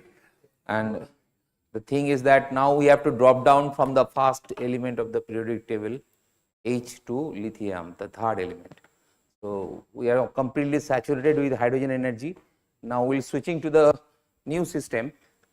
And this is the technology that I think everybody have currently is, powered by. And life without mobile is not sustainable, and without lithium battery the mobile is not possible. That is the requirement of the technology, but in terms of the technology, lithium ion battery is completely saturated technology. It is commercialized everywhere, it is there. So the question is that why we will do research in India? The thing is that either if India has to join the race of battery technology, either India has to innovate it or it has to come with a brand new concept of technology. So here we want to discuss two things. This is not the technology we have developed. We are in a path of development and we are sure that we will be reaching somewhere else in between that. So it's a paper cell for curved surfaces. If I have a battery which can be mounted in the podium like curvature, in any curvature, so that should be a good thing. And the second thing is that we are talking about a battery system that is the future batteries. this lithium ion, lithium polymer, all this energy storage, within a 7 to 8 years it will be goes up from the market. So then what will be the technology of the next generation storage?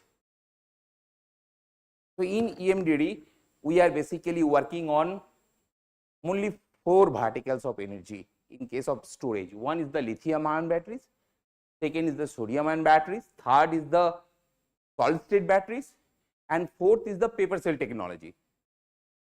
Now we are this laboratory which is built for making materials, because we have a sister laboratory that is in Sikri, who are basically dedicated for the battery pack and the other configuration development.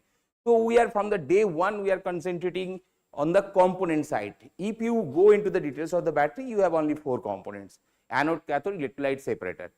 So starting from the inception of this department, we are basically concentrating on developing the component first.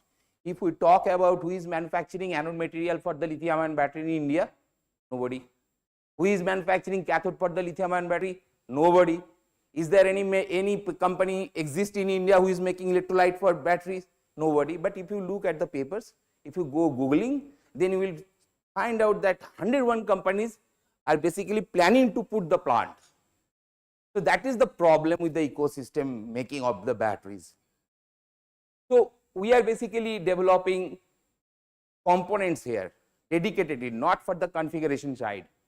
And in component level, we have chosen 5 to 6 critical parameters where as a CGCRI we can excel. That is, we can develop advanced ceramic anode materials, cathode materials. We can also develop ceramic electrolyte which have a capability for fast ion conducting. We can develop high performance ceramic based separator if possible.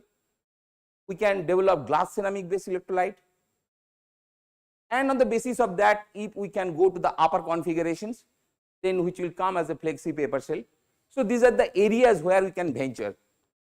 Now what we have done so far, since 2004 to 2024, in this last 20 years, we have taken patent on cathode materials. We have a patent on anode materials, which is lithium titanate anode, which is a non-graphitic anode. We have a patent on cobalt free cathode, which is the current demand. We have a patent in last, I think, 10 years back. And latestly we have developed a first of its kind separator, which is called, we have coined the name paperator technology. So we are almost there except electrolyte. We have developed anode, cathode, separator.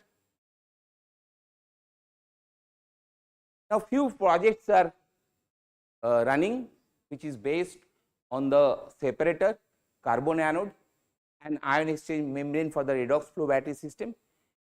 But few projects are coming, or we proposed, which is a demand for the whole thing, which is the lithium extraction technology. We have a reservoir in Ladakh, but we don't have a technology for extraction. We are a glass institute, so can we have a capability to go for the glass electrolyte system for sodium ion battery? That we proposed a project. And of course, we are developing different carbon anode, carbon materials. So can we have an indigenous supercapacitor technology inside that? So these are the projected, projects. Now come to the paper cell technology. So if you look at a technology level, almost all devices are rigid. It is not flexible. The flexibility is not coming because the battery is not flexible. And the battery, why is not flexible? Because the electrodes are not flexible. So if we have a compositions or configuration which can develop a battery or cell with the curved surfaces, so that will be the amazing. Now to develop that, we first developed the separator technology, which is basically the safety component of a battery. Once we achieved the success in separator, we have developed electroactive separator. So that will eliminate or have a capability to eliminate the liquid or other things from the battery. So if you have a flexible separator, so you can make a cell based on the separator. If you put anode at the one top of the separator, and if you have anode at the cathode at the other side of the separator, then it will be amazing and all the things will be flexible. So we developed the separator or preparator technology, which is a ceramic based, but the material or ceramic we use, it's a dead for the battery. And battery, because we used aluminum oxide, SiO2, sometimes barium titanate, sometimes other ceramics, but those ceramics has nothing to do with the battery. So we changed the ceramics. We introduced LLZO, which is lithium lanthanum zirconium oxide, which is a fast lithium ion conducting solid electrolyte. When we replace these dead ceramics with the electroactive ceramics, so this separator become a electroactive separator. Now this is the backbone of the paper cell technology, because once we are able to make a ceramic separator with a fast lithium ion conducting electrolyte, so we are almost there. And if you have a separator which can both work as an electrolyte, then you can have a technology to put the cathode and of course anode on the top and bottom of the separator technology. This is what the separator compositions, I will not go into the details. Now look at the what is the essence of the electroactive separator. This is the polypropylene, which is commercially available as a separator, even it is inside your mobile phone. This polypropylene at a cycle number of 80 to 100 at a current density of 0.8 milliampere per centimeter square dropped is not sustainable. Now when we are introducing ceramics, which is electroactive in nature, then even at that current density we are at that level. Of course it is not big one, at least 30, but still it is not dead. And when we are coming back to the again lower current density, it is again going back and showing its reversibility. The thing is that once the separator without ceramics is dead, your separator with electroactive ceramics is still alive. So that is the thing that we achieved introducing LLZO ceramics into that. And this is the capacity retentions and other profile. I am not going into the details. Now whenever you will develop a electroactive separator or flexible separator, this separator or electrolyte has to be compatible with almost all available commercial anode and cathode. That means you change the anodes, you change the cathodes and see the compatibility. So we have tested this particular separator in different anodes, MCMB, NCM, MCMB, LFP, these are the commercial. This is the lithium titanium oxide, NCM. So what we are doing, we are changing the anodes and cathodes, keeping the electroactive separator intact, and we are looking at the performance, whether this separator is basically performing or not. So everywhere we are satisfied with the performance in the lab level, that this electroactive separator has a potential to accommodate anode and cathode at the both sides of the surface. So this is what it looks like. This is an electroactive separator which is flexible. You can put your anode and cathode. This must have some base. So you take the conducting paper and put the cathode and laminate that. Again you take the anode, of course laminate that, and it's a post laminations you will have a cell which is flexible. As you can do it, it can be printable also. So the next generation battery is coming as a paper cell which can be printed in a fast high rolling printing machine. And if you look at the configuration level, this is the paper separator which is called electroactive separator. This is the anode or cathode and this is the conducting paper. So all are paper matrix. Of course this is a simpler version. I am not going into the details. There are some complexities are there. So we can term it as a electroactive separated supported paper cell. So that is the technology that is coming for the all flexible applications or for the batteries for curved surfaces. Now second chapter that I am going to tell, it's a e-mobility. India started e-mobility. We are looking electric vehicles running. Even if you have 100 vehicles, at least you will find 5 to 6 vehicles electric now. Now we don't have an options. We have a limited options for the batteries. All these batteries, lead acid, nickel cadmium, nickel metal hydride, lithium ion, these all will collapse. It will not support the electric mobility. The only thing that has been can sustain, it is the transformation to all solid state mode. Now it has a market. I think the market peoples and the commercial peoples are there. They have the right persons who can discuss all these things. I just want to say that from 2000 in solid state battery development, these are the number of patents are filing. Suddenly from 2015 there is a jump. Look at all these solid state batteries, people are talking, doing research. After 2015 there is a jump. Even the number of patents, if you go for the all solid state, please fix that mind, all solid state and solid state has a difference. Solid state mean even the solid polymer matrix is the solid state, but we are talking about the monolithic configuration where all will be the ceramics. It's a ceramic monolith. So look at that. Once 2015 there is a jump in the patent. So something happened in 2015. What happens? Tesla declared the world mobility will be running on the solid state configuration. So there is a huge jump everywhere in all academics, even in the research organization. And now if we take the headlines of the papers, you will be in a full-fledged confusion. Look at that. We are talking about all solid state batteries. Now look at the headlines for all over the world. Toyota's 1200 kilometer range solid state battery could change EV game. Here is how. If you go to the all reports, you will find there is nothing is there. Now it starts with a question: would solid state battery supercharge electric vehicles? Now again, Volvo's is declaring strike cautious tone on solid state battery technology. Tesla is claiming they will develop in solid state and they will be on the market in 2030 and all vehicles will be changed with the all solid state battery.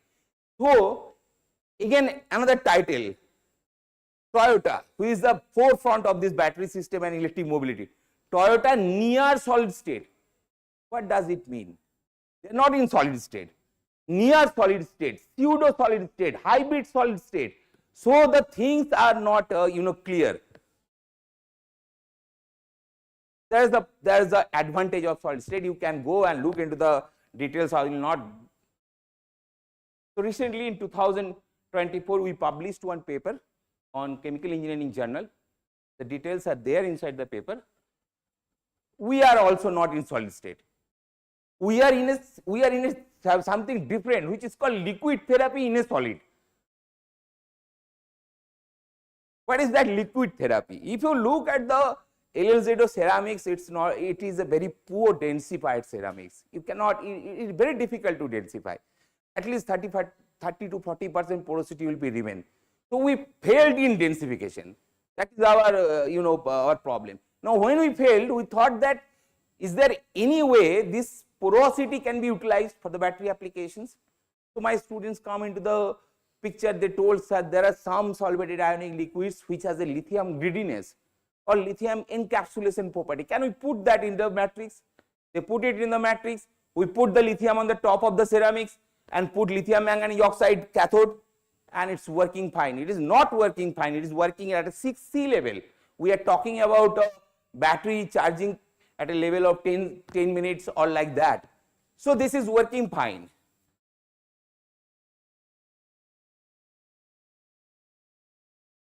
Now, if we take the conventional ceramics preparation with these electrolyte materials and we put the same liquid therapy and do the cell configuration, it is not working because due to the grain boundary resistance.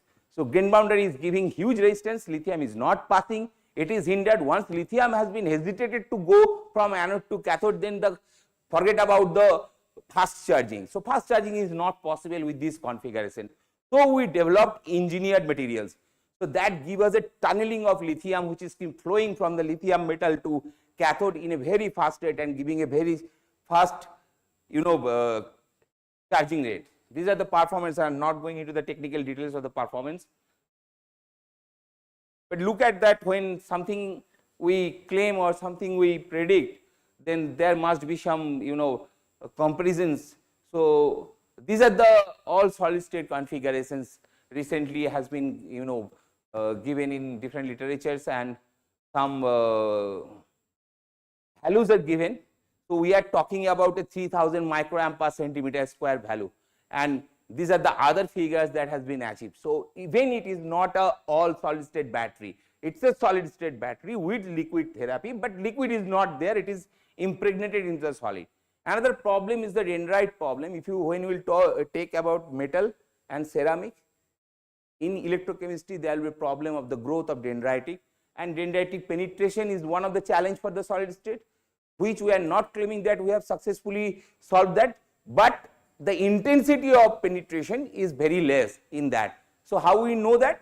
We dismantle the cell after the full cycling test, and when you look at the surface, we have found that some cracks. So they are basically lithium tried to enter into the ceramics. So lithium may not be able to successfully puncture that ceramic, but able to make a cracks. So that now we are working to crack free things. Now that is what the engineering challenge is there, and for that reasons it is not everything we can solve. So we have taken two industry on board, so which are helping two things.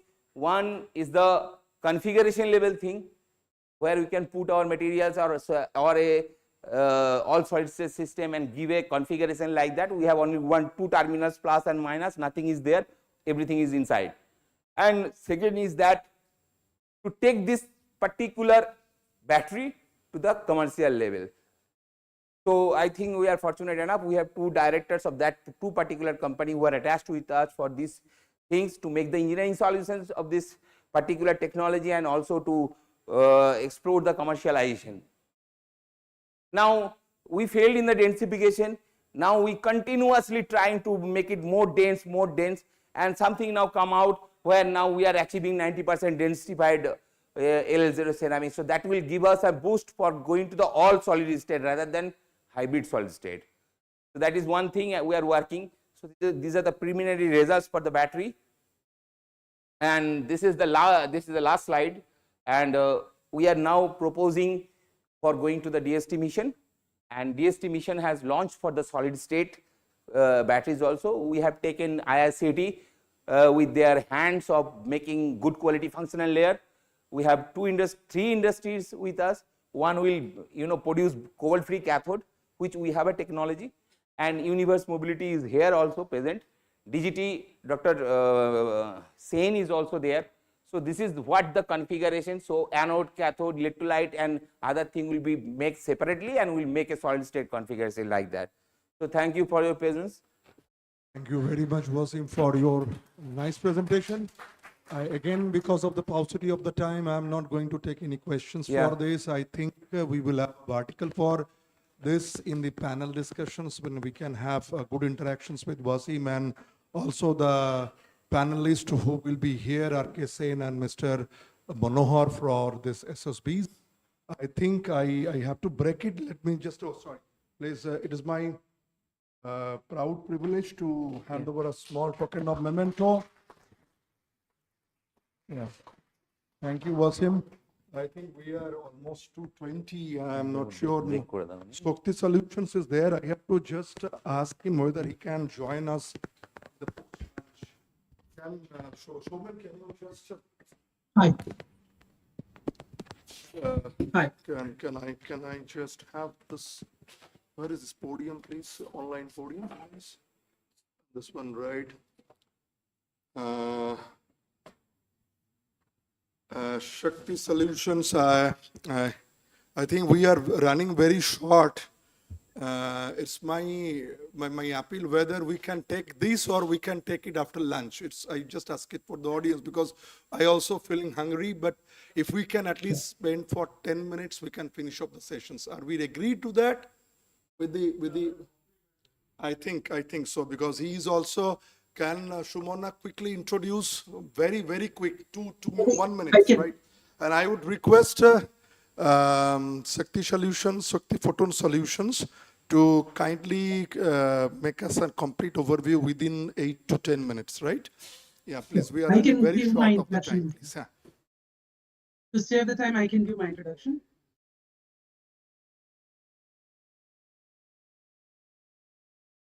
Dr. M.R. Motapath, Director and Founder of Shakti Photon Solution. He has done his PhD from National University of Singapore on ion channeling and ultra thin crystals, and he is presently assistant professor at Department of Physics, SRM University, India. He has published over 56 papers in international journals and 2 patents, and he has more than 16 years of experience in developing analytical and microscopic technologies for the R&D, energy, health, safety, and environmental. So with this short brief introduction, I am inviting the speaker to present his talk. Over to you, sir. Can you please make this full screen, Mallikarjuna?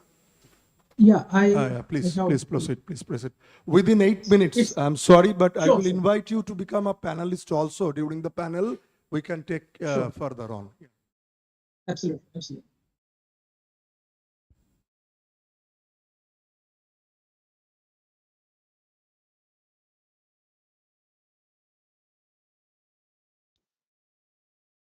Yeah, I it's think, visible. my screen is visible, sir? Yeah.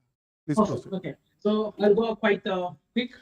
So mine is a startup company which was incorporated back in January 2023, and recently we incubated at IT Madras Research Park, which is like 2 months back. So my company is trying to develop the net zero technology for a clean tech. So company name is Shakti Photon Solutions Private Limited. So just a rough background. So I'm an experimental physicist, so from accelerator synchrotron background. Trained in Singapore, US, and Sweden, and came back to India a few years ago with the DST Inspire Faculty Award.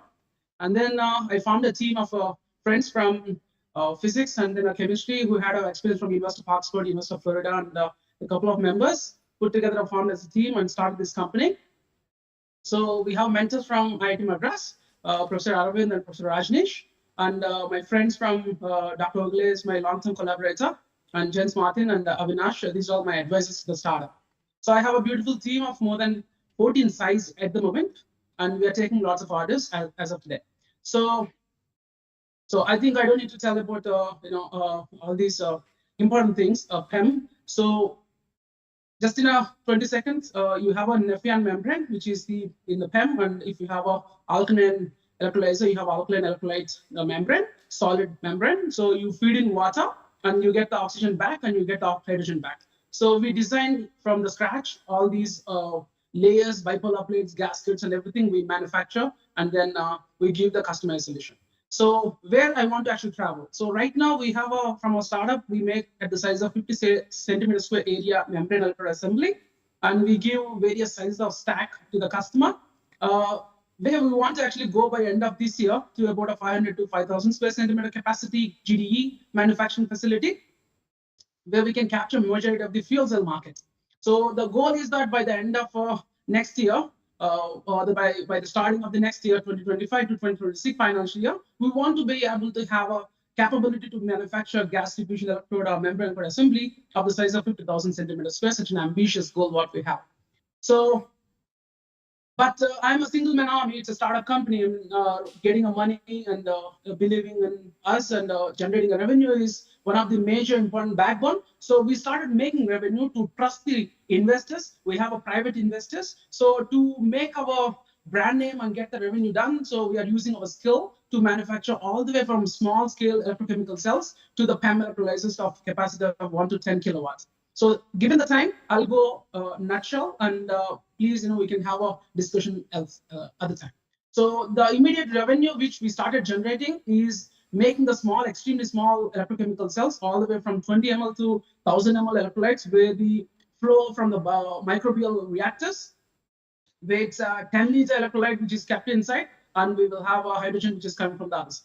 So we have actually designed and patented a technology where how the gas is bubbled inside a liquid, all the way from for extremely small electrolyte based electrochemical cells, where 2 ml to 3 ml electrolyte is only the electrolyte, so that one can actually quantify beautiful reaction products. And we first 3D print it, prototype it, and then we machine with the Teflon, and we give it to the customers. So we actually, this is another type of a customer demand where it's a hybrid device between a PEM and a regular electrochemical cells, where the Nepean membrane can be reused because the membrane is not touching the catalyst. So that one can actually reuse the membrane multiple times because the Nepean membrane is actually expensive. So we actually make various sizes of PEM electrolyzers and AEM electrolyzers, and depending upon the customer. Okay, so we have actually, given a couple of these PEM-based electrolyzers to various customers. The sizes and the bipolar, these channels are actually customized again. Yeah. So as of today, we have got 10 plus customers, which are from IITs and NITs and private universities such as BITS Pilani and all. So the Central University of Hyderabad. So in terms of as an industry customers, we are actually attacking the customers from the pharma industry and jewelry industry mainly. So we are trying to replace the gas cylinder from the hydrogen gas cylinders with our on-site hydrogen generator. So it's a portable hydrogen generator where it can actually provide all the way from 0.5 to 10 ml, 10 liter per minute. So we are in discussions with Dr. Reddy Labs, Syngene Labs, and the analytical facility provider Thermovision Measurements. So our competitors are actually selling at about range of $10,000 per device. So if you want to buy any hydrogen generator as of today, we need to pay about $10,000 to make this happen. So we're actually doing in the price of 4,000 to 5,000 rupees. That's going to be our market price, which is coming into the market in 2-3 months down the line. So we have developed patents where how we stack it so that the stacking will actually give the high efficiency and energy efficiency perspective. So that we use the sensors, which are in situ sensors, so that we measure the sensor back signal to assemble it, so that we get the better energy efficiency. And I'm not able to stop the science because I have given about 7 to 8 minutes. We can have a discussion. So we also have a customized product for the hydrogen separation for a biogas-based plant, where we can actually mix the hydrogen with nitrogen or a methane, and we can extract the hydrogen selectively, and we can actually reject all the gases. We are in discussions with a couple of biogas plants in Varanasi and Uttar Pradesh. So this is our prototype which has actually done it. And a couple of ongoing projects which we have right now. So one of the customer who's actually having an array of electrolyzers which are kept in a series for the purification industry. And then this is one of the order we are actually getting from MNIT Jaipur, where it's a 10 kilowatt based PEM fuel cell. And we have facilities to manufacture MEAs and calendar it, and then spin put the ultrasonic for the slurry preparation, and the intermetallic for the PVD 2-inch and 4-inch spectral depulsion systems. So I think I will not talk much, rather I will take any 1 or 2 questions now to interact with the audience. Thank you, Dr. Mallikarjuna. Nice presentation.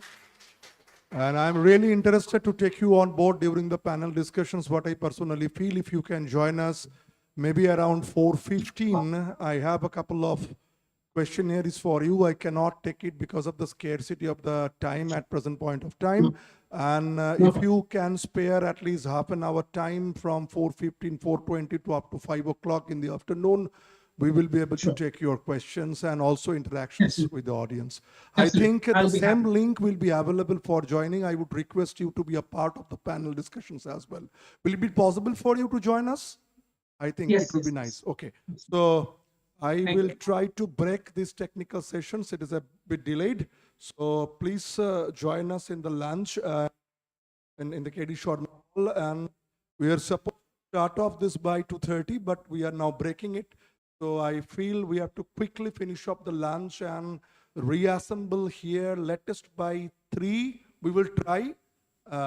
Let us join by 3 to 3:10. Okay. So we have, I think I have seen Glenn here already joined. Right? Glenn, are you there? Glenn, CSIB Spain. Glenn, he might be on mute. Okay.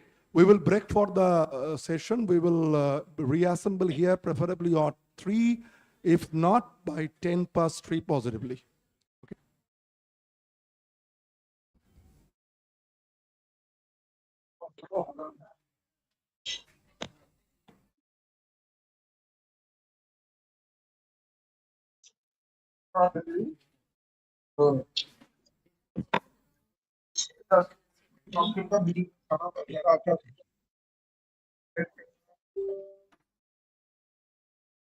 क्या कैसे बन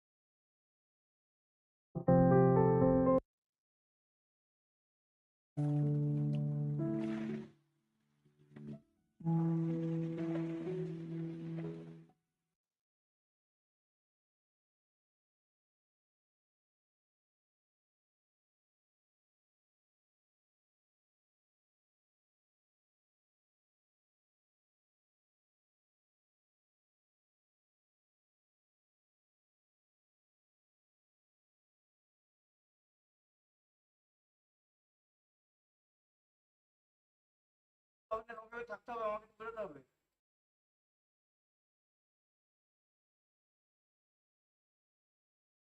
হ্যাঁ, পারবো না, পারবো না, পারবো না, আমি ছেড়ে দেবো তাহলে।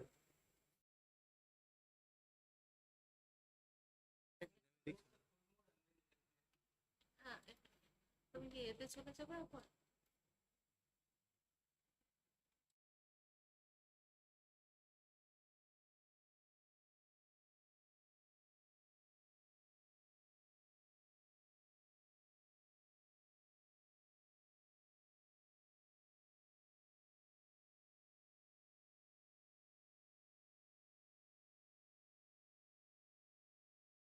কপি পেস্ট করে দেবো ম্যাম। হ্যাঁ, কপি পেস্ট করে দেখো। এই যেটা স্লাইডে এইটা না?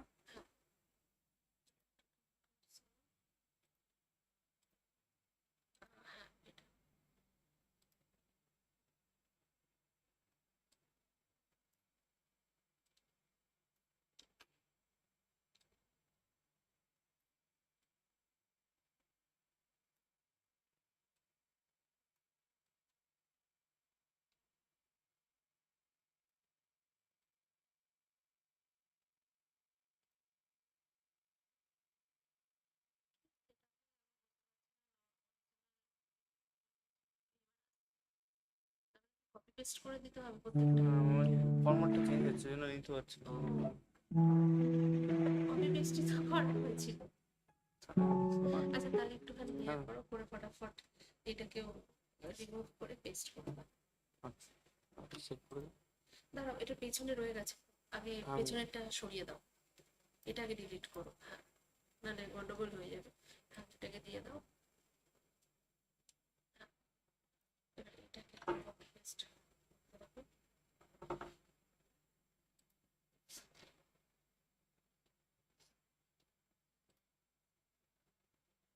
তোমার কোনো একটা অন্য ফরম্যাটে কি বানানো, ফরম্যাটটা চেঞ্জ হয়েছে, এরকম হয় না। জানি না, এইটা আমি লক্ষ্য করছি, এটা যে ল্যাপটপ আর আমার ডেস্কটপটা একদম নতুন তো, ওই জন্য হয়তো দুটো জায়গায় মিলিয়ে মিশে এটা ডিলিট করে দাও।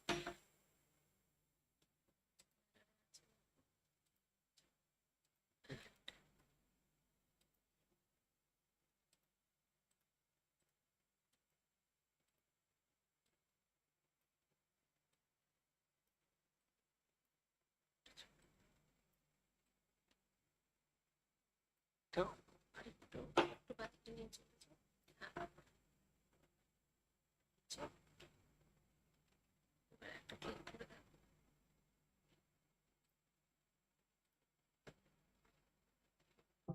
ঠিক আছে, ঠিক আছে, আপনি আর একটা লাস্ট বাকি আছে, তাহলে আগে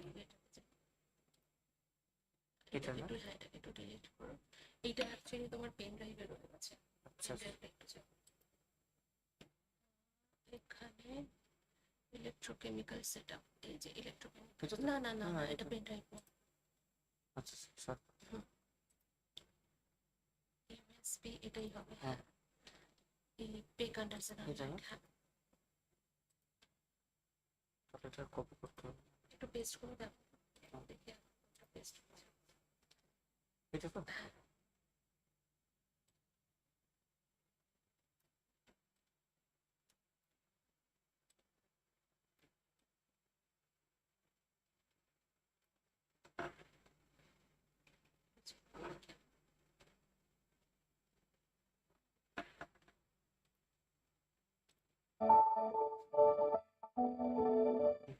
ঠিক আছে।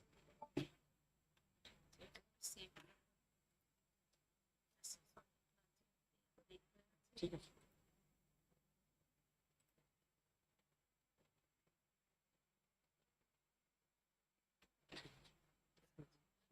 কাজ একটা করবো, এই ভিডিওটা আমি এই ভিডিওটা একটু নিয়ে কপি করে হ্যাঁ কপি করে নাও ওখান থেকে, তাহলে আমার পরে ব্রাউজ হ্যাঁ করতে দরকার নেই।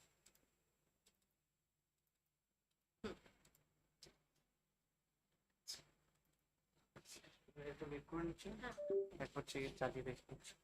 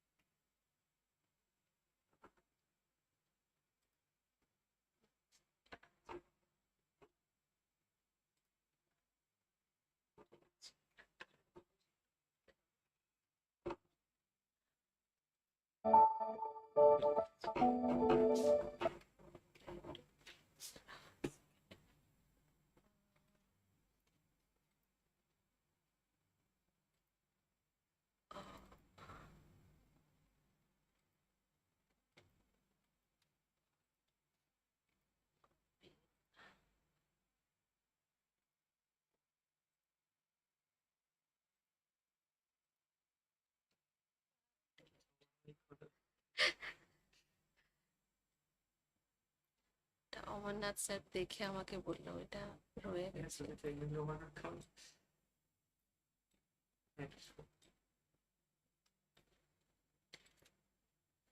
Actually, now my this new computer na Windows 11 is there, and I'm using laptop older version. So when I modify, something happened. That's why it create problem. Okay, बंद कर दीजिए. हाँ हाँ हाँ वो पहले ही कर लिया था, हो गया. This is yours.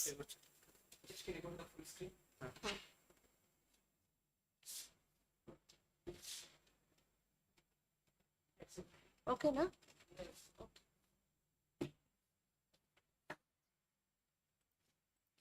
Thank you. ঠিক আছে, কোনো ব্যাপার না।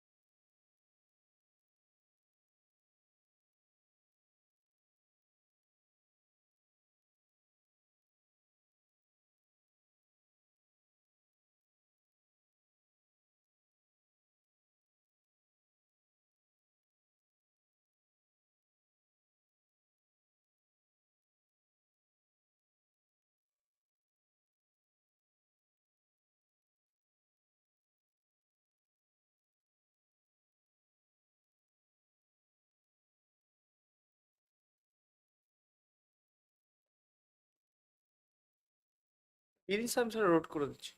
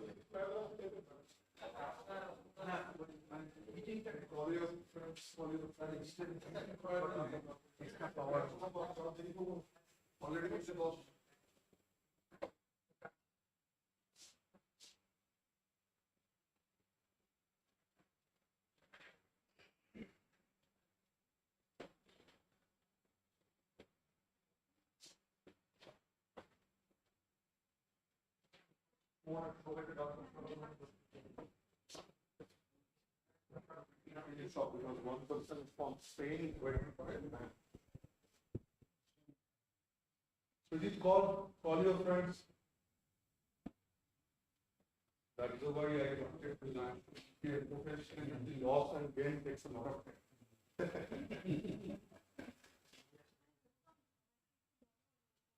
চলে আসতে বলো, ঝেঁটিয়ে আনতে বলো, let us fill in and start this session.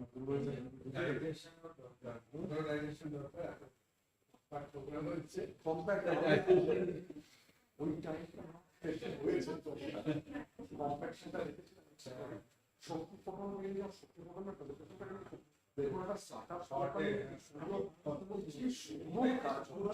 Shakti photon আমাকে লিখেছিল our line of action immediately I told you to present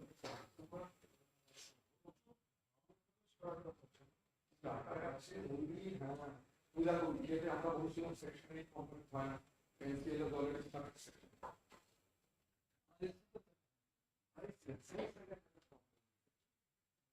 because we are making minorities national we go through the other components from that is problem HBI যেটা তারা করেছে ওর CEO appoint করতে from DSC he is a good friend of mine he is a Telugu person fantastic না না খুব বুঝি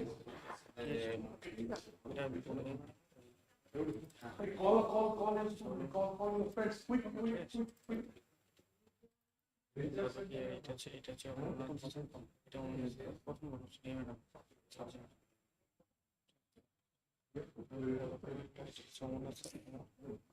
এইটা হচ্ছে দিনাজপুর হচ্ছে 7,000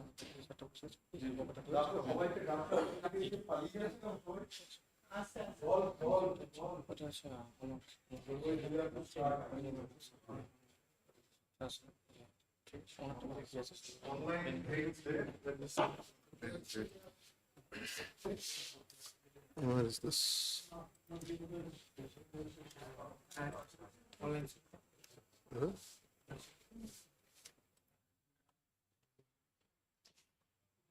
Glenn, are you there? Hello, Glenn. Maybe it's still on mute, I think. Not there, maybe. Hello? Glenn, are you there? You are not audible. Yes. Can you hear me? Can I have this? Please, I phone Glenn, you are not audible to us. Glenn. Glenn, you are not audible somehow. I do not know. Okay. Yeah. Now it's perfectly all right. Perfectly all right. Can you say hello? I think you are now. Can you hear me? Yeah, now it is audible, Glenn. Thank you. So we are just about to start the technical session 1, the technical session 2. Post lunch, we had a little bit of spillover of the times. Okay. So anyway, I think without further delay, we will start it off. Audience will keep filling up. Come. Okay. So in this technical presentation too, I welcome heartily all the delegates, industry resources and the academia resources. The first lecture will be given by a very resourceful person, Dr. Rothindranath Das, ex-general manager, CTI Bangalore and corporate R&D BHEL, and also at present CEO Dense Power Bangalore. He will be primarily giving a talk on RSOFC, a key technology for poly generation in modern energy systems. I would request Shumona to come onto the dais and introduce Dr. Arendas in front of this audience, please.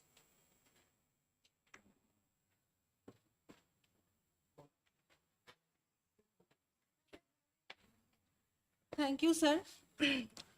So, Dr. Arendas is an ex-general manager of WELL, and presently he is CEO of Dense Power Bangalore.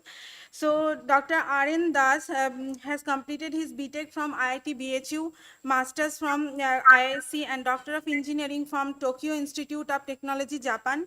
He has developed 4 decades in industrial and R&D and sustainable new product development. He was responsible for developing and commercially supplying the first indigenous ceramic honeycomb-based catalytic converters SCR and DPF for Indian automobiles in the late 90s.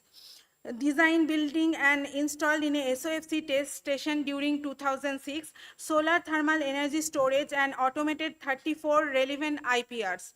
Dr. Das served as General Manager of WELL Corporate R&D, working with academic institutions, corporates and certifying industry bodies. He also served as member of research advisory councils of CSIR labs such as NAL, Bangalore and CGCRI, Kolkata. After WELL in 2021, he conceived and founded the startup Dense Power Private Limited with the active supports from IISc and Shell. Dense Power is focused on high power density solid oxide based energy system to make fuel to power and power to fuel conversion more efficiently. So with this brief introduction, I will invite Dr. Arendas to come up on stage and please deliver his speech.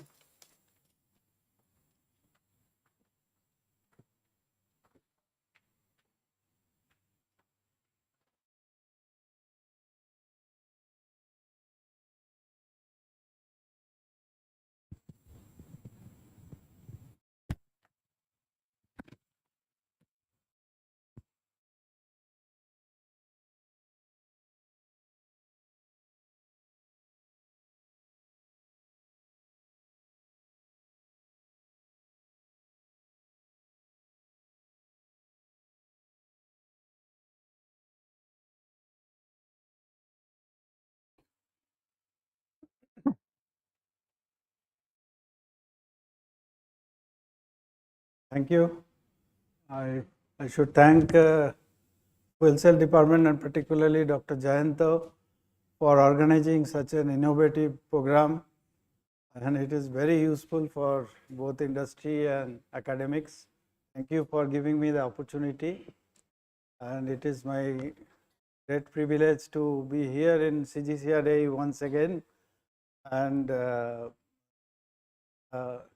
I'd like to talk something futuristic, because already you are the expert of solid oxide fuel cell, reversible fuel cell, so you know the entire technology, and no other institute in India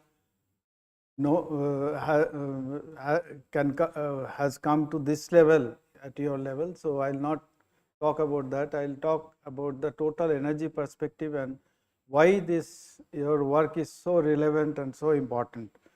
So the RSOFC, a key technology for poly generation. What is poly generation? What is modern energy system? I'll just little bit explain. Modern energy system, you know, because energy transition is unavoidable. Energy transition is coming, and modern energy systems will change the way we generate power and use our power. So it actually represents a significant shift towards cleaner, more sustainable and efficient way of powering our world, because this is the necessity today. Without that, the temperature we don't know. 25 years back, Dr. Santanu has already told the change he has felt about the temperature in Calcutta. So we don't know after few decades what will happen. So that's why it is unavoidable. Energy transition is unavoidable, that all of us know. Sustainability, efficiency, reliability and the economics. These are the driver for modern energy systems. And here there is a term called polygeneration. Polygeneration is a very important term in terms of decarbonization and energy transition, because polygeneration meaning that with different types of energy we are generating different types of energy. So this transition of energy, why it is important, because it is not the only electricity is causing the carbon emissions. There are various other aspects. So if when you go to statistics, the next slide it will be clear. So why solid oxide fuel cell converts fuel to electricity with the highest efficiency and least pollution that known, and it is the only technology. And when you operate in the electrolyzer mode, it consumes 25% less electricity for the same amount of hydrogen production. So you know that green hydrogen production requires 30% less solar field than any other electrolyzer. So why solid oxide fuel cell and why reversible solid oxide fuel cell is important for polygeneration, and why polygeneration is important for energy transition and modern energy system. Because industrial heating is a major contributor of carbon emission. So in the recent report it says estimated that industrial heating share in global greenhouse gas emission is 24% or around 24%. So it is a huge contribution is coming from global heating, industrial heating. We are leaving the residential heating, and here the energy consumption using fossil fuel is the main process because of the cost, because already industry is running in a cost structure, business structure, and where the fossil fuel burning for heating is very essential, and they cannot, one day they cannot close it. So now there is a term, the polygeneration comes through solid oxide fuel cell can mitigate this problem the way it is designed, because this direct emissions from burning fossil fuel, because all our technologies are burning the fuel in air. So when you are burning the fuel in air, the entire 100% and 80% of our energy generated in the whole world is burning fuel in air. So what happens, the air, it consumes the oxygen and balances nitrogen. So what is our carbon dioxide produced is mixed with nitrogen. Then it will be very difficult to separate carbon dioxide from nitrogen. That itself will take more energy to separate carbon dioxide. So that's why the sequestration and the carbon dioxide separation is so expensive that it is not becoming popular, or it may not be viable in the other places. Now here the solid oxide fuel cell, which is the only viable technology, the demonstrated technology which can provide highest possible energy conservation, energy conversion. So the efficiency that generate high quality, and also it generates a high quality heat without direct combustion in air. So the direct combustion in air is avoided. So as you know, the solid oxide fuel cell is a electrochemical process, and it is generate electricity without combustion. So even if you use, the discussion was going on in the morning, even if you use carbon monoxide and other fossil fuel, here the exhaust carbon dioxide will be pure carbon dioxide, which can be utilized in many industries, and there is no need of separation of carbon dioxide from nitrogen, because we are not combusting anything, we are doing electrochemically and direct carbon dioxide production. So, solid oxide fuel cell can generate the high quality heat and the efficiency. We are not talking about efficiency, heat, because heat is contributing 1/4 of the global emissions of carbon emissions. So, so this point is not very, it is not very much utilized today, and reversible solid oxide fuel cell can maximize the efficiency of electricity, heat generation and green hydrogen generation. So, green hydrogen is an energy storage which can be used as a long term or short term energy storage, and that can reduce the carbon emission in turn, because in the night we have to run with the base load, and carbon footprint of the base load will be higher. So, I will give a example, but though there is it looks like that it can solve the problem, but why there is a delay? Because the industry is set for certain technology, and solid oxide is a maturing technology, it is going to mature very soon, and this aspect was not discussed in many forum. Like I will give an example, like solar PV module, it generates electricity, and India has transformed itself to a renewable energy source, and 2030 government plan is to make 50% of our energy through solar and other renewables. So, such a huge growth is there, but you know that how much percentage efficiency it runs. When a meter square is taken, say 1 kilowatt per meter square solar energy is coming, but we are utilizing only hardly 14 to 16% in a conversion of electricity. So, here there is a inexpensive method is available today, which is called thermal sheet is attached to the PV, and the PV becomes a PV thermal, and in that process 60% of the solar energy can be transferred to the useful energy. So, 16% or 18% will be electrical energy, and balance will be thermal energy, which can be utilized. So, now the industry has to come, business strategy has to be made, where we require the thermal energy. As I told in the previous slide, 24% of the emission is coming from thermal, we are heating somewhere, and where this type of heats are required, like in some countries, huge universities, big universities, huge hostel buildings, the entire hostel requirement of the hot water, which is very low temperature water, say 45 degree maximum water, that can be easily done with a very low cost by putting a PV thermal. So, such a simple technology, and where the life of PV cell also increases, as well as when you cool, because there is a negative temperature coefficient for the generation of electricity from photovoltaic cell. So, around 6% of increase in electrical efficiency is possible by cooling, because once we are heating the water, that water cools the PV panel.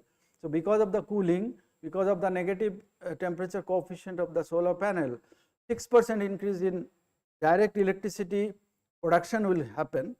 So, that is a direct contribution, and per day 4 kilowatt hour thermal output can be possible from a single 240 watt module.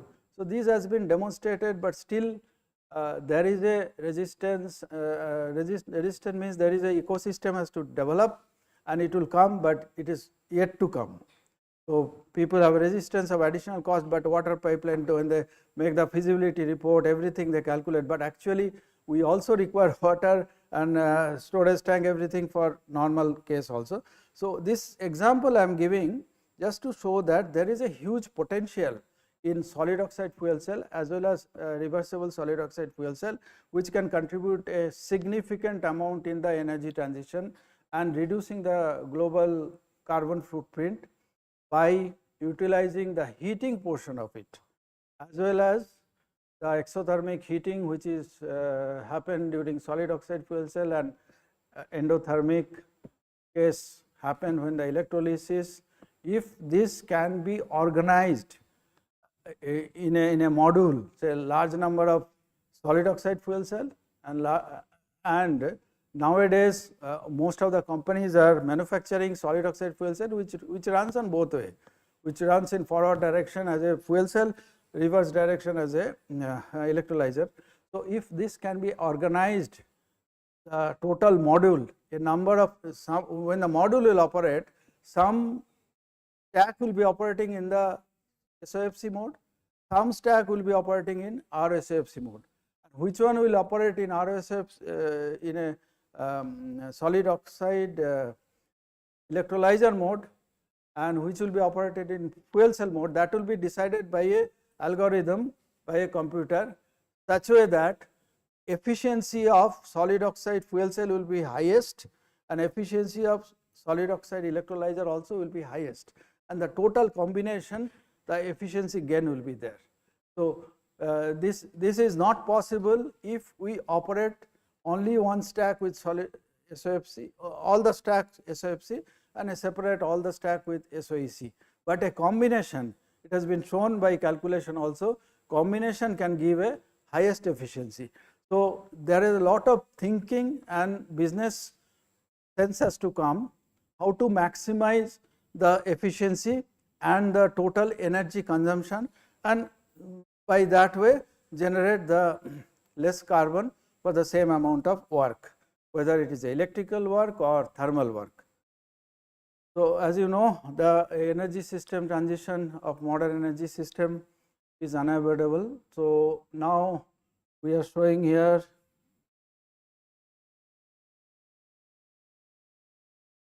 so now everything is black, because morning also some speaker has told that all 56% of our electricity what we are using today is coming from coal. So black, and slowly we have to make to green, and by 2050 you have to make complete green. This is a task.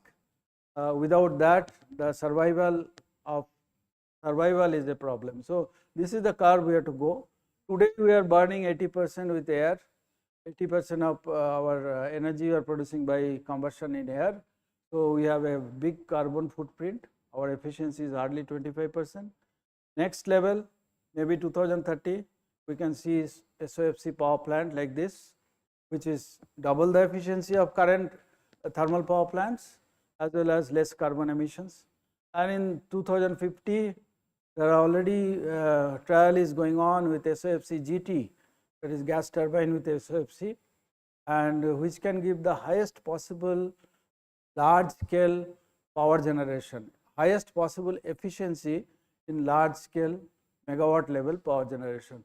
So this is the technology is growing, maybe 2050 it will come to us. Now the unique selling point of SOFC is that our next rival is 25% behind. Whoever is the next rival in fuel cell or electrolyzer mode, their efficiency is 25% less. So that is the selling point of solid oxide fuel cell, and as you know, you are working on this subject and in a depth. So you know there is no noble metal used, and there are availability of material, cost, everything is much less than other technology, AEM or PEM. So there is a scope of huge improvement, and we have to impress the industry, we have to impress the business. There is a lot of business sense in going for solid oxide technology, which is the highest efficient demonstrated. But the challenge is, there is a challenge why people are not going is because of fast degradation and high cost. This is the mindset of people, and people think decision maker or investor, they will be thinking that so fast it will be degrade, high cost, because today is the highest cost. But I am going to show this next. There is a paper I just referred here.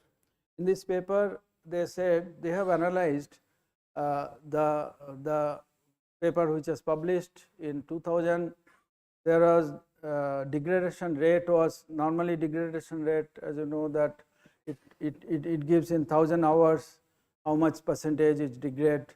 So, it was around 40%, the papers which was published in 2000, and 2020 or 2015 around, they said that has come down to 0.4% and going to come down to today it is 0.2%. So, that means time to reach a solid oxide fuel cell or a solid oxide electrolyzer, time to reach 10% derating of its capacity was in 2020 it was 250 hours, it will degrade to 100% to 90%, but in the 2015 it was 25,000 hours required to degrade a stack from its 100% capacity to 90%, and today people are even guaranteeing, to some extent guaranteeing, that 90% capacity will be possible. That means only degradation of 10% is possible, up to 50,000 people are guaranteeing. So, this is going to go up, and because the rate it is going up, the graph is shown.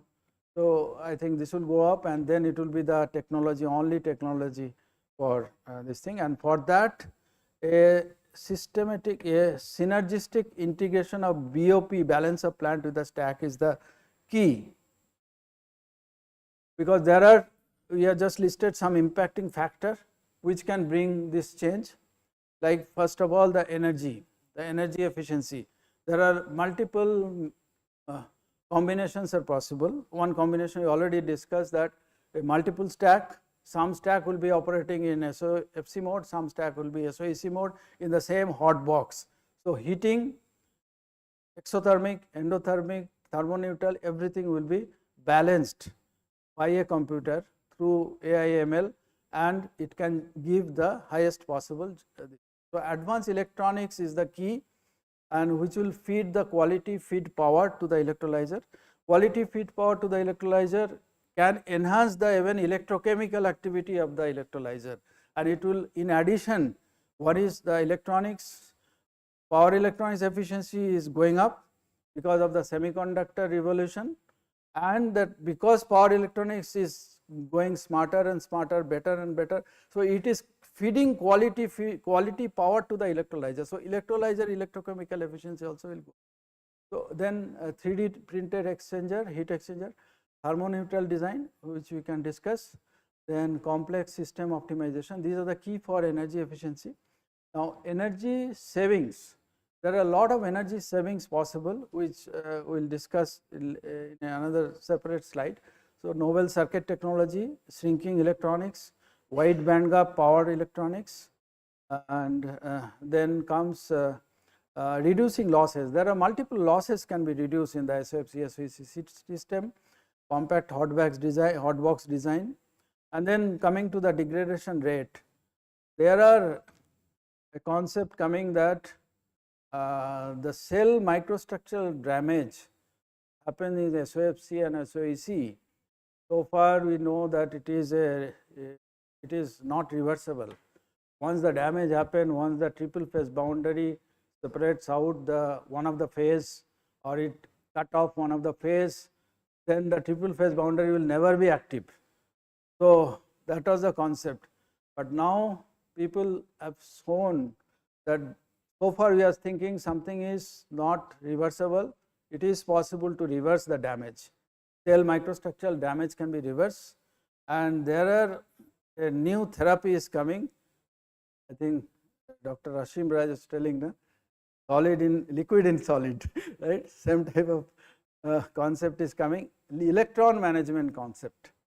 So, we have to manage the electron in such a way that your electrochemical and the triple phase boundaries, this can be reversed. The damage happened can be reversed.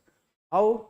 One example, like you have a lot of micropores in the triple phase boundary area, where actually your electricity is getting generated, and what happens when you use 1000 hours, 10,000 hours, 20,000 hours, lot of micropore gets trapped, because as you know the triple phase boundary get inactivated as you degrade, because it disconnect.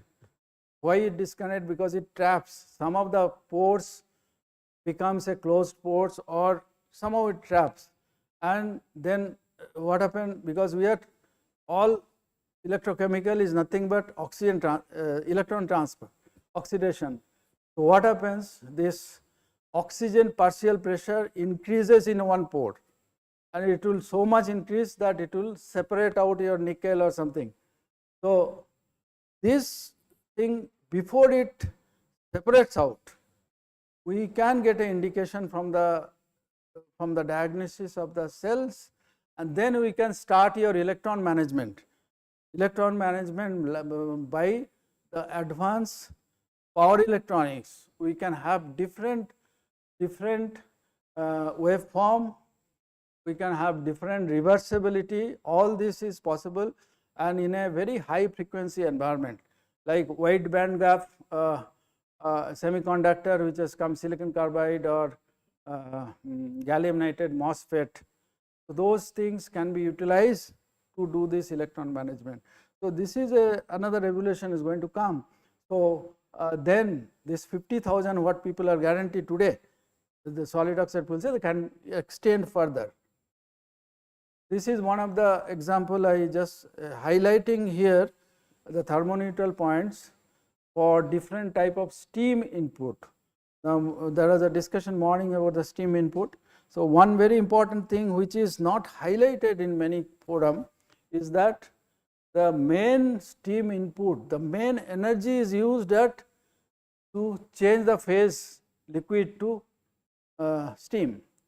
Actually main your energy is going there, and that energy is very low heat, a low quality heat, less than 130 degrees centigrade. So this type of heat is available most of the industry, most of the hard to abate industries having this this type of heat, plenty, it is wasted, cement, steel, you name, all hard to abate, aluminum. So this high quantity of the energy can be introduced here, and when you are seeing the thermoneutral graph here, so this is shown at the endothermic case.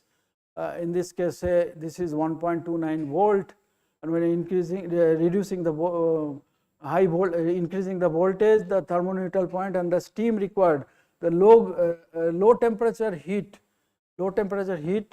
is this much is required up to this level. High temperature heat can be limited. So so the point I am telling here, that by designing a proper design of steam integration with the SOEC can save lot of our energy need. Here there is a power electronics. So this is a new architecture of power electronics, because there are a lot of electrical experts are available. They can do the architecture topology. Now we are showing a conventional topology with a improved topology. Now you see, and these are all a multiple solid oxide fuel cell and an electrolyzer system where we can maximize the efficiency. Now you see that cost of BOP, 50% cost of BOP is power electronics, and power electronics cost is how big system you are making, what is the kilowatt. Now you can see this conventional technology, say SOEC case we require 27 kilowatt, SOFC case same stack, it requires 6.3 kilowatt, and a DC-DC converter is required 27 kilowatt. This is the conventional design. Now when you improve the topology, this is the result which has been proven both by in the computer by this thing as well as experimentally. Same 27 kilowatt DC-DC converter can be converted to 6.6 kilowatt DC-DC converter. So it helps not only the cost, huge cost reduction, the cooling requirement will come down. So that way we can we can boost the efficiency of power electronics from 97% to 99% by doing this, just to change the topology. And because this is a bidirectional thing. Okay, so this is an example.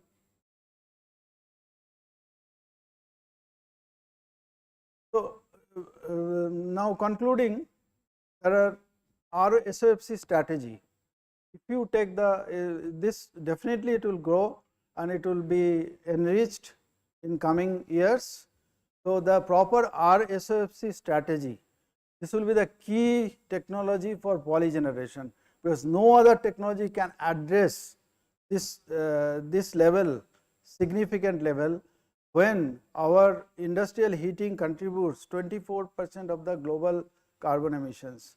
So we have just summarized the thing here, matching heat, power, CHP, thermal.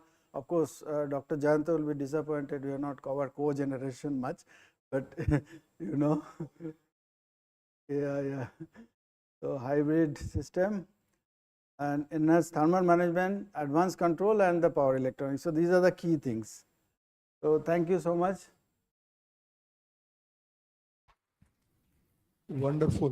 What you have addressed is this address linkage. Dr. Ashish mentioned that the importance of power electronics. Yes, I have a very small, not a question. I just wanted to maybe we can discuss later on. This 27 kilowatt of requirement can be brought down to 6.6. Yes. So is this the new generation wideband silicon carbide based MOSFET require? How can it be made possible to bring it down? Yeah. MOSFET has a huge contribution for So this this thing. 97%, 99% efficiency of power electronics is possible today because of MOSFET, silicon carbide, and silicon carbide largely, and gallium nitride in a smaller system.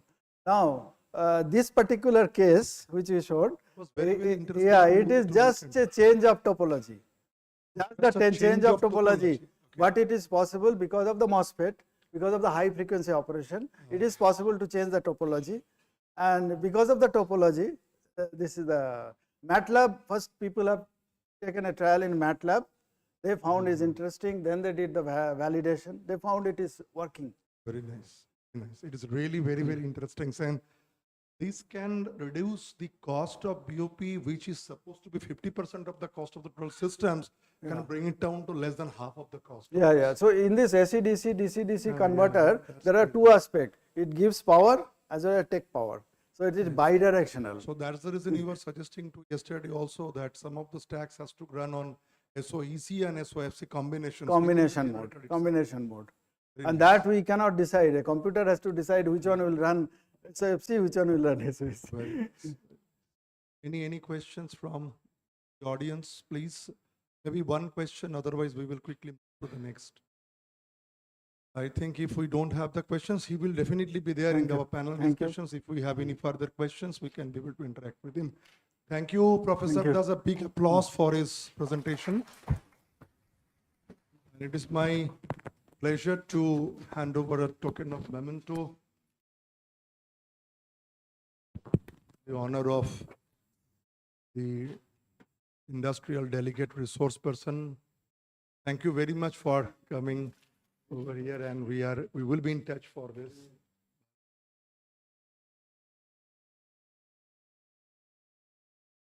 So this is the to welcome you and as a token of appreciation for your, thank you. We are looking. We are forming a bridge between the industry and Right. So it is my pleasure that some of my fellow colleagues have choiced it. I really appreciate for this bridging gaps. Thank you very much. So quickly moving to the next talk.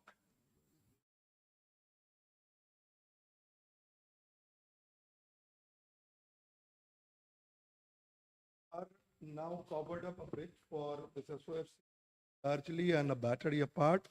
Then the next lecture will be on the hydrogen generation, but through a different technology called photocatalysis. Photocatalysis for solar water splitting a perspective of CSIS CGCRI will jointly be delivered by Dr. A.R. Alu and Dr. Shravanti Ghosh from our divisions EMDD, CSIS, CGCRI. I will request Dr. Shumana to quickly read out the biodata and introduce the speakers in front of the audience, please.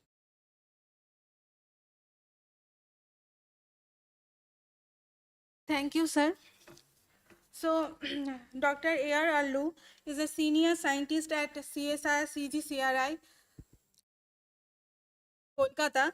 He received his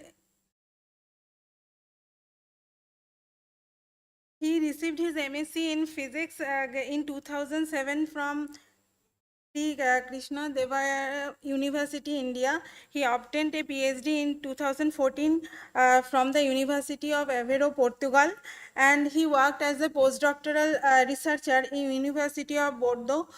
In 2016, he moved to CSI CGCRI Kolkata as a scientist. His research focuses on developing glass and glass ceramic based materials for functional application, and currently he has been focusing on synthesizing and developing multi-element metal nanoparticles using glass materials. He published over 70 papers in international journals listed in ACI. And also, I'm going to introduce Dr. Shravanti Ghosh for her talk because she will be deliver her talk now.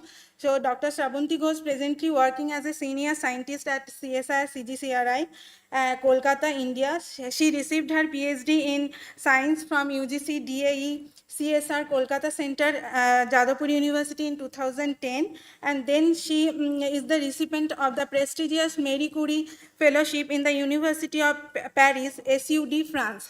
She worked as a God Energy Talent co-found Marie Curie Fellow researcher at University de Alcalá, Spain. Her main research interest includes functional materials at the nanoscale for photoelectrochemical devices, photocatalysis, and therapeutic applications. She is co-authored of 104 publication in international and journals, 4 patents, cited, edited 6 books, and contributed 24 book chapters in the research community. She mainly focuses on semiconductor heterostructure for green hydrogen production, prototype devices, and solar fuel cell production.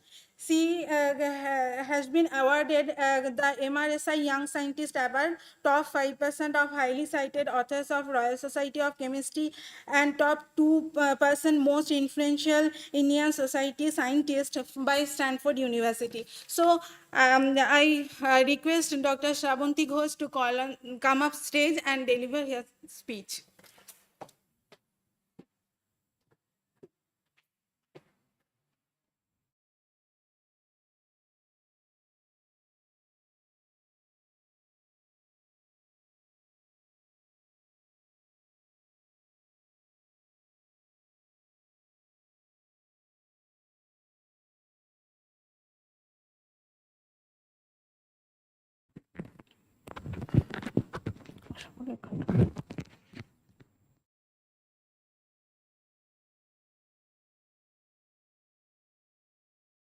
Thank you, Shumana, for your kind introduction. I would like to thank Dr. Jayanta Mukhopadhyay for giving us the opportunity to represent some of the another technology. So I'll not take much time because we are running behind schedule. So since morning we are talking about hydrogen importance, green hydrogen production, and many conversion devices, but now it's time to discuss little bit different technology, which is a very simplest technology, but following the very famous quote by Einstein, that make everything simple but not simpler. So I'm telling that it's very simple technology, but still there are a lot of struggle, and there is a balancing of some good property and also some issues which needs to be resolved, but still we have some good news. Last 5 years significant work has been done in this area, particularly large scale prototype also demonstrated. So, table of content is why we are talking about solar fuels and particularly photocatalysis technology. There are many photoredox reaction can be attended through solar catalysis, but today as we are talking about more green hydrogen, so we will focus on the water splitting and hydrogen generation and materials challenge and further the result and future scope.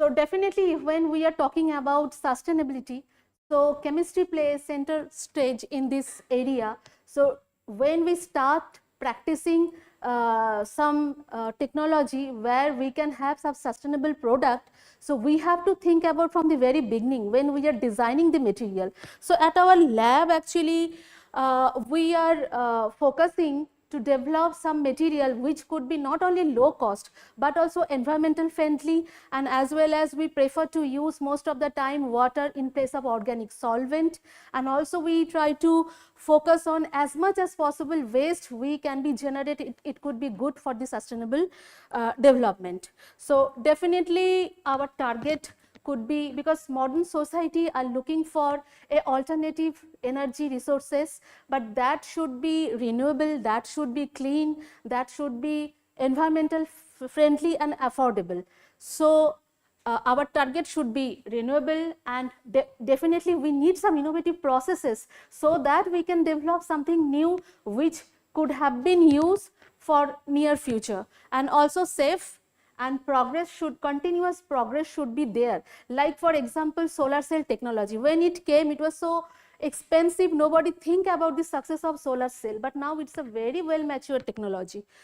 So, definitely we are talking today solar fuel. So, solar fuel actually is a synthetic fuel which generated through solar light following by some redox processes. So, for example, hydrogen production through water splitting, and it should be eco-friendly. Definitely when you split water, pure water split into hydrogen and oxygen in presence of solar light, so there is no generation of CO2, any other toxic material or any other emit gases, and it is affordable because we are using very low cost semiconductor as a catalyst. So, it could be affordable technology, and also scalable is possible. I will give some example recent success, and also it could be storable because we all are learning from the nature. So, this technology is particularly following the artificial photosynthesis. So, we are converting solar light into the chemical bond.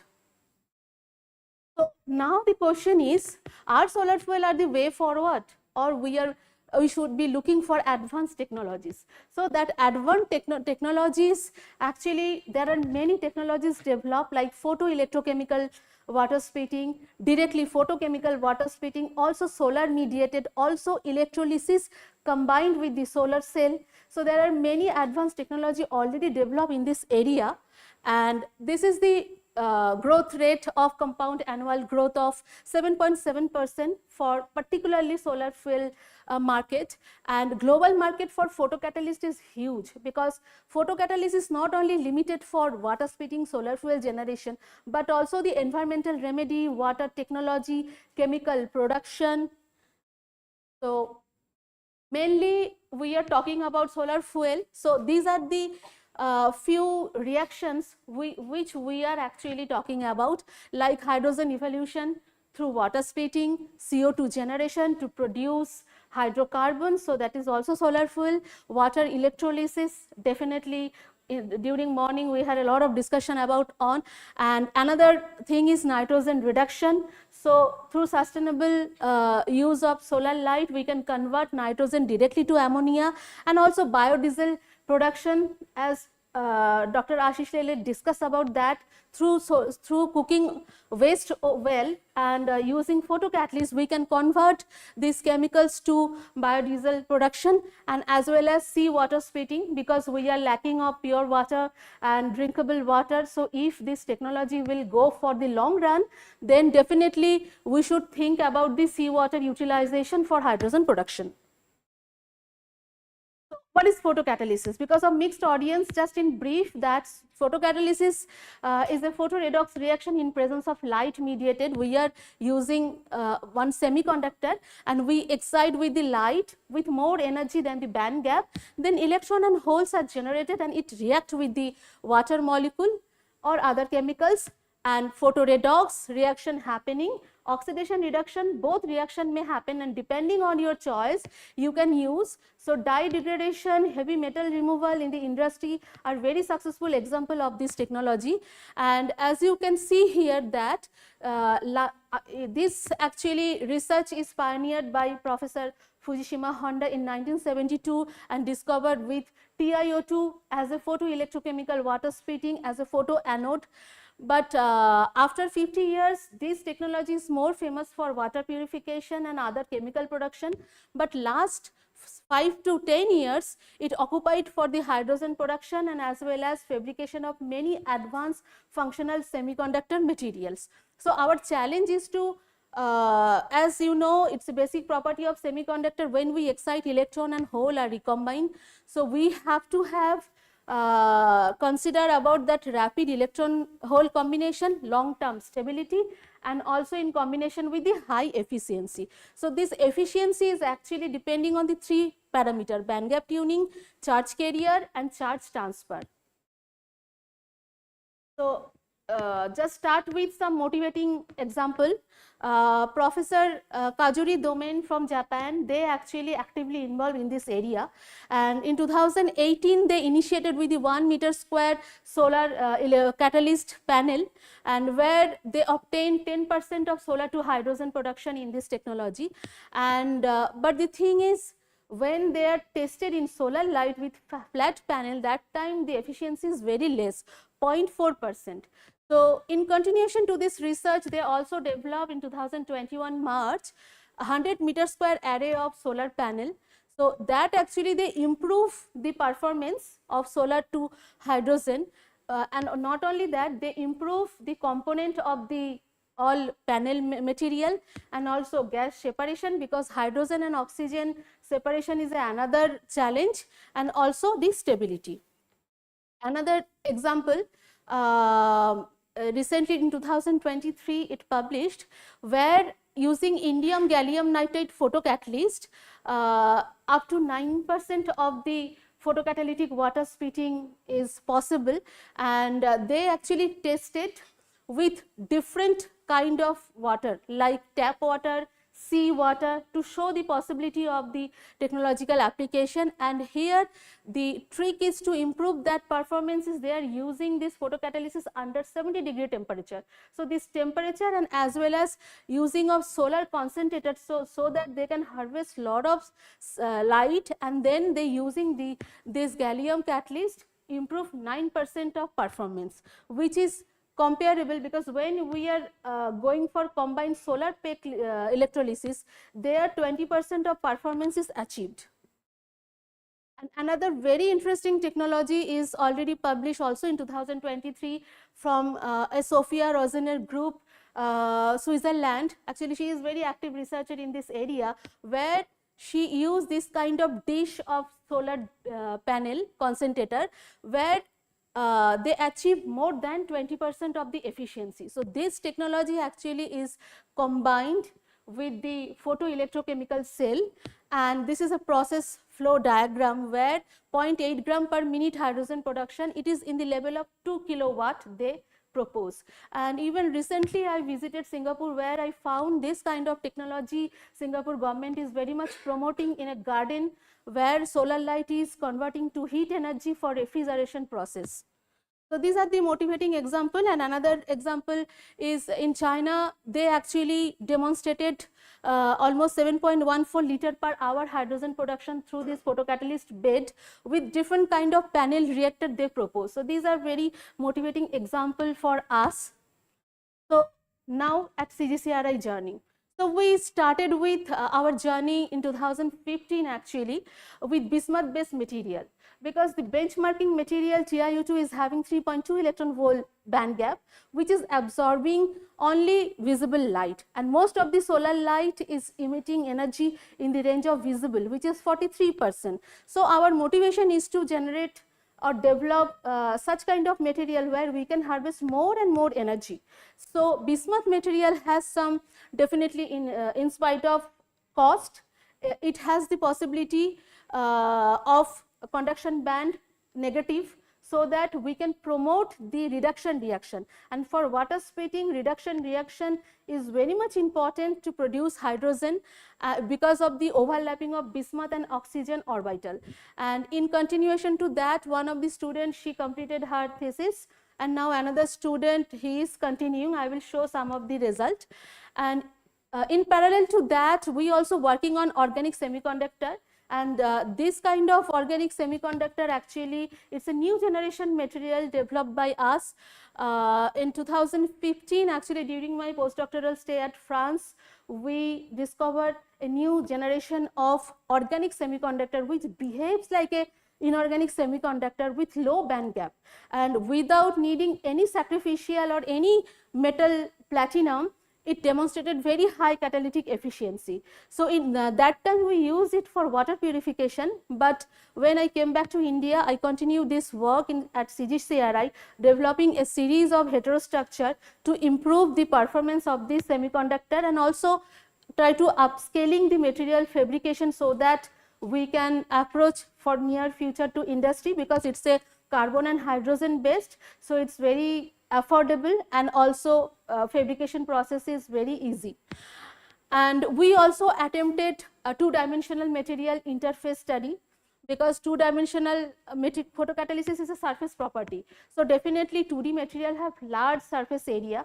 So we are there is some ongoing project funded by DST and ACRB where we are focusing on 2D material, and particularly we develop some graphene based material which show record performance in hydrogen generation, particularly in the field of photocatalysis.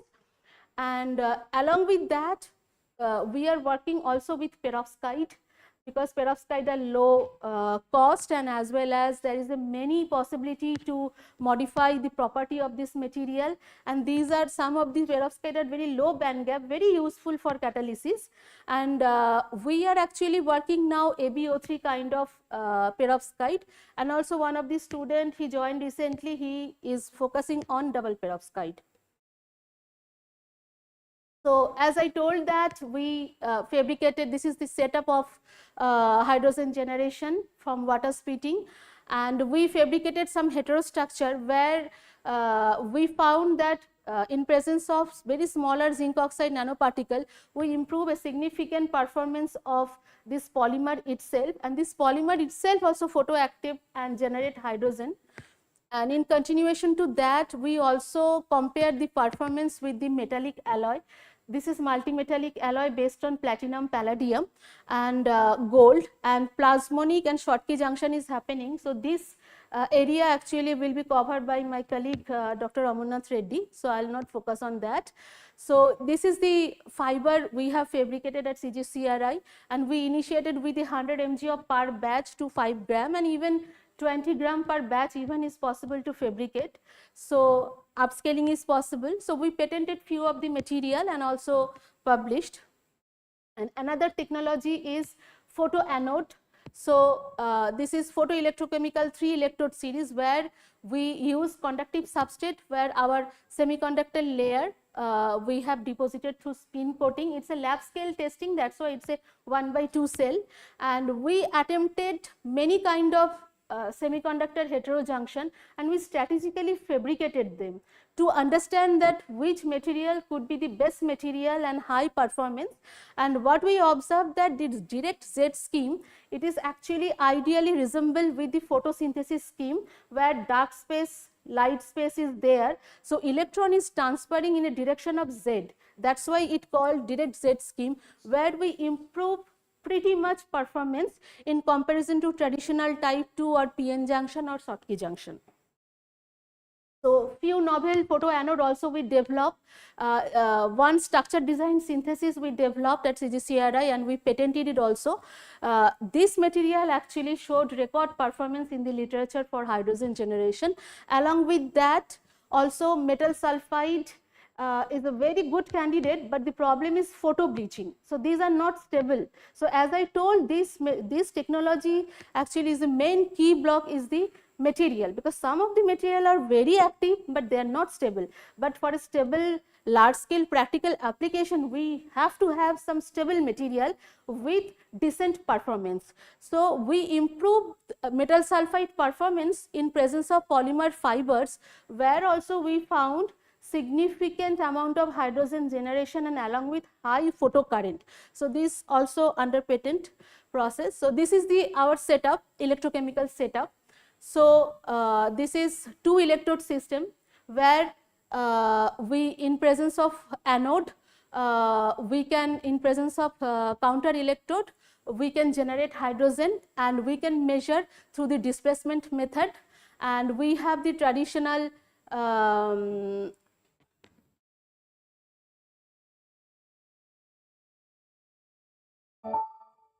so this is a 3 electrode PEC setup where we have 3 electrode and our fabricated photoanode we tested here under solar simulator, and you can see here a significant amount of bubble is generating at the cathode at platinum, because when we excite semiconductor, it's generating hydrogen at the cathode, and in the anode also that electron is react producing oxygen. And this is a 2 electrode system. This is a pure electrolysis system, electrolyzer system, where our developed material is the nickel based material, where we use platinum as a cathode chamber. So here hydrogen is generating, here oxygen is generating and hydrogen is generating at the cathode chamber. So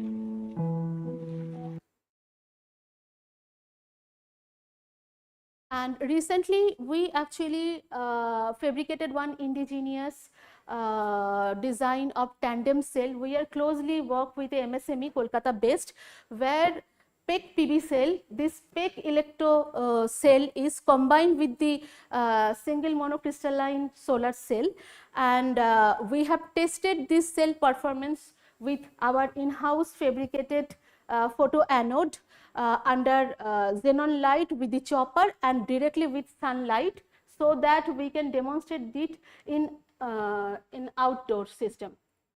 So here this is actually the cathode chamber, and this chamber actually is separated with a membrane of naphion, and there is another chamber of anode where carbon fiber supported with platinum is used. So here you can see his hydrogen is generating, and in this anode chamber is oxygen generating, and it is well separated, and this is actually without bias. We are simply use solar simulator and with the solar cell. So now till we fabricated many material and all, but we have many advantages like low cost, I am telling, flexible composition, we can tune the electronic property, we also achieve high catalysis activity, but still some of the material actually mechanism is very complicated, and also we are focusing on large scale fabrication, and along with the some of the actually oxide are not working at room temperature. So that is our challenge. So this can be resolved by some spectroscopy and as well as theoretical calculation. So just one more slide. I am actually excited to share with you that we have a series of material and we propose many of the heterostructures, and we actually propose the mechanism on the basis of experimental result, where through spectroscopy we calculated the conduction band and valence band of the energy level. So as for example, we have a BiOCl, bismuth based oxyhalide material, where small quantum dot is generated, because this is the era of quantum dot after got Nobel Prize. So, and even I completed my PhD on quantum dot. So, I thought it's high time to start working on quantum dot. So, we fabricated quantum dot 2 to 3 nanometer on the bismuth oxyhalide sheet, and then we calculated the experimental band gap, as you can see, and we calculated the conduction band, valence band of the energy level, and we propose it's that the conduction band of one semiconductor is attaching with the another valence bond, so that there is a direct recombination and the whole electron is available for reduction reaction, and this whole also available for oxidation reaction. So, this mechanism is proposed only for experimental basis, but now through single DFT, single principle DFT analysis through PB approximation, we generated first the crystal structure, where we found that BiOCl and CTS is attached with the oxygen molecule through the quantum dot, and then we calculated through electronic band structure, where it's a overlapping of semiconductor band gap with the experimental like 3.47 for BiOCl and 3.32 theoretically. And our challenge is when we are fabricating heterostructure, we cannot propose the band gap of interface. We calculated, but it is not real, because depending on the material, higher material, it can contribute more. So, through DFT analysis, we found 2.76 and it is 2.23. And one more thing is through band gap analysis and through work function analysis, we understand this BiOCl has higher work function and quantum dot has low higher function, so that this positive center generated at quantum dot and the negative center generated at the BiOCl semiconductor, which is we propose through experimentally is exactly overlapping with the theoretical calculation. And also we have a direct binding of bismuth with the sulfur. This sulfur is binding with the bismuth. Through Raman we observe, and the same observation we found through the DFT analysis. So, up to now that is also our experimental challenge which we fulfill with this study. So, in conclusion that we develop material. So, it is a polymer based material, it is a BIOX heterostructure and also 2D material which playing very well in this area. So, we would like to continue with this material, and we optimize up to 220 millimole, which is significantly higher, because in the literature micromole amount of hydrogen generation is reported in the traditional semiconductor material, and with the quantum yield of 35%, even for the BIO CTS we got 75% of quantum yield. And finally we tested PEG PV cell already, and 20 centimeter square photochemical reactor is under process, we are working on it.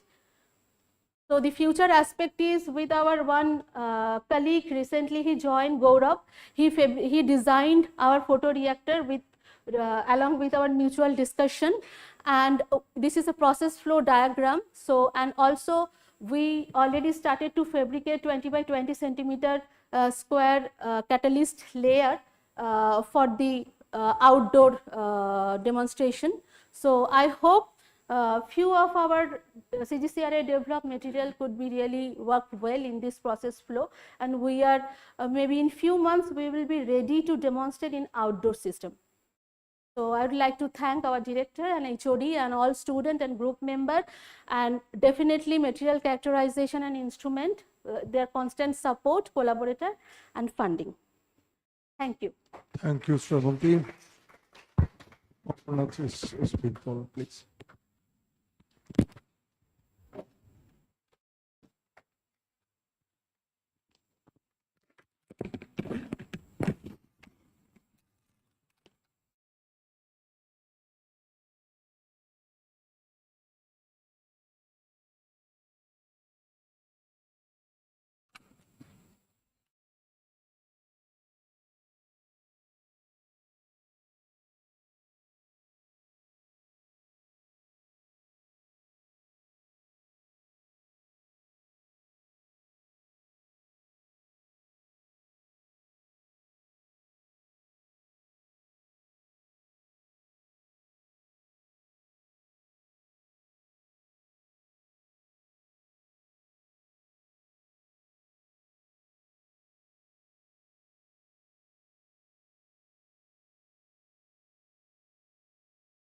So thank you, Samana, for the introduction, and thank you. I would like to thank Jayant sir for giving me this opportunity to present my work over here today at EED CSR CCRA 2024.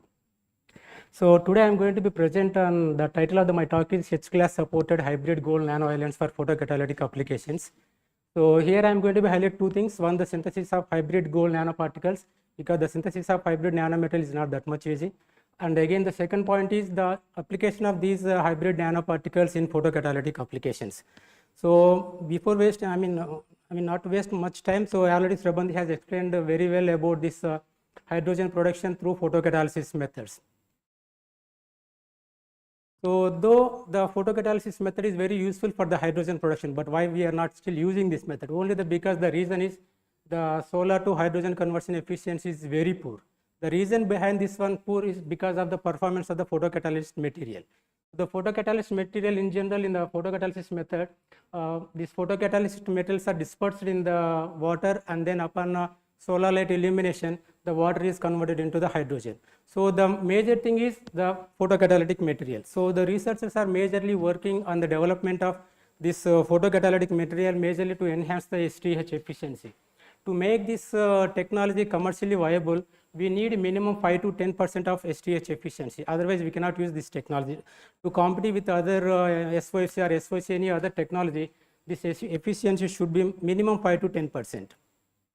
So accordingly, the researchers are working on developing many metal, but researchers are not focusing majorly on the plasmonic metal nanoparticle. Why? The reason. There are majorly two reasons. The metal nanoparticles cannot be used alone, because if you use the metal nanoparticle alone, they will aggregate into the particles, larger number of particles, and their plasmonic behavior will be loose. And the second thing is hot carrier's lifetime. So here is the simple schematic picture demonstrating the response of the nanoparticles under the visible light illuminations.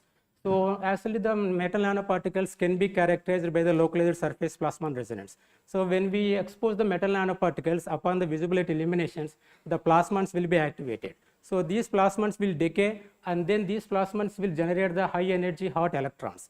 These hot electrons are the majorly useful for the photocatalysis method. So, but why the major problem with these hot electrons is their lifetime is only 1 to 2 picoseconds. So, because of this very low lifetime, they cannot come out of the metal nanoparticle and they cannot interact with the water molecules. So, that's the reason why. So, metal nanoparticles cannot be used as a direct photocatalytic materials. So, mostly they are used as a co-catalyst materials along with some other semiconductor materials or heterojunction materials and all other things. So, to solve these problems, so the scientists have come up with the development of the multi-metal nanoparticles. So, these multi-metal nanoparticles having the multiple interfaces.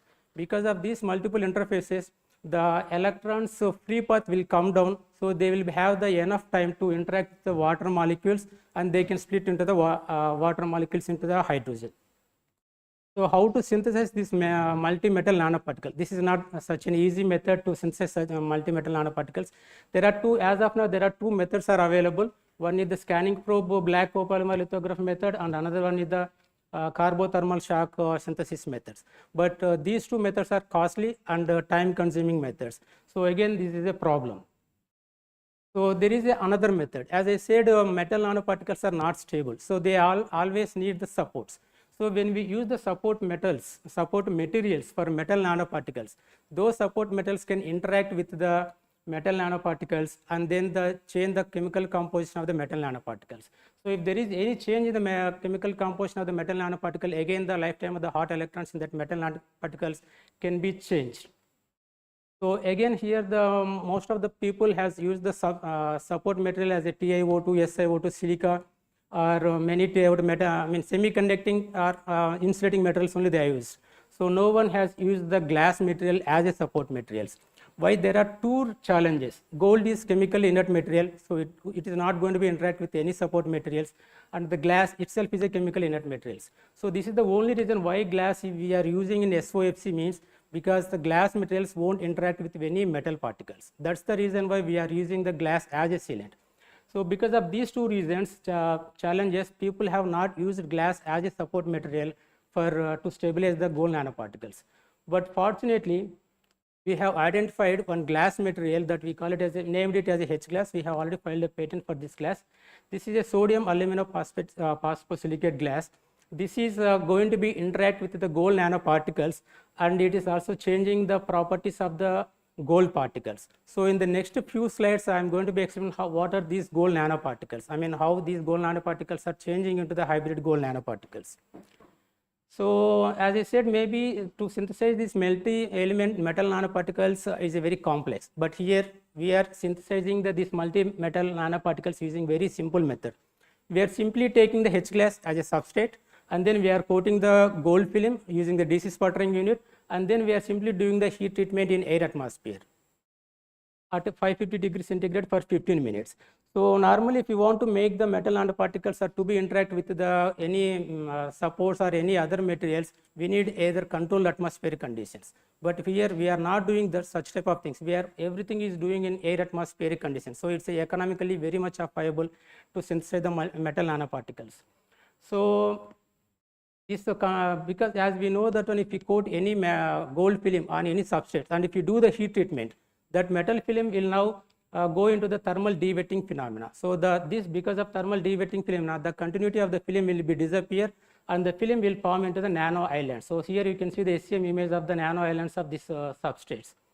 So initially we thought there will not be any interaction, because I have already told that one there will be no interaction between the glass and the metal nanoparticles. But to our surprise, when we have done the elemental line profile along with the two nano islands, you can see that wherever the gold is there, along with the gold, the phosphorus is also coming. As I mentioned that our glass material has already containing the phosphorus elements, and along with the silica, alumina, and sodium.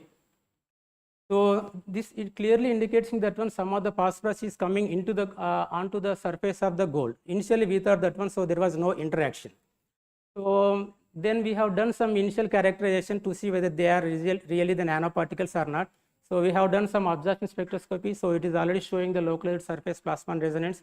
So they are all nanoparticles. Still they are in the range of 200 to 250 nanometer, but we can say up to 500 nanometer we can call it as particles as nanoparticles.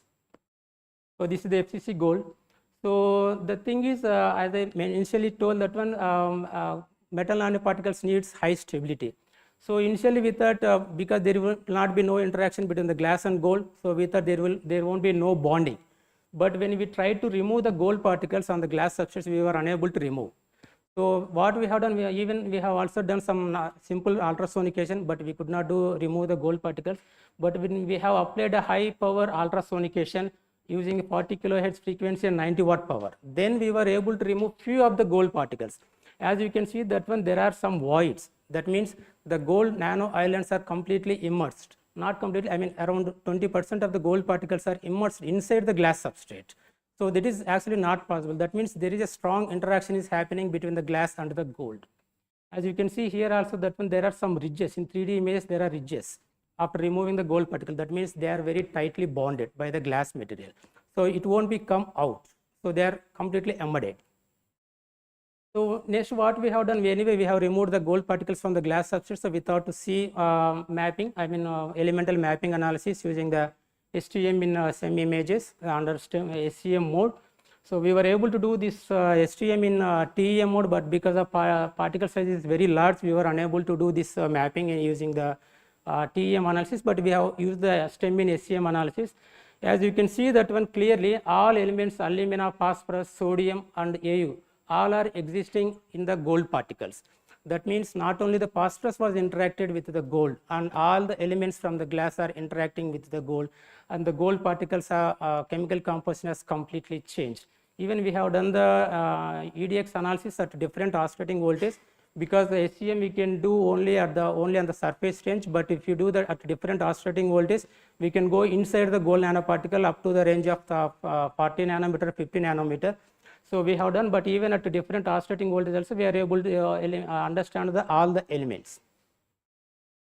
So normally in the EDS mapping there was a problem, because as you can see that all alumina, silica, phosphorus they are under the same peak. So it is not easy to differentiate that one. So to avoid that one, we have to do the wavelength dispersion spectroscopy technique. So this technique will will resolve the presence of alumina, phosphorus, silica individually. So there we can also see very clearly that when the gold particles, as you can see here, we have focused only on the large particles to see the chemical composition of these gold particles. So all these gold particles are containing alumina, silica, phosphorus and sodium. So it's completely multiple elements. So if there is any interaction between that one, so certainly there should be a change in the oxidation state of the gold. Gold should be in the pure nanoparticle, it should be in the AU0 condition. But if there is any such interaction, as we are expecting that one all elements are inside the gold particles, so there should be a change in the chemical state of the gold particles. So as we have done the depth profile of XPS depth profiling of these gold particles, so the peak is shifting with increasing the depth. That means the particles are interacting, the elements from the glass are interacting with the gold, and they are also changing the oxidation state of the gold particles. So this is actually not possible under air atmospheric condition. We should do, if you want to observe this type of reaction between the gold and any other material, we need to do under reduced atmospheric condition. But here we are no need to do all these things. Under air atmospheric condition itself, we can do everything. We have also done the analysis, elemental analysis. So all the gold particles are containing all three elements, so AU0, AU plus and AU minus. So because as we have already told that one, now we need to enhance the lifetime of the hot electrons. So for that one, we need to have the different interfaces. That is going to be happen with the multiple metal elements with multiple nanoparticles. As we can see that one, the gold nanoparticles are different, d-spacing range is 0.24 only, but here we are also able to observe 0.46 nanometers. So that means there are multiple areas are existing in the metal nanoparticles. Here also you can see that we have also analyzed the different area of the metal nanoparticles. You can see 0.23, 0.26 and 0.26. That means our gold particles are not only having the only gold, they are also having the some multiple components. For example, AU phosphorus, AU silica, AU sodium. So all these elements are existing inside a metal nanoparticle, a single metal nanoparticle. So as I said, now we need to enhance the lifetime of these hot electrons. So we have also measured the transient absorption spectroscopy to measure the lifetime of the hot electrons. So here we are able to see generally the lifetime of the metal hot electrons in the metal nanoparticle is only 1 to 2 picoseconds, but here we are able to observe up to 2.94 picoseconds. So that means it's clearly visible that one the lifetime of the hot electrons has increased more compared to the simple nanoparticle. So these can be utilized as a photocatalyst material for the solar splitting, water splitting. So overall, I could say that one this H-glass substrate can stabilize the nanoparticles because they are firmly embedded, and they promote the metal support interaction, and as well as they convert the gold ions into the hybrid gold nano ions. So before doing the photocatalysis method, so we would like to see, how whether these gold particles are going to be interact with the water molecules or not. So if you want to know that one, we should know if there is an interaction, so the electrons from metal nanoparticles should transfer into the from gold to the water molecules. So to observe this one, we have done the upper endo SCRS surface enhanced Raman spectroscopy measurements. As you can see clearly that one, if the orange one has no gold, it was with the water was dropped on a simple normal glass substrate. So we don't see any HOH bending vibrations, but when we drop the water molecule on the glass substrate with gold nanoparticles, we are able to see HOH bending vibrations, and there are some OH touching vibrations that disappeared. So generally, if you do any Raman spectroscopy for water molecules, we don't observe these HOH binding vibrations. We observe these HOH bending vibrations when there is an electron transfer from the metal nanoparticles to the water molecules. Because when the electron transfer from the metal to the water molecules, so OH touching vibrations will vary, and these OH touching vibrations will resonance with the HOH bending vibrations, and they pass the energy from the OH touching to the HOH bending vibrations. So these studies are clearly indicating that one, there is a strong interaction between the water molecules and the gold hybrid gold nano islands, and the electrons are also transferring from the gold to the water molecules. So with all these ones, so we finally understood that one, these are useful for the solar water splitting. So we have used a simple experimental setup. So I also would like to thank Srabanti. So she has also helped us a lot to do this photocatalysis measurements, and because of her only we are able to see the photocatalytic behavior of this H-glass substrates. As you can see clearly that one, so this hydrogen evolution is very much clearly visible, and the solar to hydrogen conversion efficiency is 0.6%, but still it is only less than 1%. It's not commercially viable, But since it is a new work introduced, so these materials can be very much useful. And even you can see that one hydrogen evolution is very much stable even after 10 cycles. So the glass material with hybrid gold nanoions can be repeatedly useful without any damaging. And here also I would like to mention that on here normally in photocatalysis measurements we normally use the sacrificial agents, but here in presence of sacrificial agents, in absence of sacrificial agents, the photocatalytic performance is the same. So in here also we can highlight this one, so we no need to be use of any sacrificial agents to generate the hydrogen using this H-class substrate material. And here I would like to mention one more thing is also, it's not only converting the water molecules, it's also converting the water vapor into the hydrogen. So these glass substrates can be used for both water, liquid water, and as well as the water vapor. So here is the simple schematic method how this water splitting is happening. So the electrons are exciting from the d band, from intra band to the electrons to the water molecules, and the water vibration energy is increasing more. Because of more vibration energy, the bond length between the two water molecules is increasing more at certain time. So the water molecules are splitting into the H and OH minus. So depending on the rate determining steps, H plus will be now combining into another H plus, and now hydrogen is generating. So where exactly we can use this one? As already Shravanti mentioned that one, the Domeno group from University of Tokyo, they are using flat panel reactors for the solar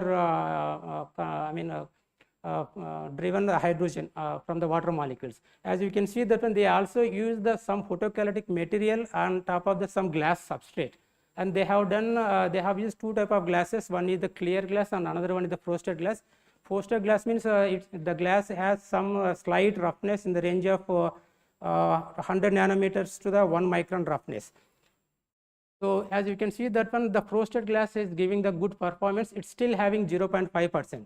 But even our H class is the solar to hydrogen conversion efficiency is 0.6%. So, so we can use this glass material directly in a flat panel reactor to produce the hydrogen generation. So this is going to be the stop. No, I mean we still have not done so many things, but this H glass can also be utilized to coat any 2D materials or any other photocatalytic materials. So what is the major advantage? So if you take the simple H glass, it doesn't have any roughness. So if you coat any perovskite material on this one, you can see a simple flat type of structural materials are we are only observing. But when we take the H class substrate, because it has some roughness and it has also some gold particles, so if we coat any perovskites on these materials, the complete morphology will change. Because there are many reports are demonstrating that one, if you change the morphology of any 2D materials or any perovskite materials, the performance can increase a lot. So that's the reason why these H glasses not only can be used as a standalone for the hydrogen production, these glasses can also be utilized to enhance the performance of the any coating materials, and then we can generate the hydrogen from these glasses. So with these conclusions, I would like to mention that one. So we have successfully developed one H class material. So this H class material can be used to grow any of multi-metal nano islands. So as we have only the facility for gold targets or sputtering units, so we are also exposing these glasses to coat any alloy materials and then see how we can generate the hydrogen using various alloy materials. And we have also has to see how else we can generate hydrogen. So I would like to thank our HOD, Dr. Jayanta Mukhabade, and Dr. Suman Kumar Mishra, our director. So thank you so much. Thank you, Dr. Shravanti and Amarnath. I think we are not taking any question because Klein is waiting in line, I think. So it is a very good cop of industrial scenario to mental understanding, and down the line are in bridging these academics with that of the industrial perspective. It's my pleasure. I have a question for Amarnath. Oh yeah, sure. Oh, Dr. Muralidharan sir is here. Okay, sure, please. Right. So this problem was referred to me by Amarnath some time back. So generally we believe that gold is kind of inert. So now you found a way of making hydrogen. What is the kind of chemical bonding the glass on the glass surface the gold has with hydrogen? What kind of bonding is this? No, there is no bonding, sir, because the gold particles are interfaced with the glass material. So because high barrier is there between the glass and the gold materials. So whenever the light is exposed on the gold, so the whatever the electrons are generating, they are only available to the water molecules because the electrons cannot transfer into the glass material. So that's the reason. Gold per se remains gold. Sorry? Gold per se remains gold. I mean, gold doesn't take part in any reaction. No, gold It only is not. facilitate a hydrogen.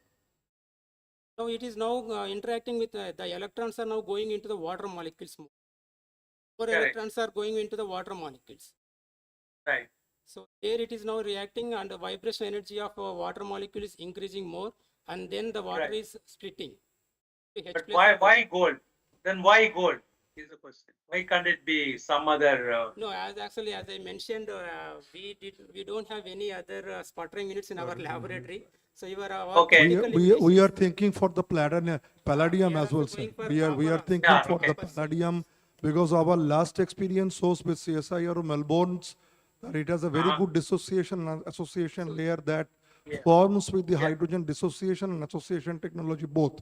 So it can also act as a palladium nanoislands. It's not only the gold. Another issue is Dr. Poti in CMET Thrissur, he is working with some oxides, which in the plasmonics research. I mean, it's a different field, but where he's able to use cheaper alternatives to gold, and equally. So one direction to look for is, the moment you say gold, people hesitate to use it because of the cost involved. But anyway, here we are using only 50 nanometer thick.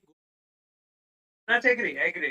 That I agree. But the point is that the word gold kind of makes scientists not to work there. That's all. Okay. Thank you, Amarnath. Thank you, sir. So it's my proud privilege to request Shravanti and Amarnath to come here and accept as a token of memento for their invited lecture.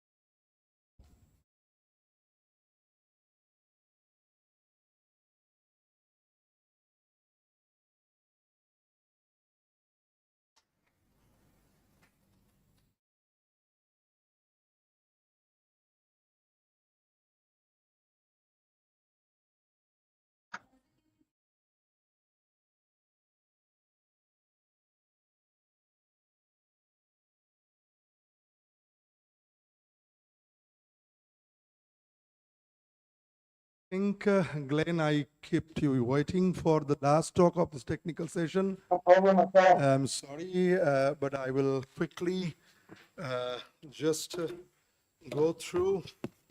Sorry.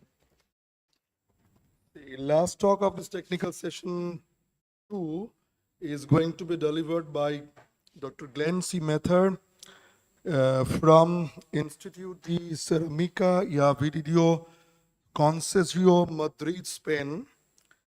So thank you, Glenn, for joining us. He will be delivering a presentation on an overall perspective of hydrogen technologies at the Spanish National Research Council, CSIC. I would request Shumona to quickly introduce Glenn C. Mather in front of the audience, please. Then Glenn, you can take the podium, please. Thank you.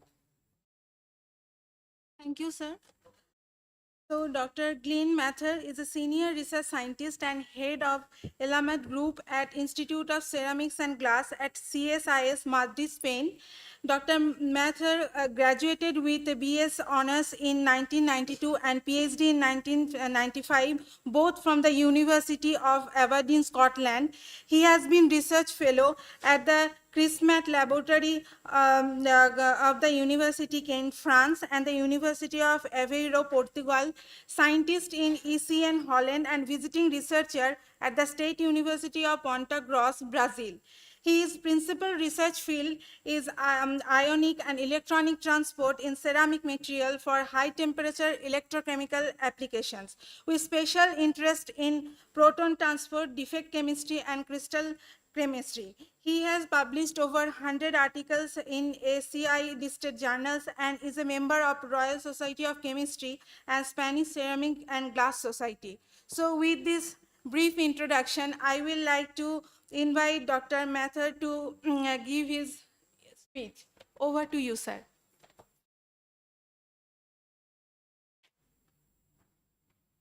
Thank you very much for the kind introduction. Let me just see if I can share this. I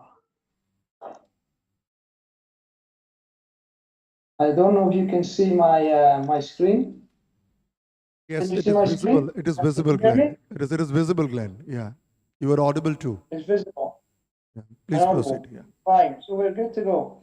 So yes, thank you very much for the kind introduction, and thank you very much for Dr. Jayanta for this invitation. It's a real pleasure to be involved in this workshop.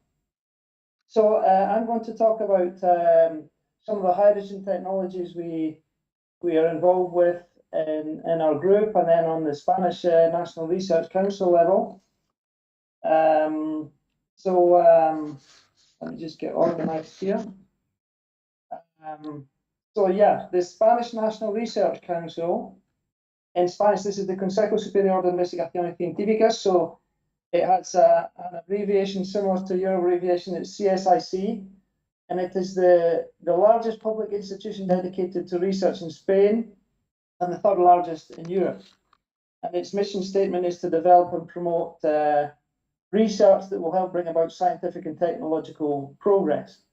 So in the CSIC, there are 139 specialized research centers covering all areas of science, technology, and the humanities. And I work in one of these research centers called the Ceramics and Glass Institute.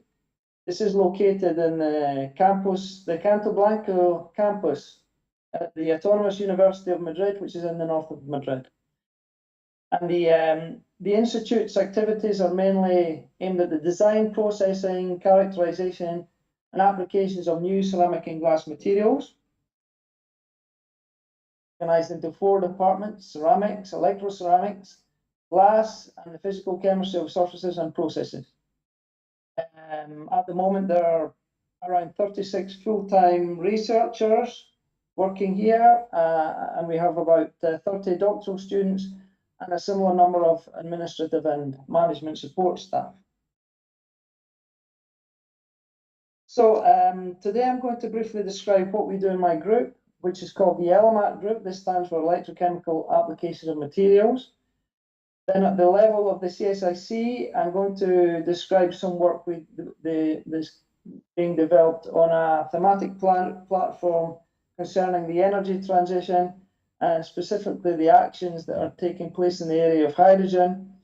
And then I'll briefly describe, just to finish off, some national initiatives involving industry and government, which are larger scale initiatives involving hydrogen technologies. So our focus in the ELEMAT group is high temperature electrochemical cells, starting with our mother cell, if you like, the solid oxide fuel cell, with an oxide ion conducting electrolyte, as we've heard in other presentations today. And we also study electrolysis, so a similar sort of cell in reverse for the production of hydrogen, again with an oxide ion conducting electrolyte. And much of our work is also on similar devices, but with proton conducting electrolytes, ceramic devices with proton conducting electrolytes. So we have protonic ceramic fuel cells, and then in reverse operation, protonic ceramic electrolyzer cells. So in our lab, we are focused on the design, synthesis, and processing of novel materials for these devices. And this involves structural studies, including neutron diffraction, electron microscopy, etc. We perform a wide range of electrical measurements, which I'll summarize in a moment. And we look at the structural property relations through the prism of the defect chemistry of what are typically oxide materials. So the type of electrochemical measurements we perform include total conductivity in 4 electrode configurations, especially for highly conductive materials like electrodes. And we would usually study these materials as a function of temperature and atmosphere to indicate the type of transport carrier we have. We also perform impedance spectroscopy to determine microstructural contributions to our ceramics. And again, we do this as a function of temperature, atmosphere, or in heavy water. And we also use impedance for electropolarization, which can be with anodic or cathodic bias to see how the materials perform in cells, in oxide and fuel cell mode or electrolyzer mode. And one of our specialities is the determination of partial conductivities in these ion conducting ceramics. In other words, the determination of proton transport numbers. And this could include methods such as ion blocking and Faraday efficiency for the determination of oxide ion transport number, or the electromotive force method and the defect chemistry method when we have proton conductivity, as well as oxide ion and electronic conductivity. And then we do single cell measurements in both fuel cell and electrolyzer mode for the 4 types of configurations we're normally studying. So our current research themes include trying to improve the electrolyte stability for protonic ceramic fuel cells. And we've been doing this through different strategies, including halide doping, adjusting the alkaline earth stoichiometry. We do a lot of processing, trying to achieve low temperature processing involving methods such as sol gel for the formation of nanopowders and with the help of sintering agents. It's important to develop electrodes which are made from sustainable materials, in which we replace cobalt, for example. So we're looking at alternative perovskites based on strontium ferrite and perovskite-related materials such as Ralston copper phases, again with strontium ferrite based compositions. Recently, a lot of our work has involved the development of innovative architectures for the cells, which may have active interlayers or multi-layer configurations. And we're also involved with scalable devices using our materials to the 5x5 scale, centimeter square scale, and even the development of short stacks. I want to briefly describe some of the things we have been working on lately to give you an idea of what we do. As I mentioned, it's important to improve the stability of electrolytes for protonic ceramic fuel cells. These are generally perovskite oxides with large cations such as barium and cerium, and they're generally unstable due to the basicity of the cations, which can react in reducing gases. For example, the barium cerate perovskite reacts with carbon dioxide, forming barium carbonate, or we can have unreacted barium oxide in the grain boundaries reacting with carbon dioxide to form the carbonate. And this generally leads to mechanical breakdown of sintered bodies. So in this study, we introduced barium deficiency in this barium cerate system doped with yttrium. And this is a photograph of a pellet with barium stoichiometry exposed to air for 13 days. And then when we have 5% deficiency on the barium site, we're actually able to inhibit this carbonate formation. And an advantage also of introducing barium deficiency is that we can actually increase the proton conductivity compared to the stoichiometric material. And in this system, we use the defect chemistry method to determine the transport numbers for the protons, oxygen ions, and electron holes at different temperatures as a function of the water vapor partial pressure and oxygen partial pressure. So another problem with these perovskites for proton conductors is they are refractory, particularly this quite stable barium zirconate material, which is hard to densify. So in this work, we processed barium zirconate using a sol gel method and adding zinc oxide as a sintering agent and barium excess to form a nanopowder, which we were then able to densify at 1200 degrees compared to the usual sintering temperature of 1650 for barium zirconate.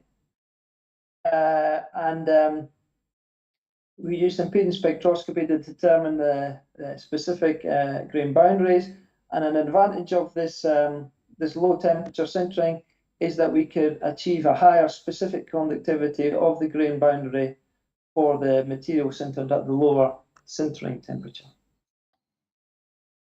So an important focus for our group recently is the development of new architectures for the solid oxide fuel cells. And in this work, we employed an active layer, a dense active layer, between a CGO electrolyte and a cathode based on strontium ferrite.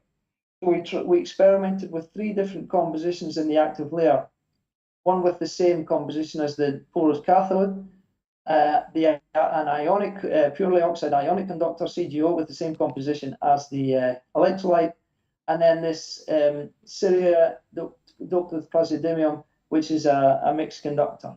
So these 3 layers were deposited by spray pyrolysis on top of a CGO electrolyte, and then we deposited the strontium ferrite cathode.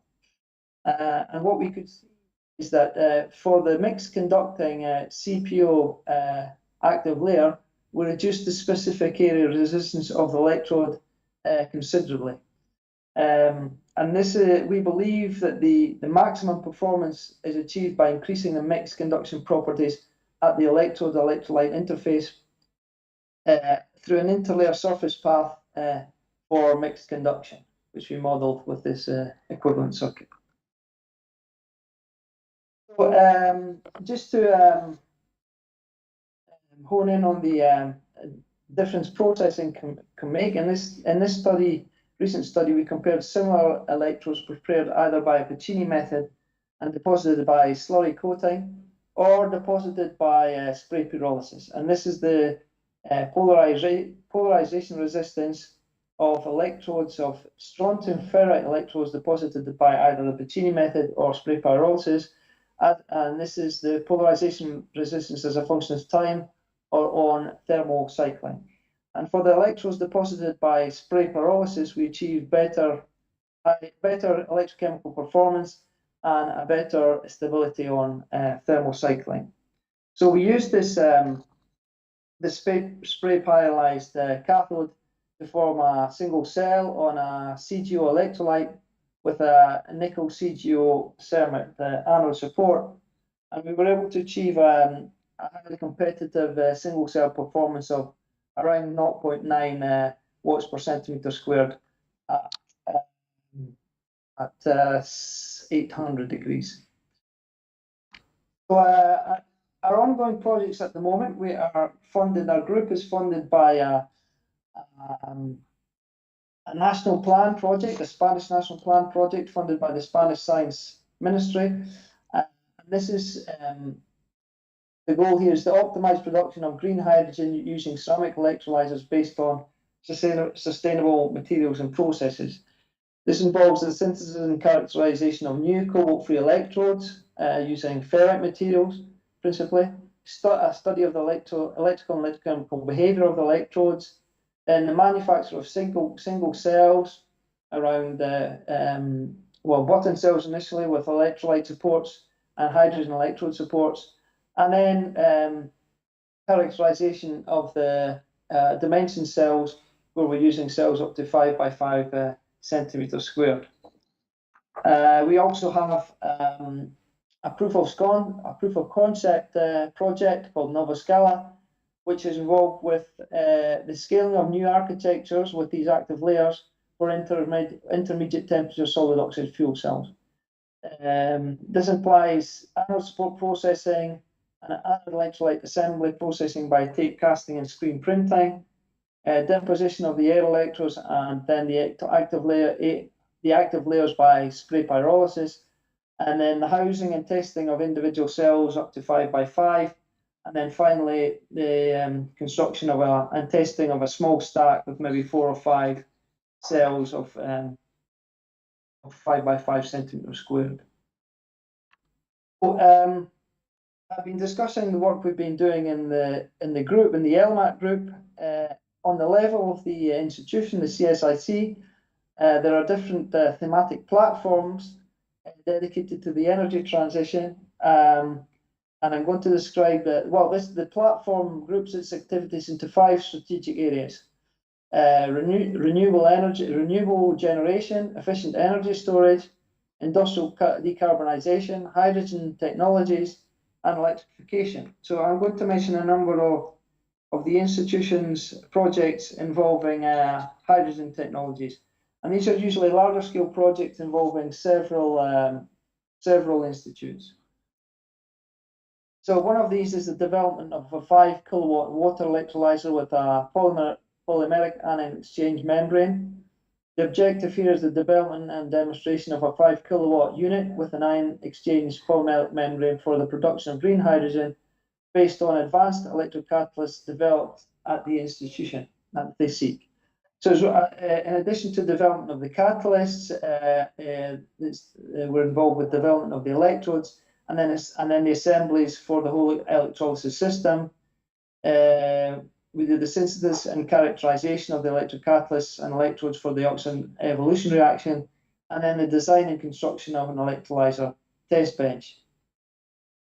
So this project has distinctive aspects: development of the low-cost electrocatalysts with easily scalable methodology, a performance analysis at different scales from a single cell to the prototype to then a 5 kilowatt device. Complete characterization of the electrodes to identify potential durability problems and design mitigation strategies, and then demonstration of the 5 kilowatt anion exchange membrane electrolyzer. So FASEEK is also developing a test bench for electrolyzers and fuel cells, mostly polymeric exchange membrane cells and other active chemical devices up to 50 kilowatts in charge and discharge mode. This involves adaptation of the institution's developments made for existing 3 kilowatt units, 3 kilowatt test bench, and implementation of a module for the load devices, harmonizing testing protocols, and then performing a benchtop industrial manufacturing optimization study. This test bed is a multi-device platform with a wide power range from 10 watts to 50 kilowatts with various modes of operation, and we should be able to monitor a large number of parameters: pressure, temperature, humidity, flow rate, etc. The test bench should be programmable and remote control.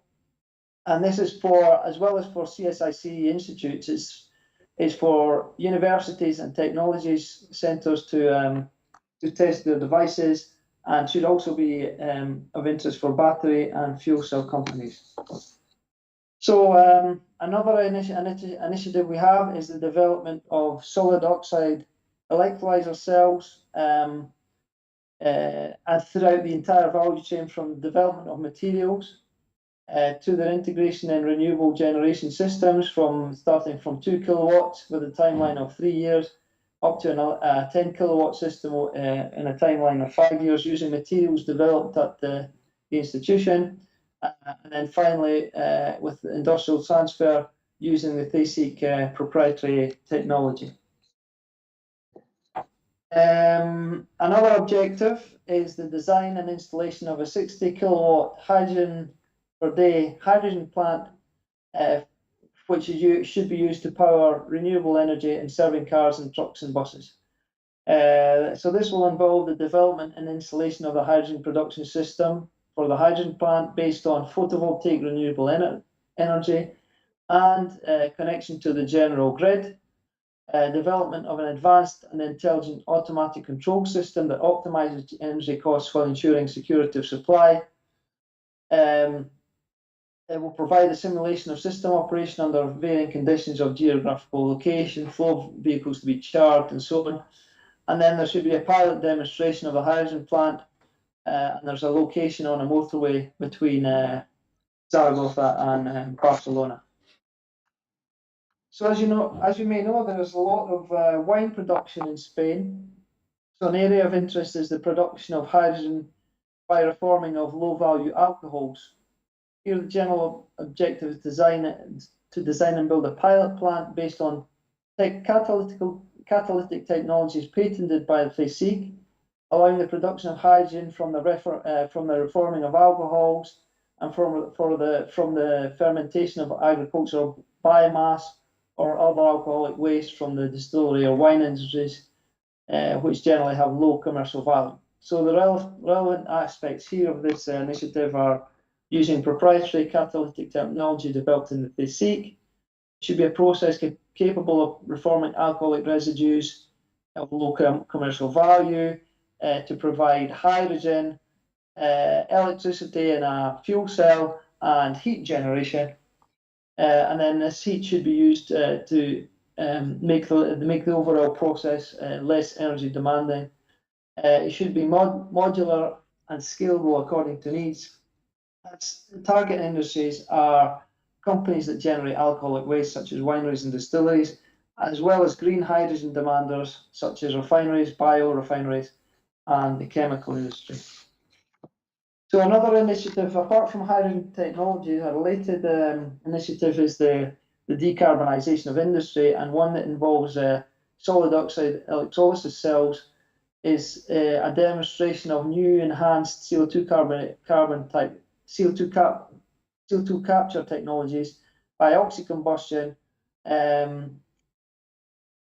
using green hydrogen production with this solid oxide electrolysis cell. So we would obtain green hydrogen, and then we use the oxygen for oxycombustion and the formation of CO2, which is then captured. So this is the idea here is to have a demonstration at a relevant technology readiness level from 5 to 7, using solid oxide based technologies for energy storage and conversion with CO2, validation of in situ O2 production with combined production of the green hydrogen, manufacturing demonstration of the oxygen transfer modules and stacks, definition of the assembly, fine-tuning and characterization protocols, characterization and validation of the oxygen transfer membranes and oxy-fuel applications with hydrogen production, and pilot scale demonstration of hydrogen processes by reforming. So the actions that are involved here are the manufacture of membrane modules involving functional layer printing, functionalization and protection by sputtering, production of parts by laser cutting. There should be a quality control laboratory and drying and baking ovens. We then have pilot demonstration of CO2 capture and oxycombustion processes and field tests involving the construction and commissioning of the test bench for the validation of the components and the stacks. And then a pilot demonstration also of the hydrogen production from renewable sources and pilot field tests. Here we should have automated and certified test bench for reforming, large-scale catalyst synthesis system, and extrusion printer for the manufacture of the catalytic monoliths. So, having looked at both our group research and larger-scale projects taking place at the CSIC, I'd like to finish by mentioning a couple of larger-scale projects involving government initiatives. So Spain has been actively pursuing hydrogen initiatives in the realm of green hydrogen as part of its broader strategy to transition to a more sustainable and decarbonised hydrogen economy. In 2020, Spain launched its national hydrogen strategy, outlining the country's vision and goals for developing green hydrogen.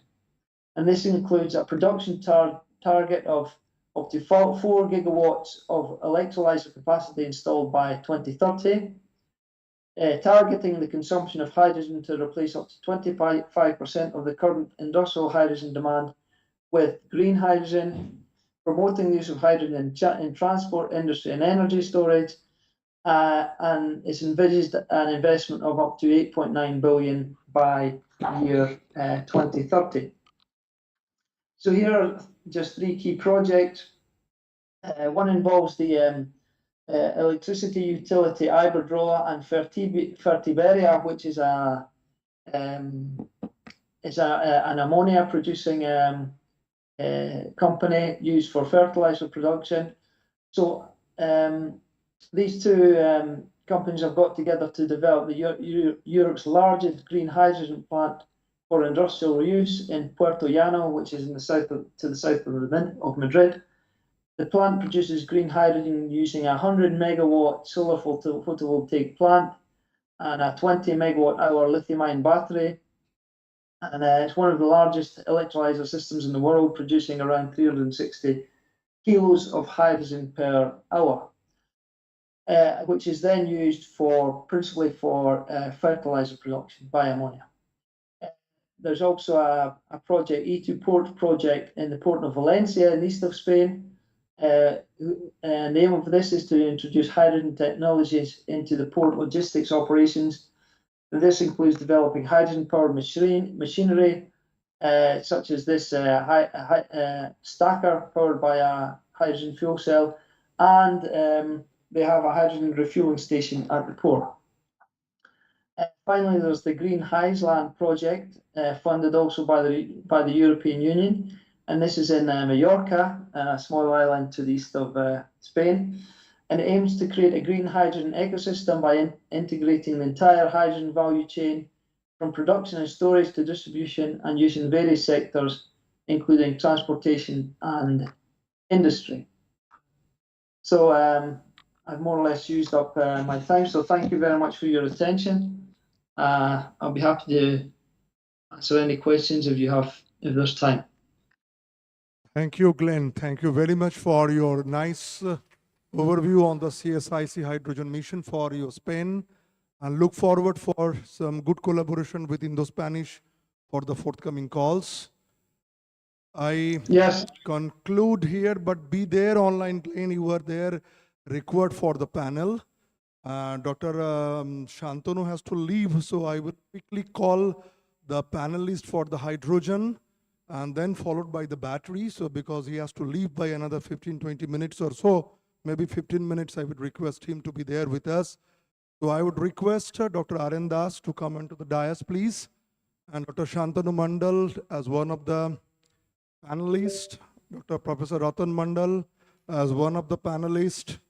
And I would request Dr. Indranil Bishwas to come to the dais as a business curator, because as we all understand that moving in the era of the hydrogen economy altogether, we have to bring down the overall capex and the opex to go for a good curation model for the every aspect of the hydrogen scenario, whether it is an electrolyzer, fuel cell, battery or supercap coupled with next-gen hybrid generation systems, including photocatalysis and other sub-particles of the hydrogen. So with Glenn, I think you were there online as a panelist, right? So be there with us for another half an hour or so. I think yes, I have to moderate this. Who are there online? So thank you. This sounds better. Who are there online? They're online. These all are online, right? Okay, and math, okay, very nice. So we have Dr. Muralidharan, our past director, ex-director of CSIS CGCRI, who can be there as well as the panel discussion part. Then we have Mallikarjun, right? Mallikarjun be there with us. Yeah. Mallikarjun, you were there online, right? Yes, okay, yes. And Glenn, I request you to be there online, because what I personally feel to moderate this as a panel for this overall EED theme from CSI and CGCRI, I will divide this to different verticals. One is the hydrogen generation and hydrogen utilizations, including the cogeneration and the polygeneration part as the first vertical. And then I will request the battery verticals to come onto the dais for finalizing and then final conclusions. Dr. Nimai Chand Pramanik, thank you, Dr. Nimai, you are here.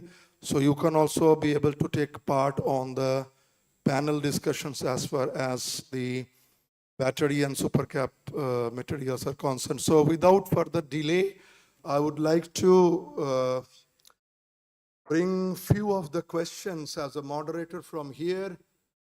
We have heard a very good, I have heard so far so good. There are many talks. The most important things what I have so far heard of is this issues, because we all are looking for the hydrogen at a much cheaper cost, right? And with a very high quality of efficiency, if can cross Carnot, if not cannot cross Carnot, we can bring still at the range of 65, 70, 75% of efficiency, curating together the electrolyzer and the fuel cell all together, and also the photocatalysis part on board. Shravanti and Amarnath is here, so I would request both of them to take active part on this vertical as well.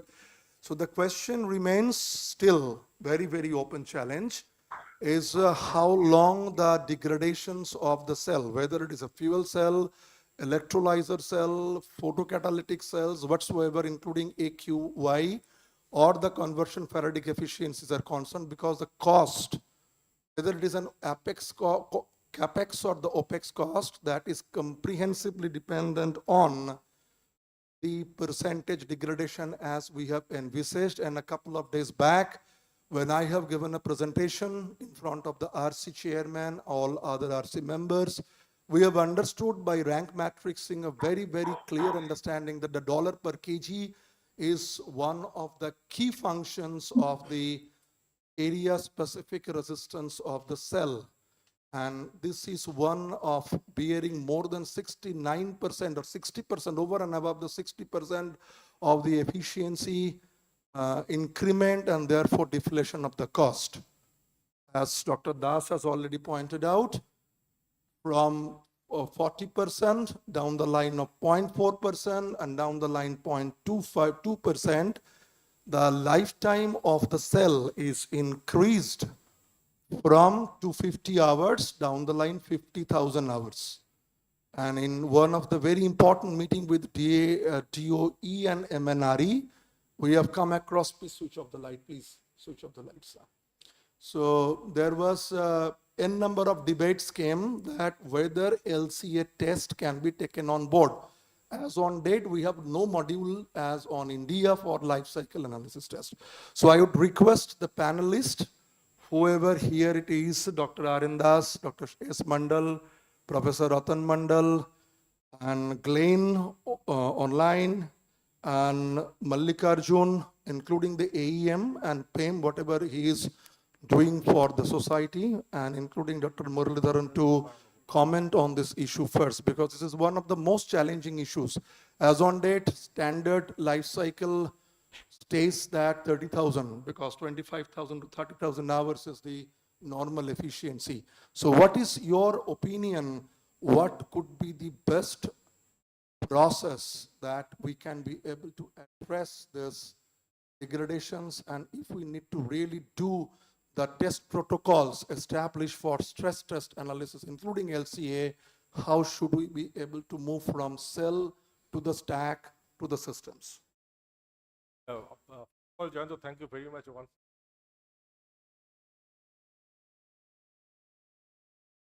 Point from my side, it is wonderful actually program today, one theme program today we had. Just few things maybe we need to see going forward. We'll work with CGCRI and we'll extend any possible support that we can provide to evaluate the cell, maybe cell in a stack going forward. Say we have few maybe the comments. The performance of the cell is very critical, right? We need to understand what is the performance at the cell level, first of all. Then second level, we need to understand the performance. I discussed with Dr. Arindas also, the cell in a stack, how it performs the cell in the stack. That is the second thing. Also, I think going forward, we need to understand the cost is one of the important things. I think we have taken the benchmark cost of $1 per kg of hydrogen going forward. I think it will remain so around that price. So we need to see that what you mentioned, the capex and opex costs what should be the correct, that optimum capex and opex cost so that we can produce green hydrogen at a cost of maybe $1 per kg. The few of the things I think we need to work on. First of all, the raw material is costly. You know that any raw material used for electrolytes or maybe the purity is very important here. Also, the pore former that you use this one, that is the costly, right? So we need to see how we can have a cost-effective source of all the raw materials, including the electrolytes, the pore former, etc. Third point, what you mentioned that I think test protocol is very, very important. We may not be able to understand the test performance unless we go 10,000, 20,000, 50,000 hours, but it will delay the development, right? So we must find out the method. What you told that stress test protocol, maybe I'm not sure Glenn is there, if he can highlight something further. Is there a test protocol through which we can extend the performance of the cell? Let's say we run for 500 hours. Can we extend the performance of the cell till 50,000 hours? Say maybe the degradation of that percentage what Dr. Arandas told, maybe the 0.2%, right? So that is the very, very critical for that.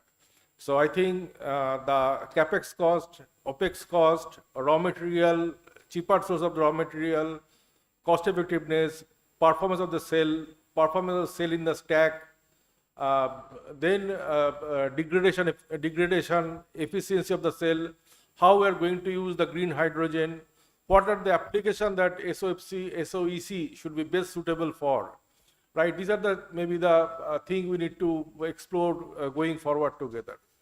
I think that's from my side, Jayanto. Thank you very much.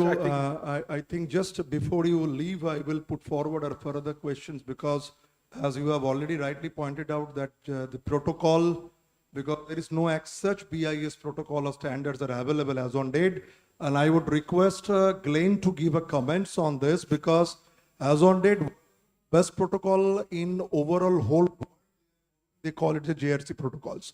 If you are not aware of this, please go through this JRC protocol, which are being published by the European Union. I'm sure that the Glenn is also following the same JRC protocols, and it has been discussed in many a times in our monitoring meeting committees and other resourceful meetings that we have to keep following the JRC protocols as soon as possible, right? Because in fuel cell and electrolyzers, Glenn, if you can have a comments for your different projects stating that how the test protocols which Dr. Mandal has put forwarded, how best the cost competency can be brought lower depending on a proper protocol where the stress test modules can be able to give life cycle data which can be conquered or corroborated to the cost of hydrogen per kg. If you, I'm sure that you are following the JRC protocol at Spain in CSI's different institutes. So your comments, please. You are on mute. You are on mute, Glenn. You are on mute, please. Sorry. Yeah. Still on mute. Hello. Can you hear me now? Yeah, please. Your comments, please. Yes, I think these lifetime protocols are critical. From our, I'll just from our point of view, from our group, we're developing the materials more than the cells, but on it, so we're not having to use these protocols too much. But I think they should be incorporated in project proposals. I think it's very important that the degradation issues they should be addressed, and then the politicians should be made aware of this. It's also important to bring down costs. I mean, some of our objectives are to, for example, replace cobalt, reduce the amount of nickel we have to use in the anode, try and replace some of the rare earth materials, which are mostly in China now. So our work in our lab has been on the material development involving cheaper materials cobalt-free materials, using strontium instead of rare earths. There's a lot of strontium in Spain, actually. And we're currently developing cells, and for the cell degradation and lifetime is critical. So we should try and, when we're writing proposals, we should always try and include this as one of our main objectives and highlight the importance of this. And also find ways of speeding up degradation, so that we're, because we can't obviously wait 25,000 hours to see if our cell's okay, but we should have a worldwide standard for speed tests. These quick and dirty tests, so that we can get an idea of the degradation in a much shorter space of time. But yeah, I agree with the former speaker that these protocols are critical. So especially, obviously, for cell and stack development, they're essential. So we will still discuss with you on the JRC protocols, how this can be brought forward for BIS as well, because BIS has to be generated by us as the fastest possible way. I will, secondly, I will discuss with Dr. Arindas his opinion about this protocol of test, how to, if LCA we can be able to take on board, it is fantastic, because LCA, whatever my knowledge goes, nobody in India is practicing this as on date, neither for SOEC nor for AEM. AEM is a newer technologies, not for the alkaline electrolyzers or even for the PEM. So what is your perspective as a dense power if we request for overall systems to be built in for 500 or 1,000 hours or so, and if we want to predict the lifetime for 50,000 hours to bring down the cost, because one of the critical parameters that we have understood so far is the end of the life. We call it the end of the life, as there is a data sheet available to me that has come from Hexis.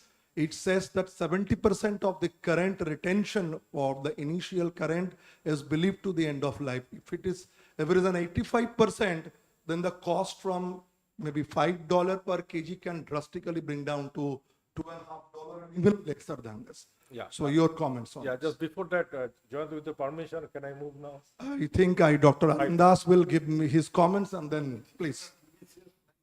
Yeah, you have to miss. Okay. I think Dr.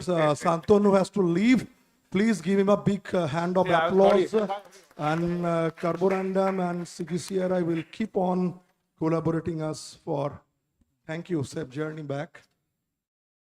Thank you very much. So can anyone from your student sites can be just cordon him to the gate, please? Sundaram, can you be there with sir for just getting him on board for this? Okay, thank you. So it's your, so please. Huh? You can, it can be carried in the thing is there. So Sundaram, please be there. Okay. So what we were discussing, Dr. Das, stating that if I have a hot box, say, because we are discussing that parallelly we have to move on for the stack testing to the hot box testing in parallel, right? With QME and down the line, many peripheral off-takers like oil industries board, steel industries, thermal power plants, so on and so forth. So what is your opinion? How can we be able to quickly take the stress test modulation data for our cells and forthcoming stacks? Because there is no protocol as on date, and as there was discussion happened in the month of February, I joined. There is one point only came from Indian side of MNRE, put forwarded by Dr. Ashish, that we need LCA. LCA is a different module. I do understand. I had a lot of discussions with Dr. Indronil as well.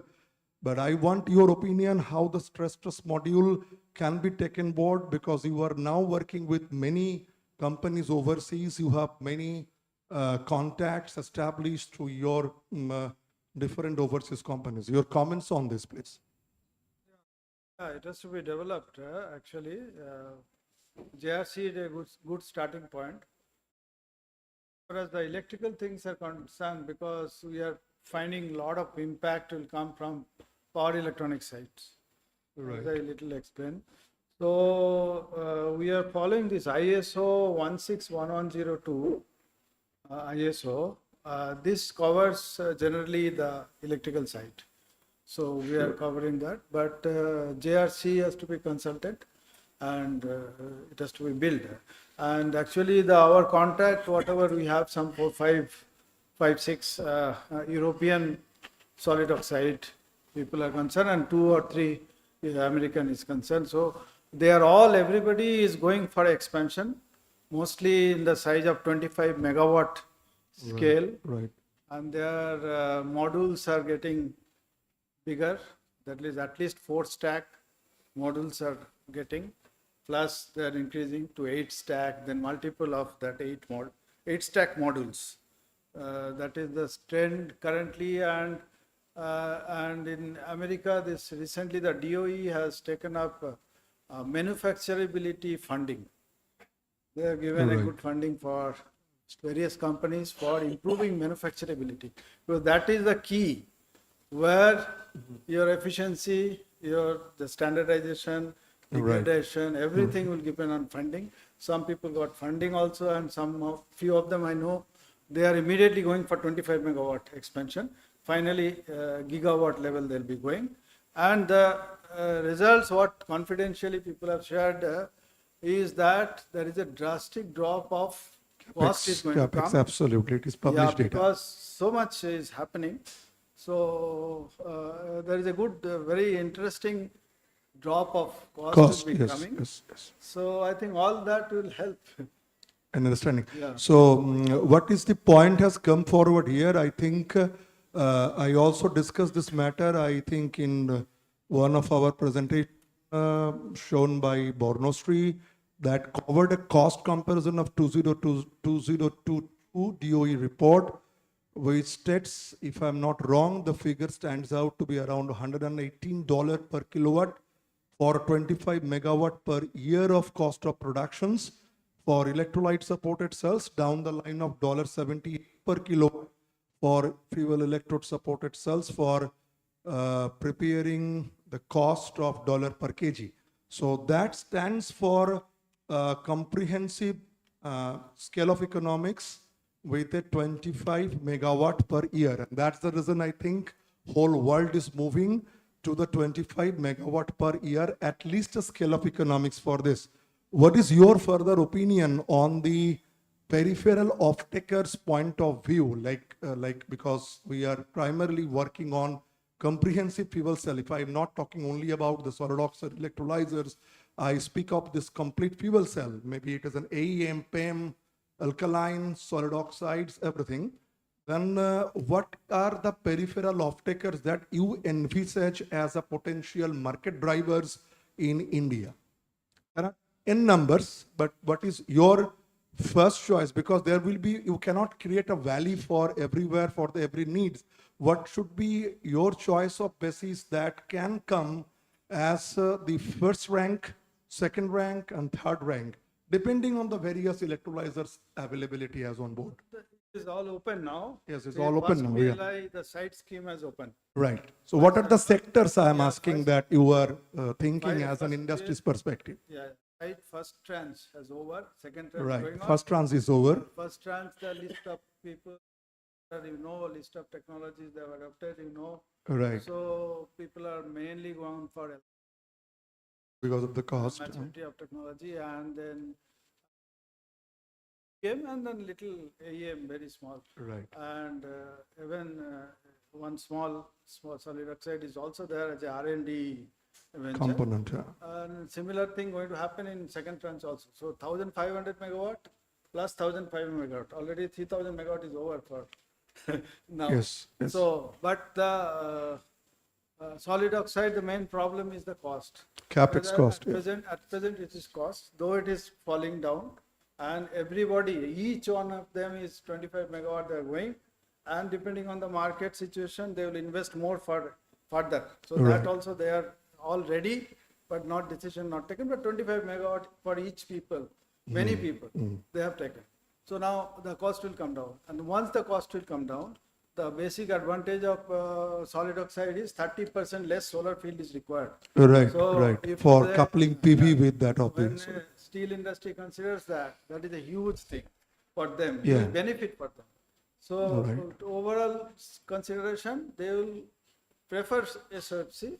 Right. After this drop of cost, definitely it will be much. Right. So Because- the third tranche or fourth tranche of Yeah, the side yeah. scheme will be different, what I feel.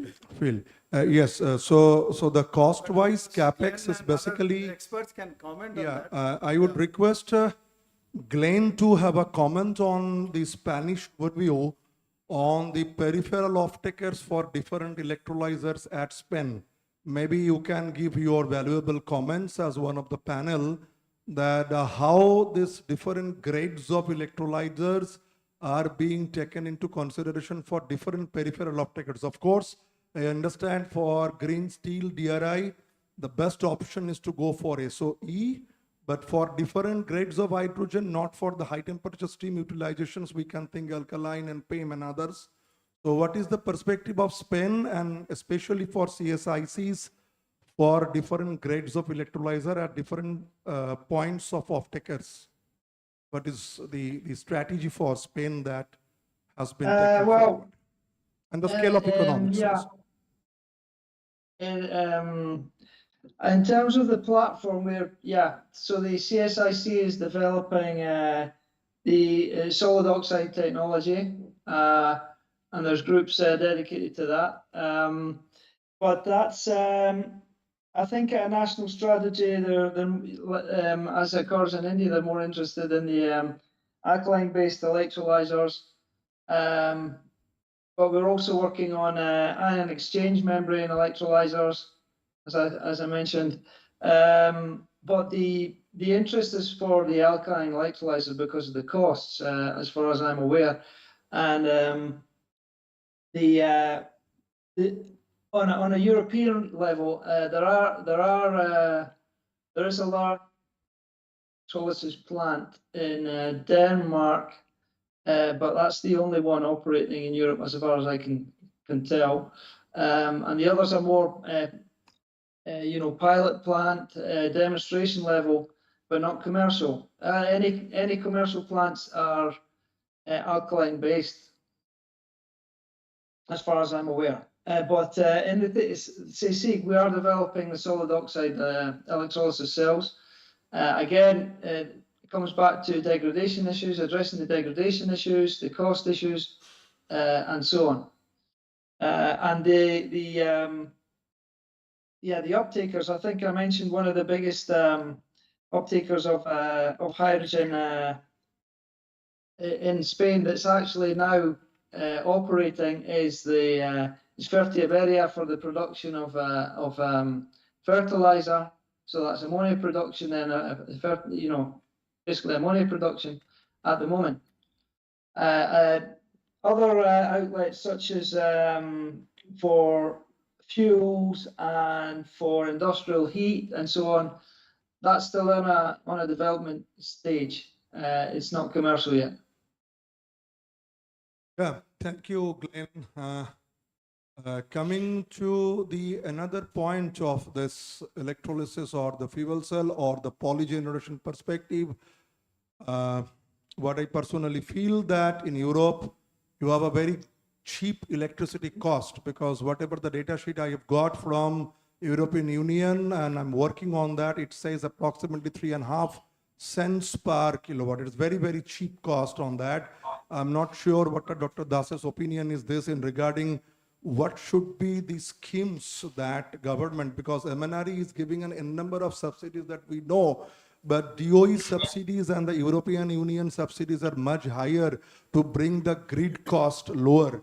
And that can only be possible for the subsidy that we are, even the Japan, this Toshiba and Mitsubishi are giving a huge subsidy on the grid power cost. So what is your opinion? What should be the actual or the range of grid power to make, because it's one of the functions, because your electricity, if I want to run an electrolyzer for 10,000 hours and beyond, the one of the important cost, which Spain, being a part of the European Union, has already cutted it down much in the perspective of DOE, of course. And what should be our approach? Because we have to give a collective report to the CSIR, which CSIR can put forward to MNRE, and there it will be a joint call for bringing out the subsidies. One is, of course, the PLI schemes, that this time we have won 3 of 4 companies' PLI schemes. What is your opinion about the grid power cost for India and how it can be brought down? One is subsidy and another maybe a decentralization or so. Your opinion, sir? I will just take the opinion from you, and then I will move to, I will ask him just your opinion on the grid cost. 60-65 cost is electricity. Yeah, so absolutely. That's why my question is. Want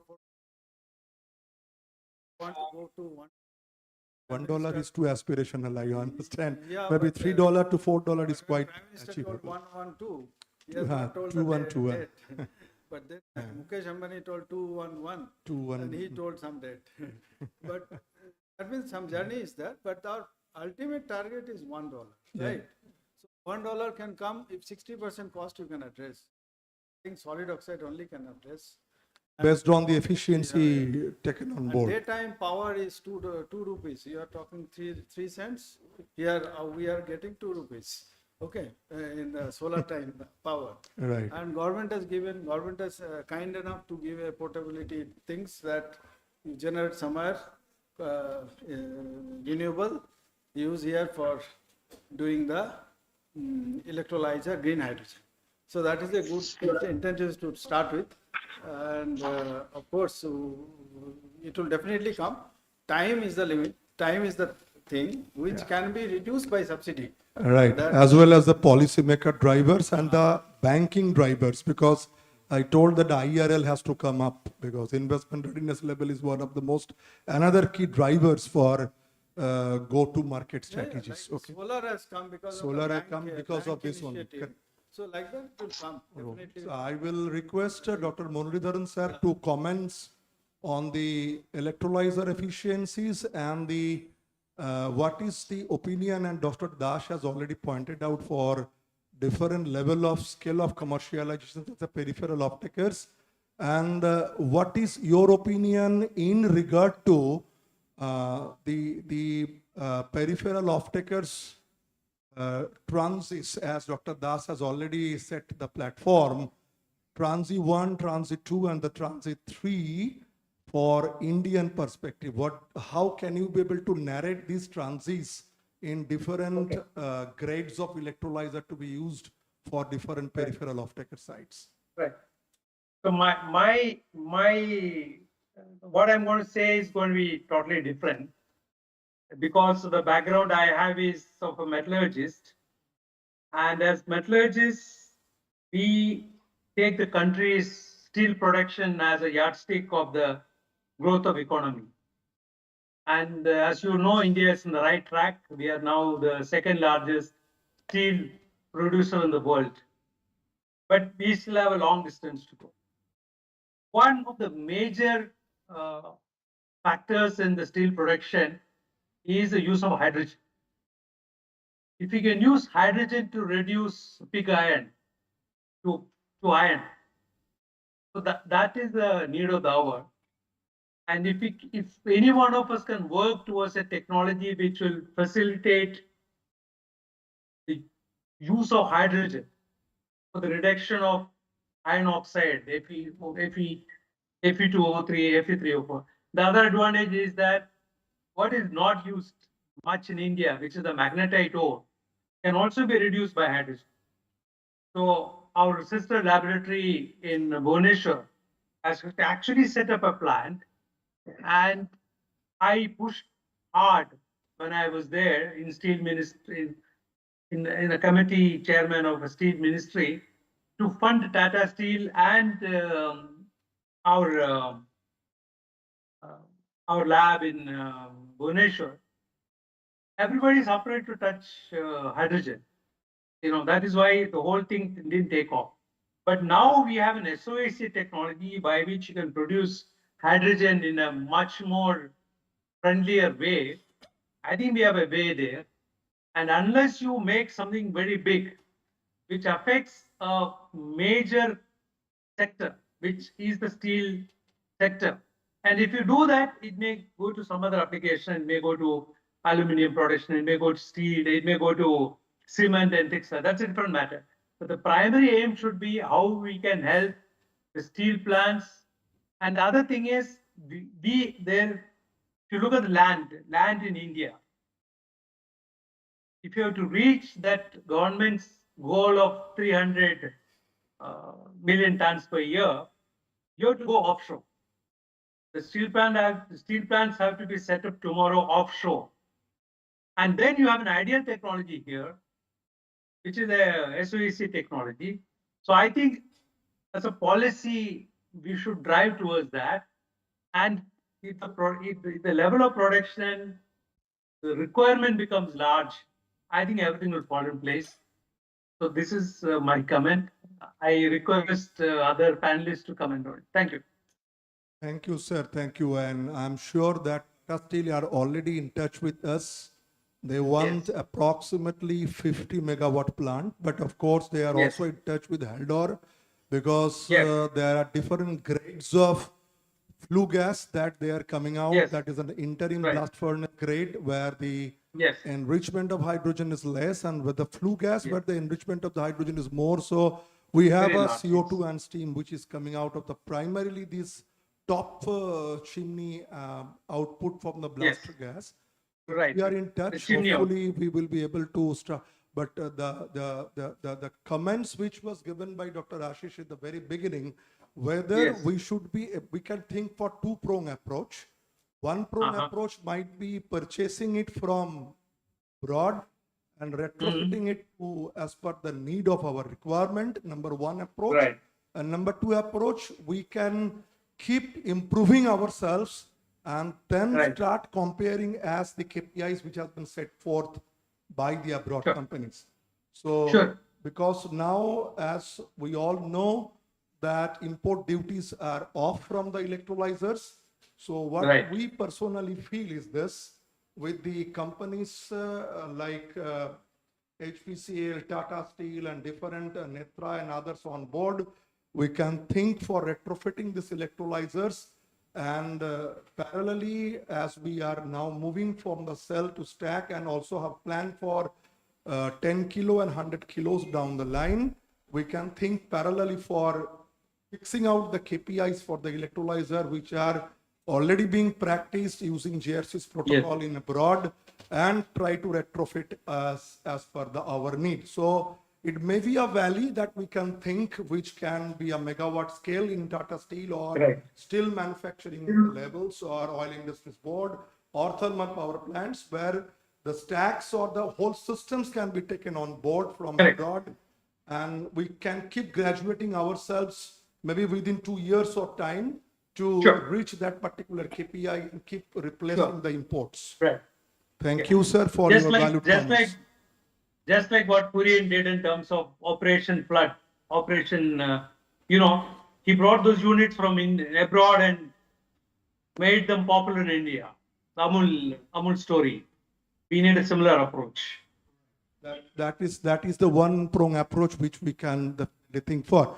Now coming to the last concern of this coupling of this electrolyzer or the fuel cell electrolyzer or the reversible electrolyzer, whatsoever we are talking about, to couple it with solar power. So maybe I will request Dr. Mandal, Professor Mandal to comment on that, because one of the data sheet which we have prepared, 10 kilowatt of SOE coupled with a 5 kilowatt of PV panels that can even go for generating beautiful quality of hydrogen, which is almost equivalent of 68 million tons of oil equivalent. So this is what is, so how can we predict a roadmap after 5 years or so, that we have a hydrogen fueling plant at different sectors of India, which are having a rooftop of PV, either PV, silicon PV, or maybe a solar thermal. So what is your comments on that? Typically data I'm telling you that which are being published by Department of Energy US in collaboration with the Idaho National Lab, that are typically 10 kilowatt HTACs, high temperature steam electrolyzer, coupled with a 5 kilowatt of PV as a rooftop, can substitute the imports of 68,000 million tons of oil equivalents. So your comments, being a solar person, I want your comment, please. So obvious, we don't have any alternatives. We are very we don't have any alternatives rather than to have renewable power or renewable energy. So we must go for solar energy, because solar energy is flourishing in a rapid way. But already I mentioned there is a problem of solar energy. So it is available daytime, nighttime it is not available. So there is a problem of storage and other things. So to keep grid system stable, so we must have a continuous supply of power to the grid systems. So, and for that, so there is some storage obviously is required. So and already mentions the concept of hydropower. So pump storage hydropower. So pump storage hydropower also will be, but it is also with have high initial cost of installations, as well as there is a problems of efficiency of that pump storage hydropower. So for that case, we don't have any other alternatives rather than having hydrogen productions or green hydrogen productions. Obviously, cost is quite high nowadays, considering the electrolyzer cost as well as fuel cell cost. So I think it is a $3 to $5 per kg of hydrogen. So it is varying. So and our target is to bring down that cost is $1 per kg of hydrogen productions. So obviously technology is developing, and we are working together to bring the cost and also to accommodate these large amount solar power. So we must go for hydrogen storage. So solar energy coupled with electrolyzer will produce hydrogen, and that hydrogen obviously be transported, stored, or converted whatever as per our requirements. If it is energy, if it is electricity, so we'll go through the fuel cell converter, or you mentions the bidirectional converter, means as a electrolyzer, or whenever the excess electricity is available on the grid, so we can convert to electricity to the hydrogen, or hydrogen to the electricity as per our requirements. So that will mitigate the problems of fluctuations of solar energy. That's the basic problem of renewable energy. Obviously it will come. We should be able to look forward for much more off-grid powers, because recently it happened that we visited, it is a funny story, just I will take 1 minute time. There is a place called Barsana that we visited. Barsana is just on the way to moving from Vrindavan. So they have a very old age homes of the cows. They are not milking cows. So they are generating huge tons of cow dung as a manure. And they have a beautiful digester, and Adani has invested a huge fund for this biogas STP plants. And they are taking out almost 120 TPD plants, which are being installed in 3 phases. One is a 30 TPD, and then rest are 120 minus 30 TPD, so around 90 TPDs in another 2 phases.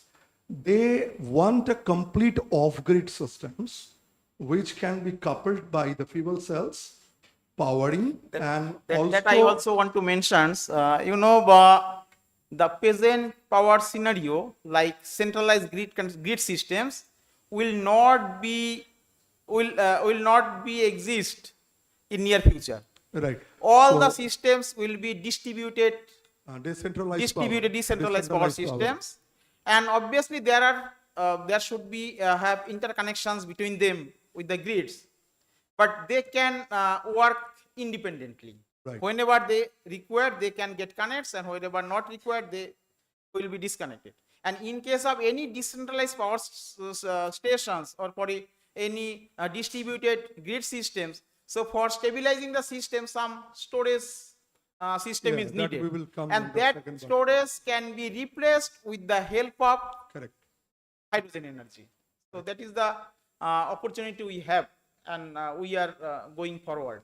I will take an opinion from Dr. Mallikarjun and also from our photocatalysis group that photocatalysis is a fantastic phenomenon. I was asking since long, I think, to Shravanti to have a good business skills evolved by our groups, that if we cut out the grid power for the biasing powers, what should be the scale of economics that we should be able to, because efficiency will be going to drop, we understand. But at the same time, your conversion efficiency can be compensated by the very free cost of your sunlight, right? So it is a free cost that we are going to get. So if we can give a good kind of a parity, that even if the solar power assisted tandem cell which you are developing at present point of time, and maybe upcoming in India within a couple of future couple of years or so, what is the comparison that you are thinking to take on board if I take off the grid power off, electrolyte completely sunlight assisted? I understand there will be a deflation of the efficiency. To combat that efficiency, what should be the scale of economics that you are thinking in Indian perspective? The same question is put forward to Dr. Mallikarjun as well. So I would request the comments, because I have seen a beautiful tandem cells which are developed at your facility. Either it is a PEM coupled or AEM coupled, that I will come later. But first I would like to have a quick debate on this. Maybe within a couple of minutes time, both of you can comment. Can you please pass on? Thank you, please. Mallikarjun, you be there. I will take Shravanti's opinion on the first, and then I will the debates.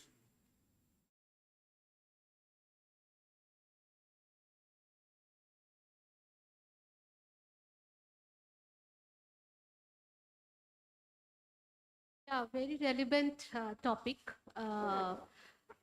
As you know, sunlight is weather dependent.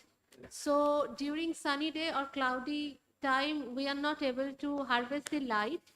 But as we are working on photoelectrochemical cell, so we can use half of the shift, like 6 hours, 7 hours, like all the reactor, whatever they demonstrated up to now, they are working in half shift, and they collected the hydrogen, and you can store for further utilization. And that could be in a tandem fashion with a hybrid mode of operation with PEM cell, because Correct. already that concept came in the Yeah, I have seen literature. that. That's the question Yeah. came, right? Yeah. So there is a possibility also. Recently I saw PEC mediated SOEC. Right. Very recent, just 1 month back. And even PEC mediated PEM tandem devices are there.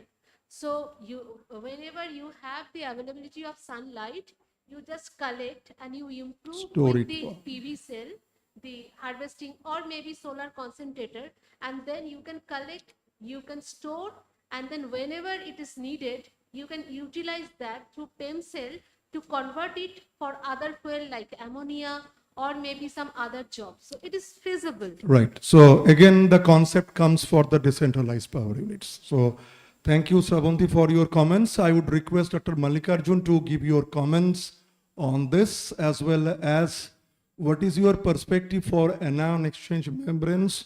Are you collaborating with the enapter for this, or you are developing your membranes yourself?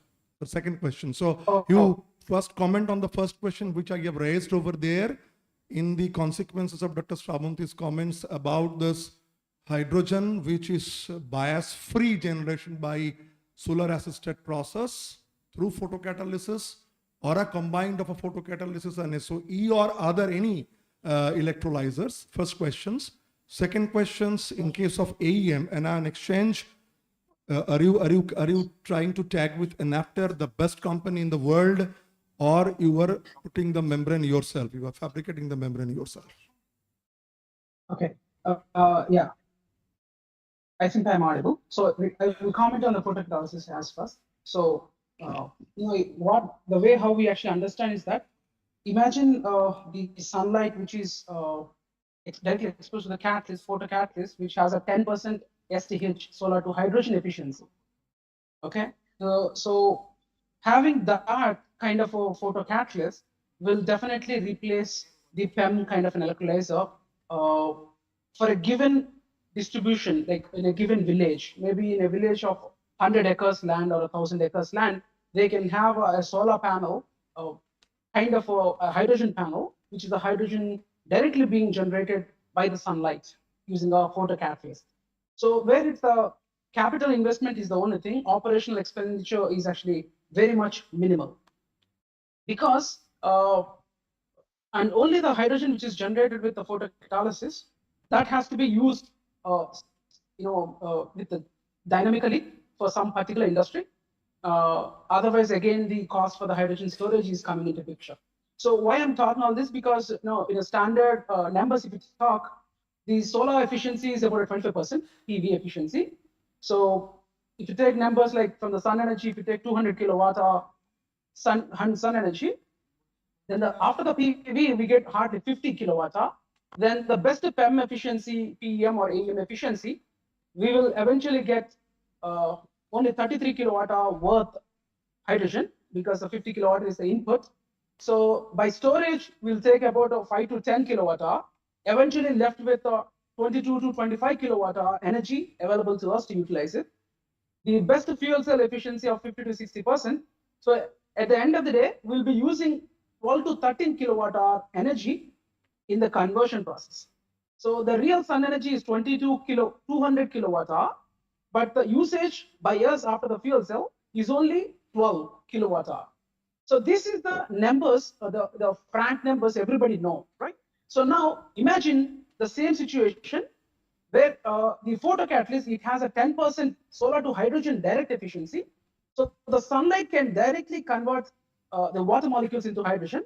And if we have a provision, some industry where that minimum amount of hydrogen dynamically coming into some processing in a village sector, so that can be utilized for heating application, okay, or some processing for the chemical industry. So only issue is that the production rate is not high pressure, and the production is not coming with large quantities like a few tons per hour or per day, something like that.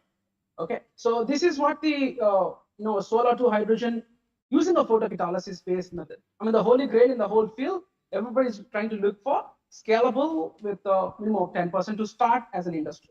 Yeah, thank you. That's the first point. First point. And second point, are you manufacturing your membrane yourself, or you are tagging with Enapter or similar company for AEM?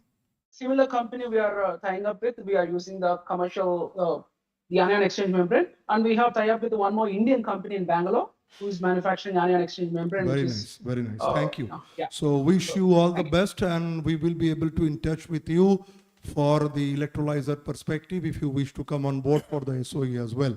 So sure. I think we are in the verge of concluding this particular verticals. Business curator Dr. Inaugural for his valuable comments on the hydrogen vertical. Then of course many points are coming for the storage. Then I will request other dignitaries to come on board. So first of all, thank you Jayanto for organizing such a lovely program which covered almost all technical aspects as well as global challenges, global possibilities and global opportunities. The thing is, whatever we are discussing from the beginning, we are actually working on some anticipated markets because this is developing. While you are developing something, then you have to have some scale of economics that whichever is referred from the beginning, Dr. Ashish Lele to Jayanto and all the dignitaries on the dais. So first of the thing I want to mention that available of cheaper thing or available of other materials, some other costs, everything will be taken care of. But whenever you are starting this kind of projects, then for cost cutting, initially you can do it through sharing of your knowledge, sharing of your capex, sharing of your manpower, all those things. While you are coming to this sharing part, so CSIR has some policies. So I'm coming to the basic, how all the, like we have different stakeholders I can see from for academic, for small scale industries, for big industries, all of them are there. So when you are going to do this kind of activity, so we have to do some plug and play method. Otherwise, you cannot develop that thing. So first, we actually we have seen the productivity of that particular aspect. So you have the elasticity of manpower, elasticity of your equipment capital, and elasticity of other materials. So if you see, we have seen that this energy sector is working on increasing returns to scale, because while you are developing something, then this increasing returns to scale always wants that you should develop your ecosystem with your peers and make it larger, so that it will always grow up, and some point of time it will reach to its destination, like the cost of hydrogen, and as per the global benchmark by 2030. So when this kind of market pull-up is there, we have done a small study on the energy vertical of our institute, and I should congratulate Dr. Jayanto that with his team, we have seen that the number of project initiated in terms of numbers, more than 200% increase in this energy vertical to our institute for last 3 years. So I should congratulate. And not only that, the numbers, if I term it in terms of the contract value of the project, is the 600%. This is almost 6 times from 2021 is a post-COVID to this 2024. So as I am actually part of the business group, so I must congratulate, and that he should get a, you know, that clap for this and entire team of your energy division. So my proud privilege to have the comments from Indranil. And thank you, Jayanto. And I think this will grow up multifold. Like this is 600, I want more than 1200% and more than that, because I have seen the CAGR of this particular area is 15 to 20%, almost up to 2050. And if you are progressing like this, then this is nothing like that.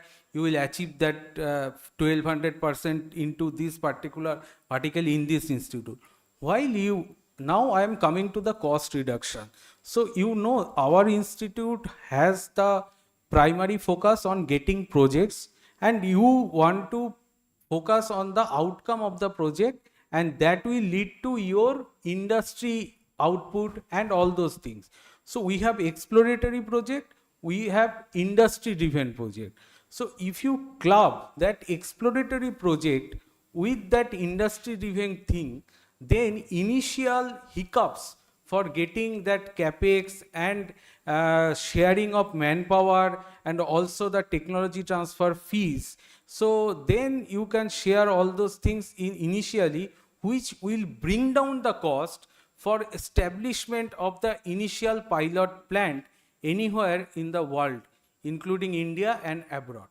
in that way, so you know CSR has the policy of different business aspects. Though we don't have any incubation facility over here, but we have created same ecosystem like incubation, and we are gradually creating that in terms of collaboration as well as the funding we are getting, including the manpower, other equipments, and all those things. So as far as I understand about our target is to make a indigenously developed hot cell in future for 50 megawatt or 100 megawatt. So that if we are actually concentrating on that, then we have to collaborate and network more and more, which will bring down the cost, not only I can say drastically, but at least 15 and 20% cost reduction may lead to generate more than, I can say, not only in terms of money, it's more than 40 to 50%, as I got some of the flare idea from the data driven thing what you are provided by Jayanta, and also I've seen from the other sources.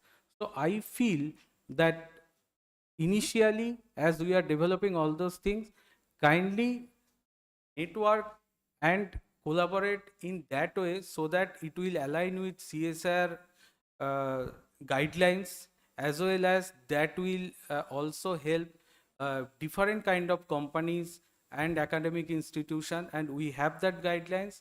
For any kind of information if you need, directly contact Dr. Jayanto as well as our business development group, so that we can help you out. Other than all those availability of cheaper cost and all those things, some marketing aspects, everything will be taken care of in future, which will help win-win situation. You grow, I grow, nation will grow. Thank you. Thank you, Indroni. Nice curation for the business part. I just forgot one point in the electrolyzer for this seawater electrolysis. It is coming up in a big way, and I'm not sure whether you are aware, this NTPC is setting up a beautiful plant in Visakhapatnam in collaborations with Indian Institute of Petroleum Energy for 2 tons per day from the seawater electrolysis. So Dr. Dash or any panelist from online, offline, just give 1 or 2 comments on the seawater electrolysis, and then I will close the chapter for this vertical. To couple with this, maybe Dr. Muralidharan, Dr. Arindas, Glains, and of course Dr. Mallikarjun, whoever is there, what is the perspective of seawater electrolysis to couple the hydrogen for being generated to use it in the different verticals, and how you can think for seawater electrolysis. Efficiency wise it is a bit lesser, but it is much more because your source is abundant. This is an open question to all of you. I just wanted to. Yeah. So my point actually, I have a small idea on this. Yeah, that's the reason I put up. There are actually 2 ways how people are actually doing it. One is seawater, you use the reverse osmosis to convert into normal water, and then feed the normal water into it, and then you are increasing the operational expenditure, the maintenance of the reverse osmosis plant. Okay, that's the one fundamental thing. And also you are decreasing the energy efficiency of the hydrogen generation because you are increasing that operational expenditure for the RO plant. Whereas the second, as usual, so directly how an electrolyzer can handle the ions in a saline water, in the sea water. So how dynamically it can regenerate by giving some sort of a high energy, high voltage pulse. So recently there are a couple of papers people have published about capillary forces to use these ions to block, so that the only water molecule can go up and undergo the electrocatalysis. Okay, so the PEM, imagine like a PEM electrolyzer. Before the water is fed into the MEA, membrane electrode assembly, it will go through a capillary channels, so that which has a angstrom sized holes in it. It naturally block the ions, so only water molecule can hop, tunnel into it, and then that water go into it. But the capacity of the electrolyzer, which was built based on these ideas, are like a lab scale ones, but not for the large scale, even a pilot scale ones. So this is any R&D innovation occurs dynamically to block the ions, not to enter into the MEA, definitely, it will be a game changer for the scarcity of the Yeah, water. it should be the game changer. Only the cost of capex of RO is to be brought down, or some other innovative process to be taken on board. Thank you all the panelists for the hydrogen. Indranil, you be there for the next vertical to come on. I would request further, if you can please come down and request Dr. R. Sen and Manohar to come on the dais, please. So can you replace?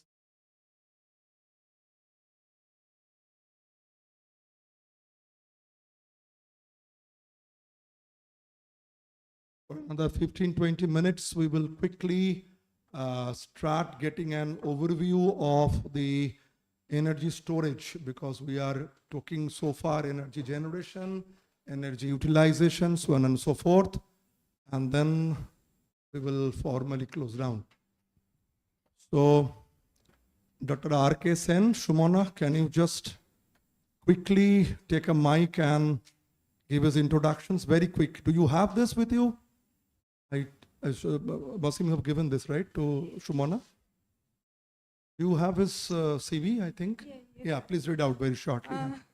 Okay, Mr. R.K. Sen is a director of DGT Engineers Private Limited, Kolkata. He did his BSc in Physics Honours from Calcutta University and studied Mechanical Engineering from Institute of Engineers, India. He did his MBA from Indian Institute of Social Welfare and Business Management. Previously, he served the automobile industry for about 34 years in various capacities in leading private companies like TVS Suzuki Limited, Escorts Yamaha Motor Limited, and also in public sectors, Enterprise Scooters India Limited as Chief of the Corporate Planning. Thank you. I will come to next is Dr. Manohar. I think you can also read out his biodata so that Manohar Budapeti, the Universe Mobility, you have this is CV, or Wasim, have you given this CV to? Or otherwise, Wasim can introduce, yeah, no problem. Anyone can introduce formally, yeah, and quickly we Let can. me introduce Mr. Manohar first. He's a young entrepreneur and who has already in the energy storage system. He is, I think, IIM is the MBA degree from IIM, and he has also, sacrificed high-valued corporate jobs and coming into the startup, making startup, and already he is attached with IIT Kharagpur for their sodium-ion technology exploration and business opportunity, and now he is associated with solid-state mission of CGCRI thing. So that is what the very short intro of Thank you. Mr. Manohar. So I would request to both Mr. R.K. Sen and Mr. Manohar Bethapudi for giving, because we have had so long so far, hydrogen generation, utilization, so on and so forth, and in not only Indian perspective, but also the perspective from abroad, at least from Spain. We could not invite many because we are really running and short of time. It is not a day-long program. It should be a week-long program minimum. So anyway, so what is the perspective you are thinking to couple your energy storage verticals, not the hydrogen storage verticals? Because I have a very clear problem that has been put forwarded by one of the startup companies from the DRDO spin-offs. They have come to me and us, and they call Altric Solonics. They want a battery power management BMS powering by suitable battery charger, and at the high altitude where you don't have any kind of subcharging systems, they want a fuel cell coupled with BMS. What is this is the next gen that we all are talking about, this next gen battery systems. I have been associated with automobile 34 years as a professional. Then I started a small company, and that also was my company is now producing garage equipment for two-wheeler workshops, and we are the authorized vendor of Honda motorcycles. So we are also the authorized vendor of Bajaj. In Eastern India, we are the only company who is authorized vendor of Bajaj and Honda. And in Honda, our product was approved by the Japanese. They came into Calcutta, they saw our product. We had not been in production at that time. So our endeavor started with the design, and our product was verified and was approved by the Japanese. And then we started. Now, if we talk about automobile, what immediately comes to our mind is electric vehicle. When I was in Scooters India Limited, long back in 2000, at that time, electric vehicle was not so much popular and very few people were aware of it. But Scooters India Limited was the first company which launched three-wheeler battery-operated vehicle. And during those time, those who have visited Taj Mahal area, that this electric vehicle was allowed to go inside that premises because it is not polluting. So from my experience of electric vehicle battery operated, later on in West Bengal, we supplied about 4 numbers of three-wheelers battery operated. In Jaldapara, there was a tiger leopard resort where the injured leopards were taken there and they were treated, and it was a park. So there we had given 3 numbers of electric vehicle. Now from my experience, what I have seen, in electric vehicle, the main problem, the power controller, which controls the speed of the motor, that is not a problem. That is quite easily available. That technology is available. It is not a problem. And after the introduction of MOSFET and IGBT, the problem is lesser. Earlier, the speed control used to be a problem, but with MOSFET, it is no more a problem. Motor is also, that is not a problem. Even in the available technology in India, we can produce motor. The main problem is battery, in the sense that battery, my experience had been with lead acid battery. Lead acid battery, to be honest, it has been, so far, it has been the best battery because it is very, very consistent. It is very, very consistent and it is quite reversible. That means if it is treated if the charging is done properly, it gives a very long life. Now, with my experience in Jaldapara, that center, that vehicles, they ran for 5 years. Those batteries were CMP batteries, those were imported from America. I remember that those batteries were 200 ampere hour batteries, 72 volt. The motor used to run at 72 volt and 200 ampere hour battery. And that 200 ampere hour battery, the range of the vehicles used to be about 80 kilometers. So, and those batteries were tubular battery. Now, with my experience, what I have seen, the lead acid battery, the main problem had been charging. If it is overcharged, the basic plate on which the material is deposited, the base plate that gets bent. When it gets bent, all problem starts. But in tubular battery, that getting bent, that problem is eliminated. So that tubular battery gives much higher life. But with lead battery, the main problem is the weight. It is very, very heavy.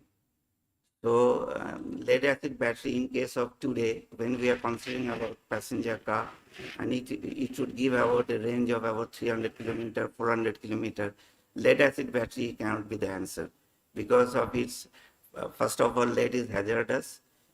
Disposing a lead acid battery is very tedious. Every lead acid battery company, they have to take account of the discarded batteries. They have to take that back. And there is a very strict audit. So disposal of lead acid battery is difficult, and the weight of battery itself is absolutely very much against the range of the battery, range of the vehicle. So we are looking in for something which is the weight is less and the range is more. So DGT Engineers Private Limited, we have been made a partner in the development of solid state lithium battery, and I feel privileged to be given this opportunity. So see, the earlier discussion has been very, very academic. I cannot say much on that. What I have said so far is based on my experience in this field and as an automobile man. But I can say one thing, that in my company, although that technology is very basic technology, but we have developed hydraulic equipment, manufactured, tested. We have established a quality standard, and I am proud that about 600 hydraulic lifts are there in Eastern Zone, and for last 10 years they have been operating. So the proof of the cake is in eating. So I feel that any research work, the success of the research work should be if it is translated into some tangible product. But my daughter, she is also a researcher. She did her PhD from Nanyang Technological Institute in Singapore. Earlier, she did her MTech from Kharagpur IIT. She disputes that. She says, no, you cannot say that. There are many researchers, those are necessary for research only. There are many researchers, those have not been translated into products. She says, even Einstein's theory, accepting that atom bomb, that American president, he asked for the opinion of Einstein whether atom bomb production is feasible. Accepting that, the theory of relativity has not been translated into technology so far. I am not aware of that Einstein's theory of relativity has really been translated into a product. So that way it is also true that research, for the sake of research, for accumulation of knowledge, it is important. But as a small and medium scale industrialist, my focus, if there is some research, that should give some tangible product. With this submission. Very nice. Can I add to it? Can you please? Yeah, I think, thank you for having me here. Incidentally, yesterday I was also on a panel where I was called upon to be part of a team who had launched an electric truck. There we were discussing how lithium is going to support the transition from fuel-based to electric trucks. Yesterday, the truck which got launched had a range of only 156 kilometers with a battery pack of close to 200 kilowatts. Now, for heavy-duty transition, you need a range of at least 1,000 kilometers. Right? And if you look at the current traditional lithium-ion technologies, I think they can probably work with an intra-city car level. But to have a heavy-duty or a medium-duty truck, you need at least 1,000 kilometers range with, I would say, cost parity. That is only possible if you have advanced energy storage technologies. I think that is an opportunity where we'll have to move beyond, I would say, traditional lithium, and probably something like a solid state might have an answer. That is in terms of lithium and electric vehicles, and definitely when fuel cells come into picture, fuel cell along with coupled with the battery would definitely help this transition of heavy duty application. Now you asked the question that how probably energy storage will work with hydrogen. My sense is that you are having now different shades of hydrogen, but if we can blend in, I would say, low cost energy storage such as sodium with wind or solar, we can probably produce true blue hydrogen, and that can probably really accelerate the clean future. I think that's my 2 cents on how probably the industry will pan out. Today, the round trip efficiency of hydrogen is not too great.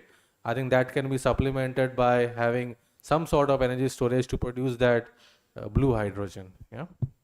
Very nice curation. And of course, this blue hydrogen is one of the biggest vertical in US because they are not even going for the green hydrogen to a greater stage because they have a huge coastal belts for sequestration of CO2s. You were correct. So for the mobility sectors, we can definitely think comments from Wasim on this particular SSP sectors on this.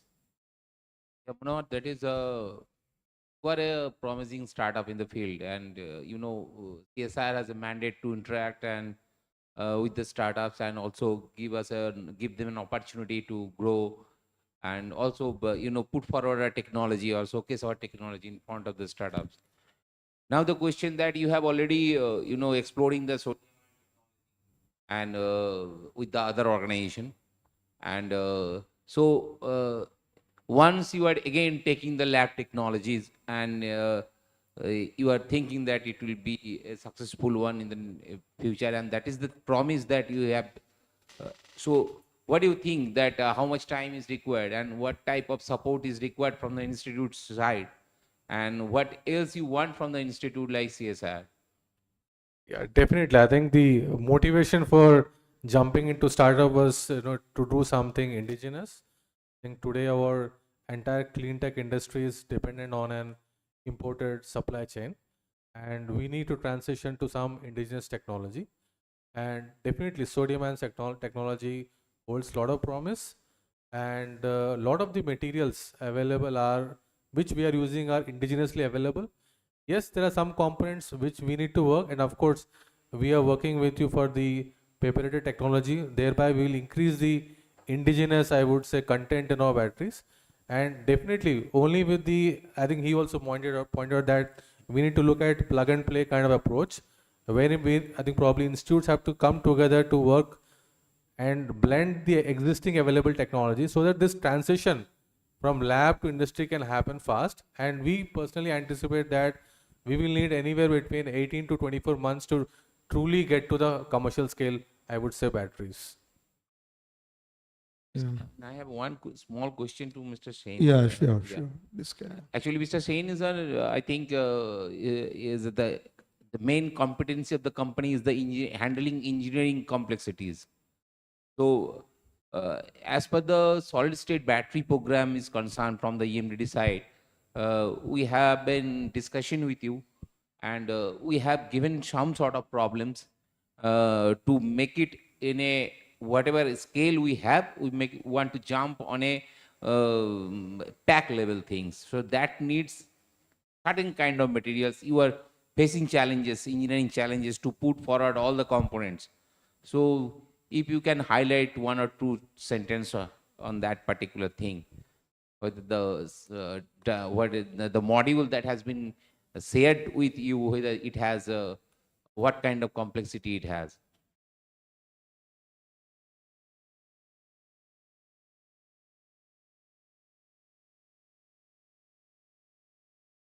Your liquid lithium in that battery into the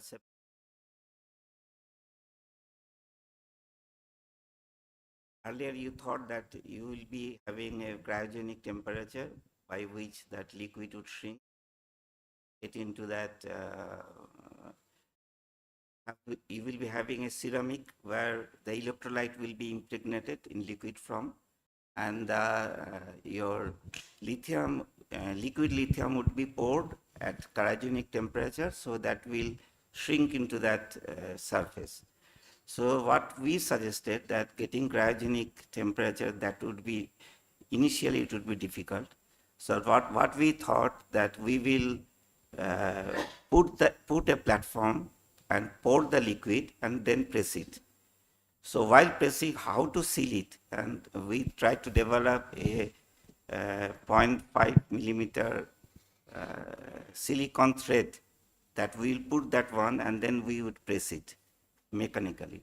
So far we have not been able to develop that, but while we tried to press it, it gets torn.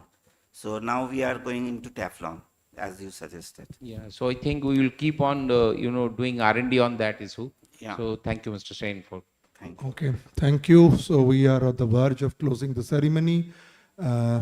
Indranil, your final comments on this energy storage verticals as an interfacing with the R&D and industries. Thank you, Jayanto. Basically, taking the cue from Mr. Shane, I would like to tell you something on the CSR perspective, how we actually moving out for the different kind of technology. So we have exploratory research and as well as industry driven research. So for exploratory research, we have a pool of IPRs, knowledge base. So what happened, we actually give it to our website and so many areas. So if it has a TRL level, like 4 to 5 kind of things. So for any industry, we need that things to commercialize. So some translational part is there. So whenever this kind of IPR or knowledge base pool is there, so we have to transfer the technology right away. The company can take it and they can develop their own, and for the smaller companies, so we have to think in other way. So for smaller companies, we have another option that jointly collaborate up to TRL level 6, 7 to commercialize that thing for the market. So in that particular commercialization aspect, if we take it, for the translational part, we can give 6, I can remember 6 points that we are covering actually. So mostly we can give you the training, sharing of manpower, sharing of capex, in fact sharing of all the testing facilities, which is very much required, we have in-house. Also CSR has a pool of 37 laboratories, so we have a good network, so as well as other academic organizations. So in that way, some market capturing thing also we can cover in terms of putting that particular company into other conclaves. Like if some third party will come, then we can mutually tripartite agreement with the first company and they can give the edge over on that particular commercialization, as well as other handholdings. So these are the aspects, because also CSR is making new policies which is under consideration of cabinet, that may give you more leverage for MSME kind of companies as well as startups. So most of the cases we also face the same thing, that if we charge higher TOT values directly, then one big company can afford that thing because they have the in-house facilities. The small companies cannot. So initially we can say that you can collaborate for a small translational research part, and there is a win-win situation. Bit of investment from that particular company side is also required for the stake in that particular research, as well as that as we are maintaining so large number of these patents, that has a huge cost on the institute also, because for I am giving you one small example. For one patent, for retaining it for next 20 years, we generally take as a 20 years is the validity. So it almost retaining fees is almost 1 crore. So in that way, some bit of investment is required, not phenomenal, but this will a win-win situation to make it commercialize in that way. And also one good thing, that whatever background knowledge base is with you or us, that will remain with you and us. If the translational research will happen, then if something will come out on that translation research, that will be a joint IPR. So what happened in case of, because CSR will never encourage anything to exclusive basis, because exclusivity gives you monopoly. So CSR always encourage that monopoly does not be a good situation for business. So it's a win-win situation. But once you take that technology, you have the agreement with us. So as per the agreement, all the deliverables and other conditions which may give you the security for future market also. So in that way, CSIR is working, as well as a part of CSIR, we are doing in that way.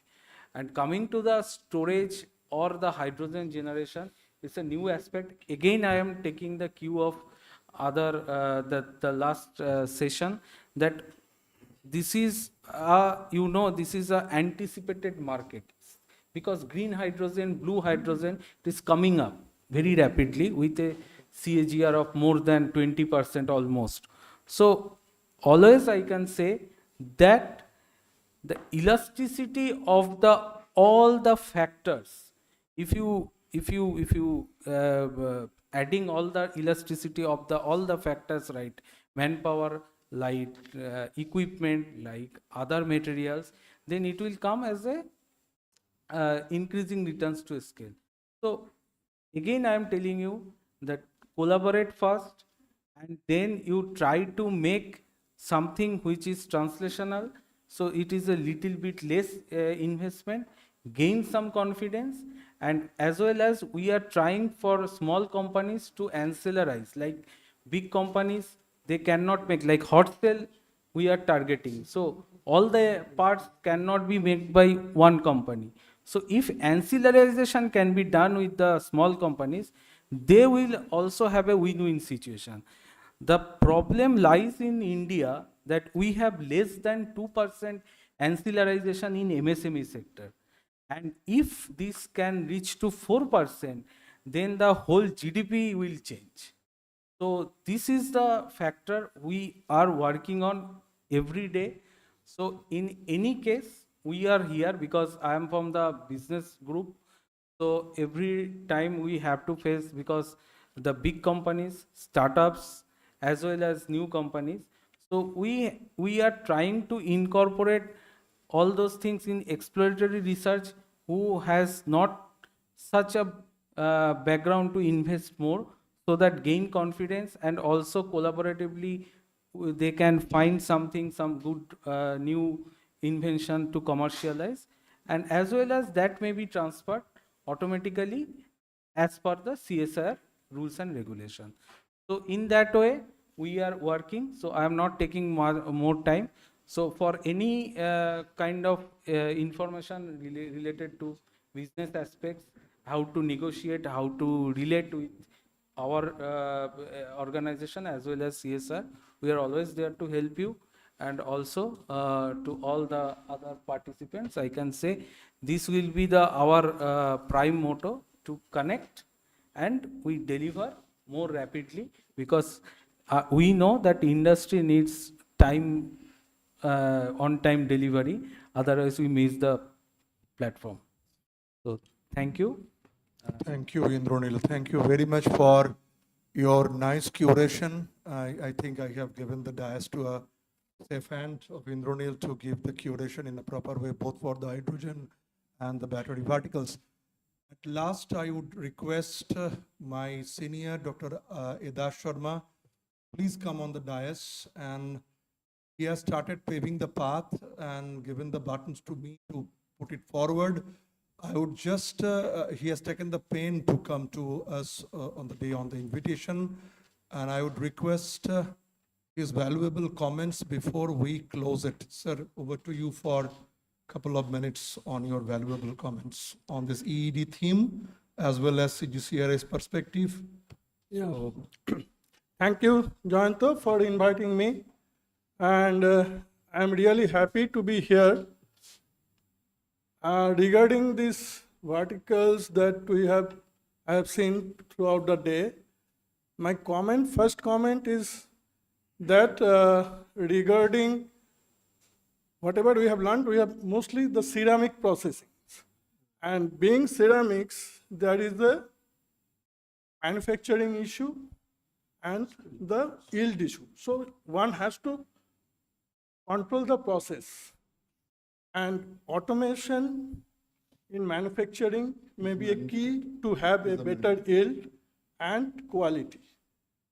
So that is the first point, particularly when one wants to scale it up, the process. So that may be one of the key point one must look into. Secondly, you were discussing about, there was a point regarding degradation issues, how to tackle that. So there is one, so you cannot go for 25,000 and wait for the results, hours or so. So there is a accelerated life cycle testing. So one must adopt that, maybe in USA and in JPS standard in the Europe, they are following that, so you can adopt that. And finally, to quickly commercialize, I think from lab to commercial level, one must outsource. Correct. One must outsource, where there are so many startups and MSMEs who are very skilled in our country to deliver a particular product. So we have to tap that and find really, and I had been fortunate to roam around for reviewing few DST projects, and I have seen excellent innovative ideas which these startups can have. Sure. So if we can identify those startups, I'm sure that this technology will quickly see its future in a very near future. So all the best to Team CSIR, and I'm really grateful to CSIR for giving me this opportunity. And thank you very much. Thank you, sir. A big round of applause from Dr. Ridas Sharma. We are now formally at the end of the closing ceremony. We are too late. I know it is more than an evening, but it is a very good day-long sessions that we had so far.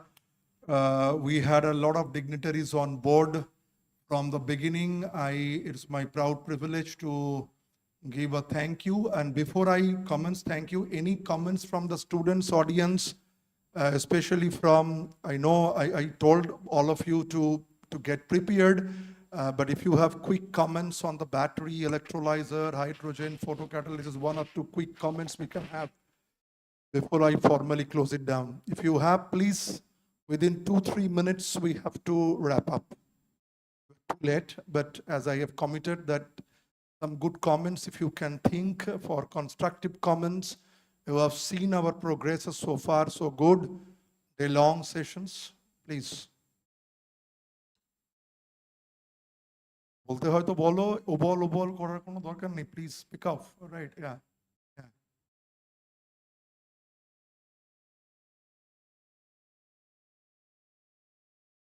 I am just working in solid electrolyte in solid state battery.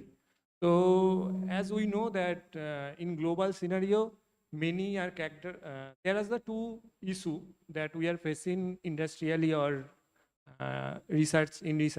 One is the interface issue and second is the scale up strategy. Okay, so in global perspective, some companies or some researchers are crack down the interface issues, but one issue that can be cracked down is the scale up strategy. So what your point of view in scale up strategies of solid state battery? Okay, this is a realistic problem that we are ever discussing, from button cells to the mid scale 5x, then 100x, and so good, so very nice. Any other comments from the student audience? I requested our previous students, Dr. Shushmita Bera, to join, but I am not able to see her on board. Whether she is there, I'm not able to see, but she told me that she will be joining, and if there is a problem, requirement, she will be able to give 1 or 2 comments on this SSBs. I'm not able to see her, maybe because of the busy schedule. I requested Shoroshi was here, but she had to leave because of some urgent meetings and all. So anyway, if Sushmita is there, Shravanti, I am not able to see her here. Sushmita, you are there? I think you were. She's not there. I was trying to search of.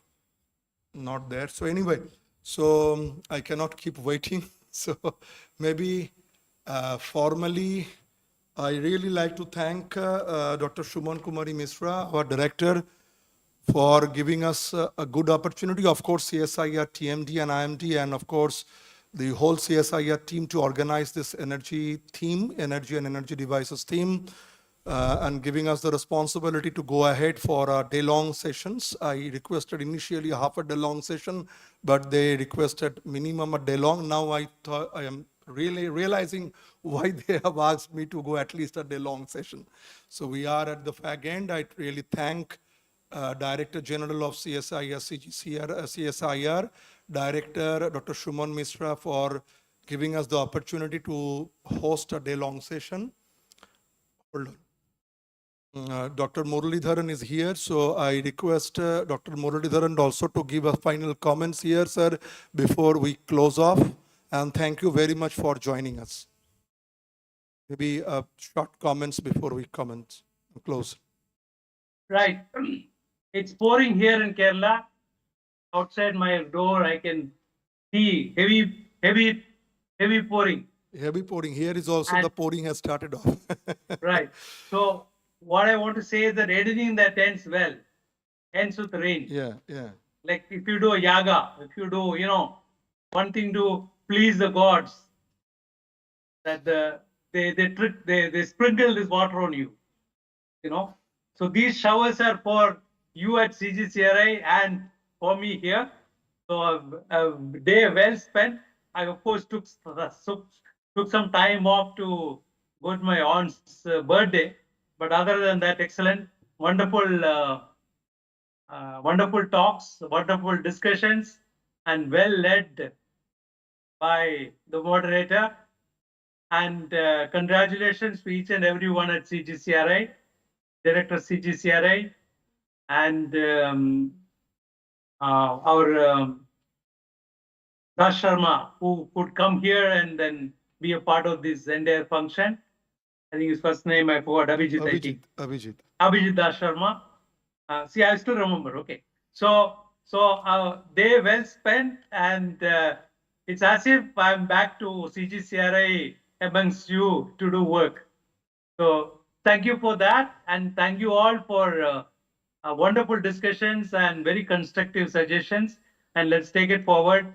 Let's aim at a big thing, like I propose. Maybe we can work for the steel industry. Correct. And be a part of the nation building process. We will take Thank you very much. Thank Wonderful. You, thank you very much for Bye-bye. joining us. And Namaste. my sincere thank goes to Dr. Ashish Lele, Theme Director and Director NCL, for nicely curating the perspective of EED in the inaugural session. Then my sincere thanks goes to Sridharan Rangarajan, happens to be the Managing Director of Carborundum Universal, our prime stakeholders for SOEC and reversible SOEC cells. My sincere thanks goes to all dignitaries from the industry resource persons, encompassing Dr. Arendas, Dr. Shantanu Mandal from Dense Power and QME respectively. My sincere thanks goes to Mr. R.K. Sen and Mr. Mr. Manohar. Sometimes I forget your surname. Sorry for that. I may be excused for this. From DGT Engineers Private Limited and Universe Mobility Private Limited. Professor Ratan Mondol for joining us as a chief guest. And of course, Glenn from overseas Spain to give a good, beautiful overview from Indo-Spanish possible collaboration and especially CSIC overall perspective in terms of different kind of hydrogen generation sectorial views. I thank all of my fellow colleagues who have given a nice curation of the talks, and of course, Shumana for beautiful narration and anchoring for introduction. I thank all of my fellow colleagues who has given me this platform to host this. Dr. Indranil Biswas, Dr. Ambarish Channel, of course, Dr. Indranil Biswas for curation of this business. I requested personally yesterday only, so he agreed. And it's very nice curation from his sides. All my fellow colleagues who have attended this, all HODs who have attended these online, offline, my all dear students, communities, my fellow colleagues, students, and technical staffs who have attended it, either online or offline. My fellow colleagues who have given the enormous support for making this stage ready for hosting this particular program, especially the energy service divisions, instrumentational service divisions, director sales, all support divisions who has given enormous support to all of us to come to this particular stage where we can be able to give a good memories, as Dr. Muralidharan has pointed out, that all goods which ends good, right? So thanks very much. Thank you all. And we are looking forward for a very good, nice business meets in upcoming years. And of course, many industries to come on board along with the academia and R&Ds to have a beautiful interface so that the CSIR's mandates are fulfilled. Because CSIR's mandate are not only for generating the ideas, but translating the ideas to the components and see its future out of the four worlds of that particular respective laboratories. So with this, I should beg a pardon if I have missed out anyone's name for my thanking giving ceremony. I really thank all of you who are physically present here, not physically present here, and thank you very much. And we should be able to give a very good product with upcoming days with industries on board and academics on board on the different two sides of CSIRs. Thank you very much. Bye-bye. I have a last Let's request. hope India reaches final. Yeah, thank you, sir. Thank you. I have a last request, which I would request Dr. Indranil to hand over two mementos to our two great panelists, Mr. R.K. Sen and Mr. Manohar, for their panels, for their occupying the panels and giving their valuable suggestions. Thank you.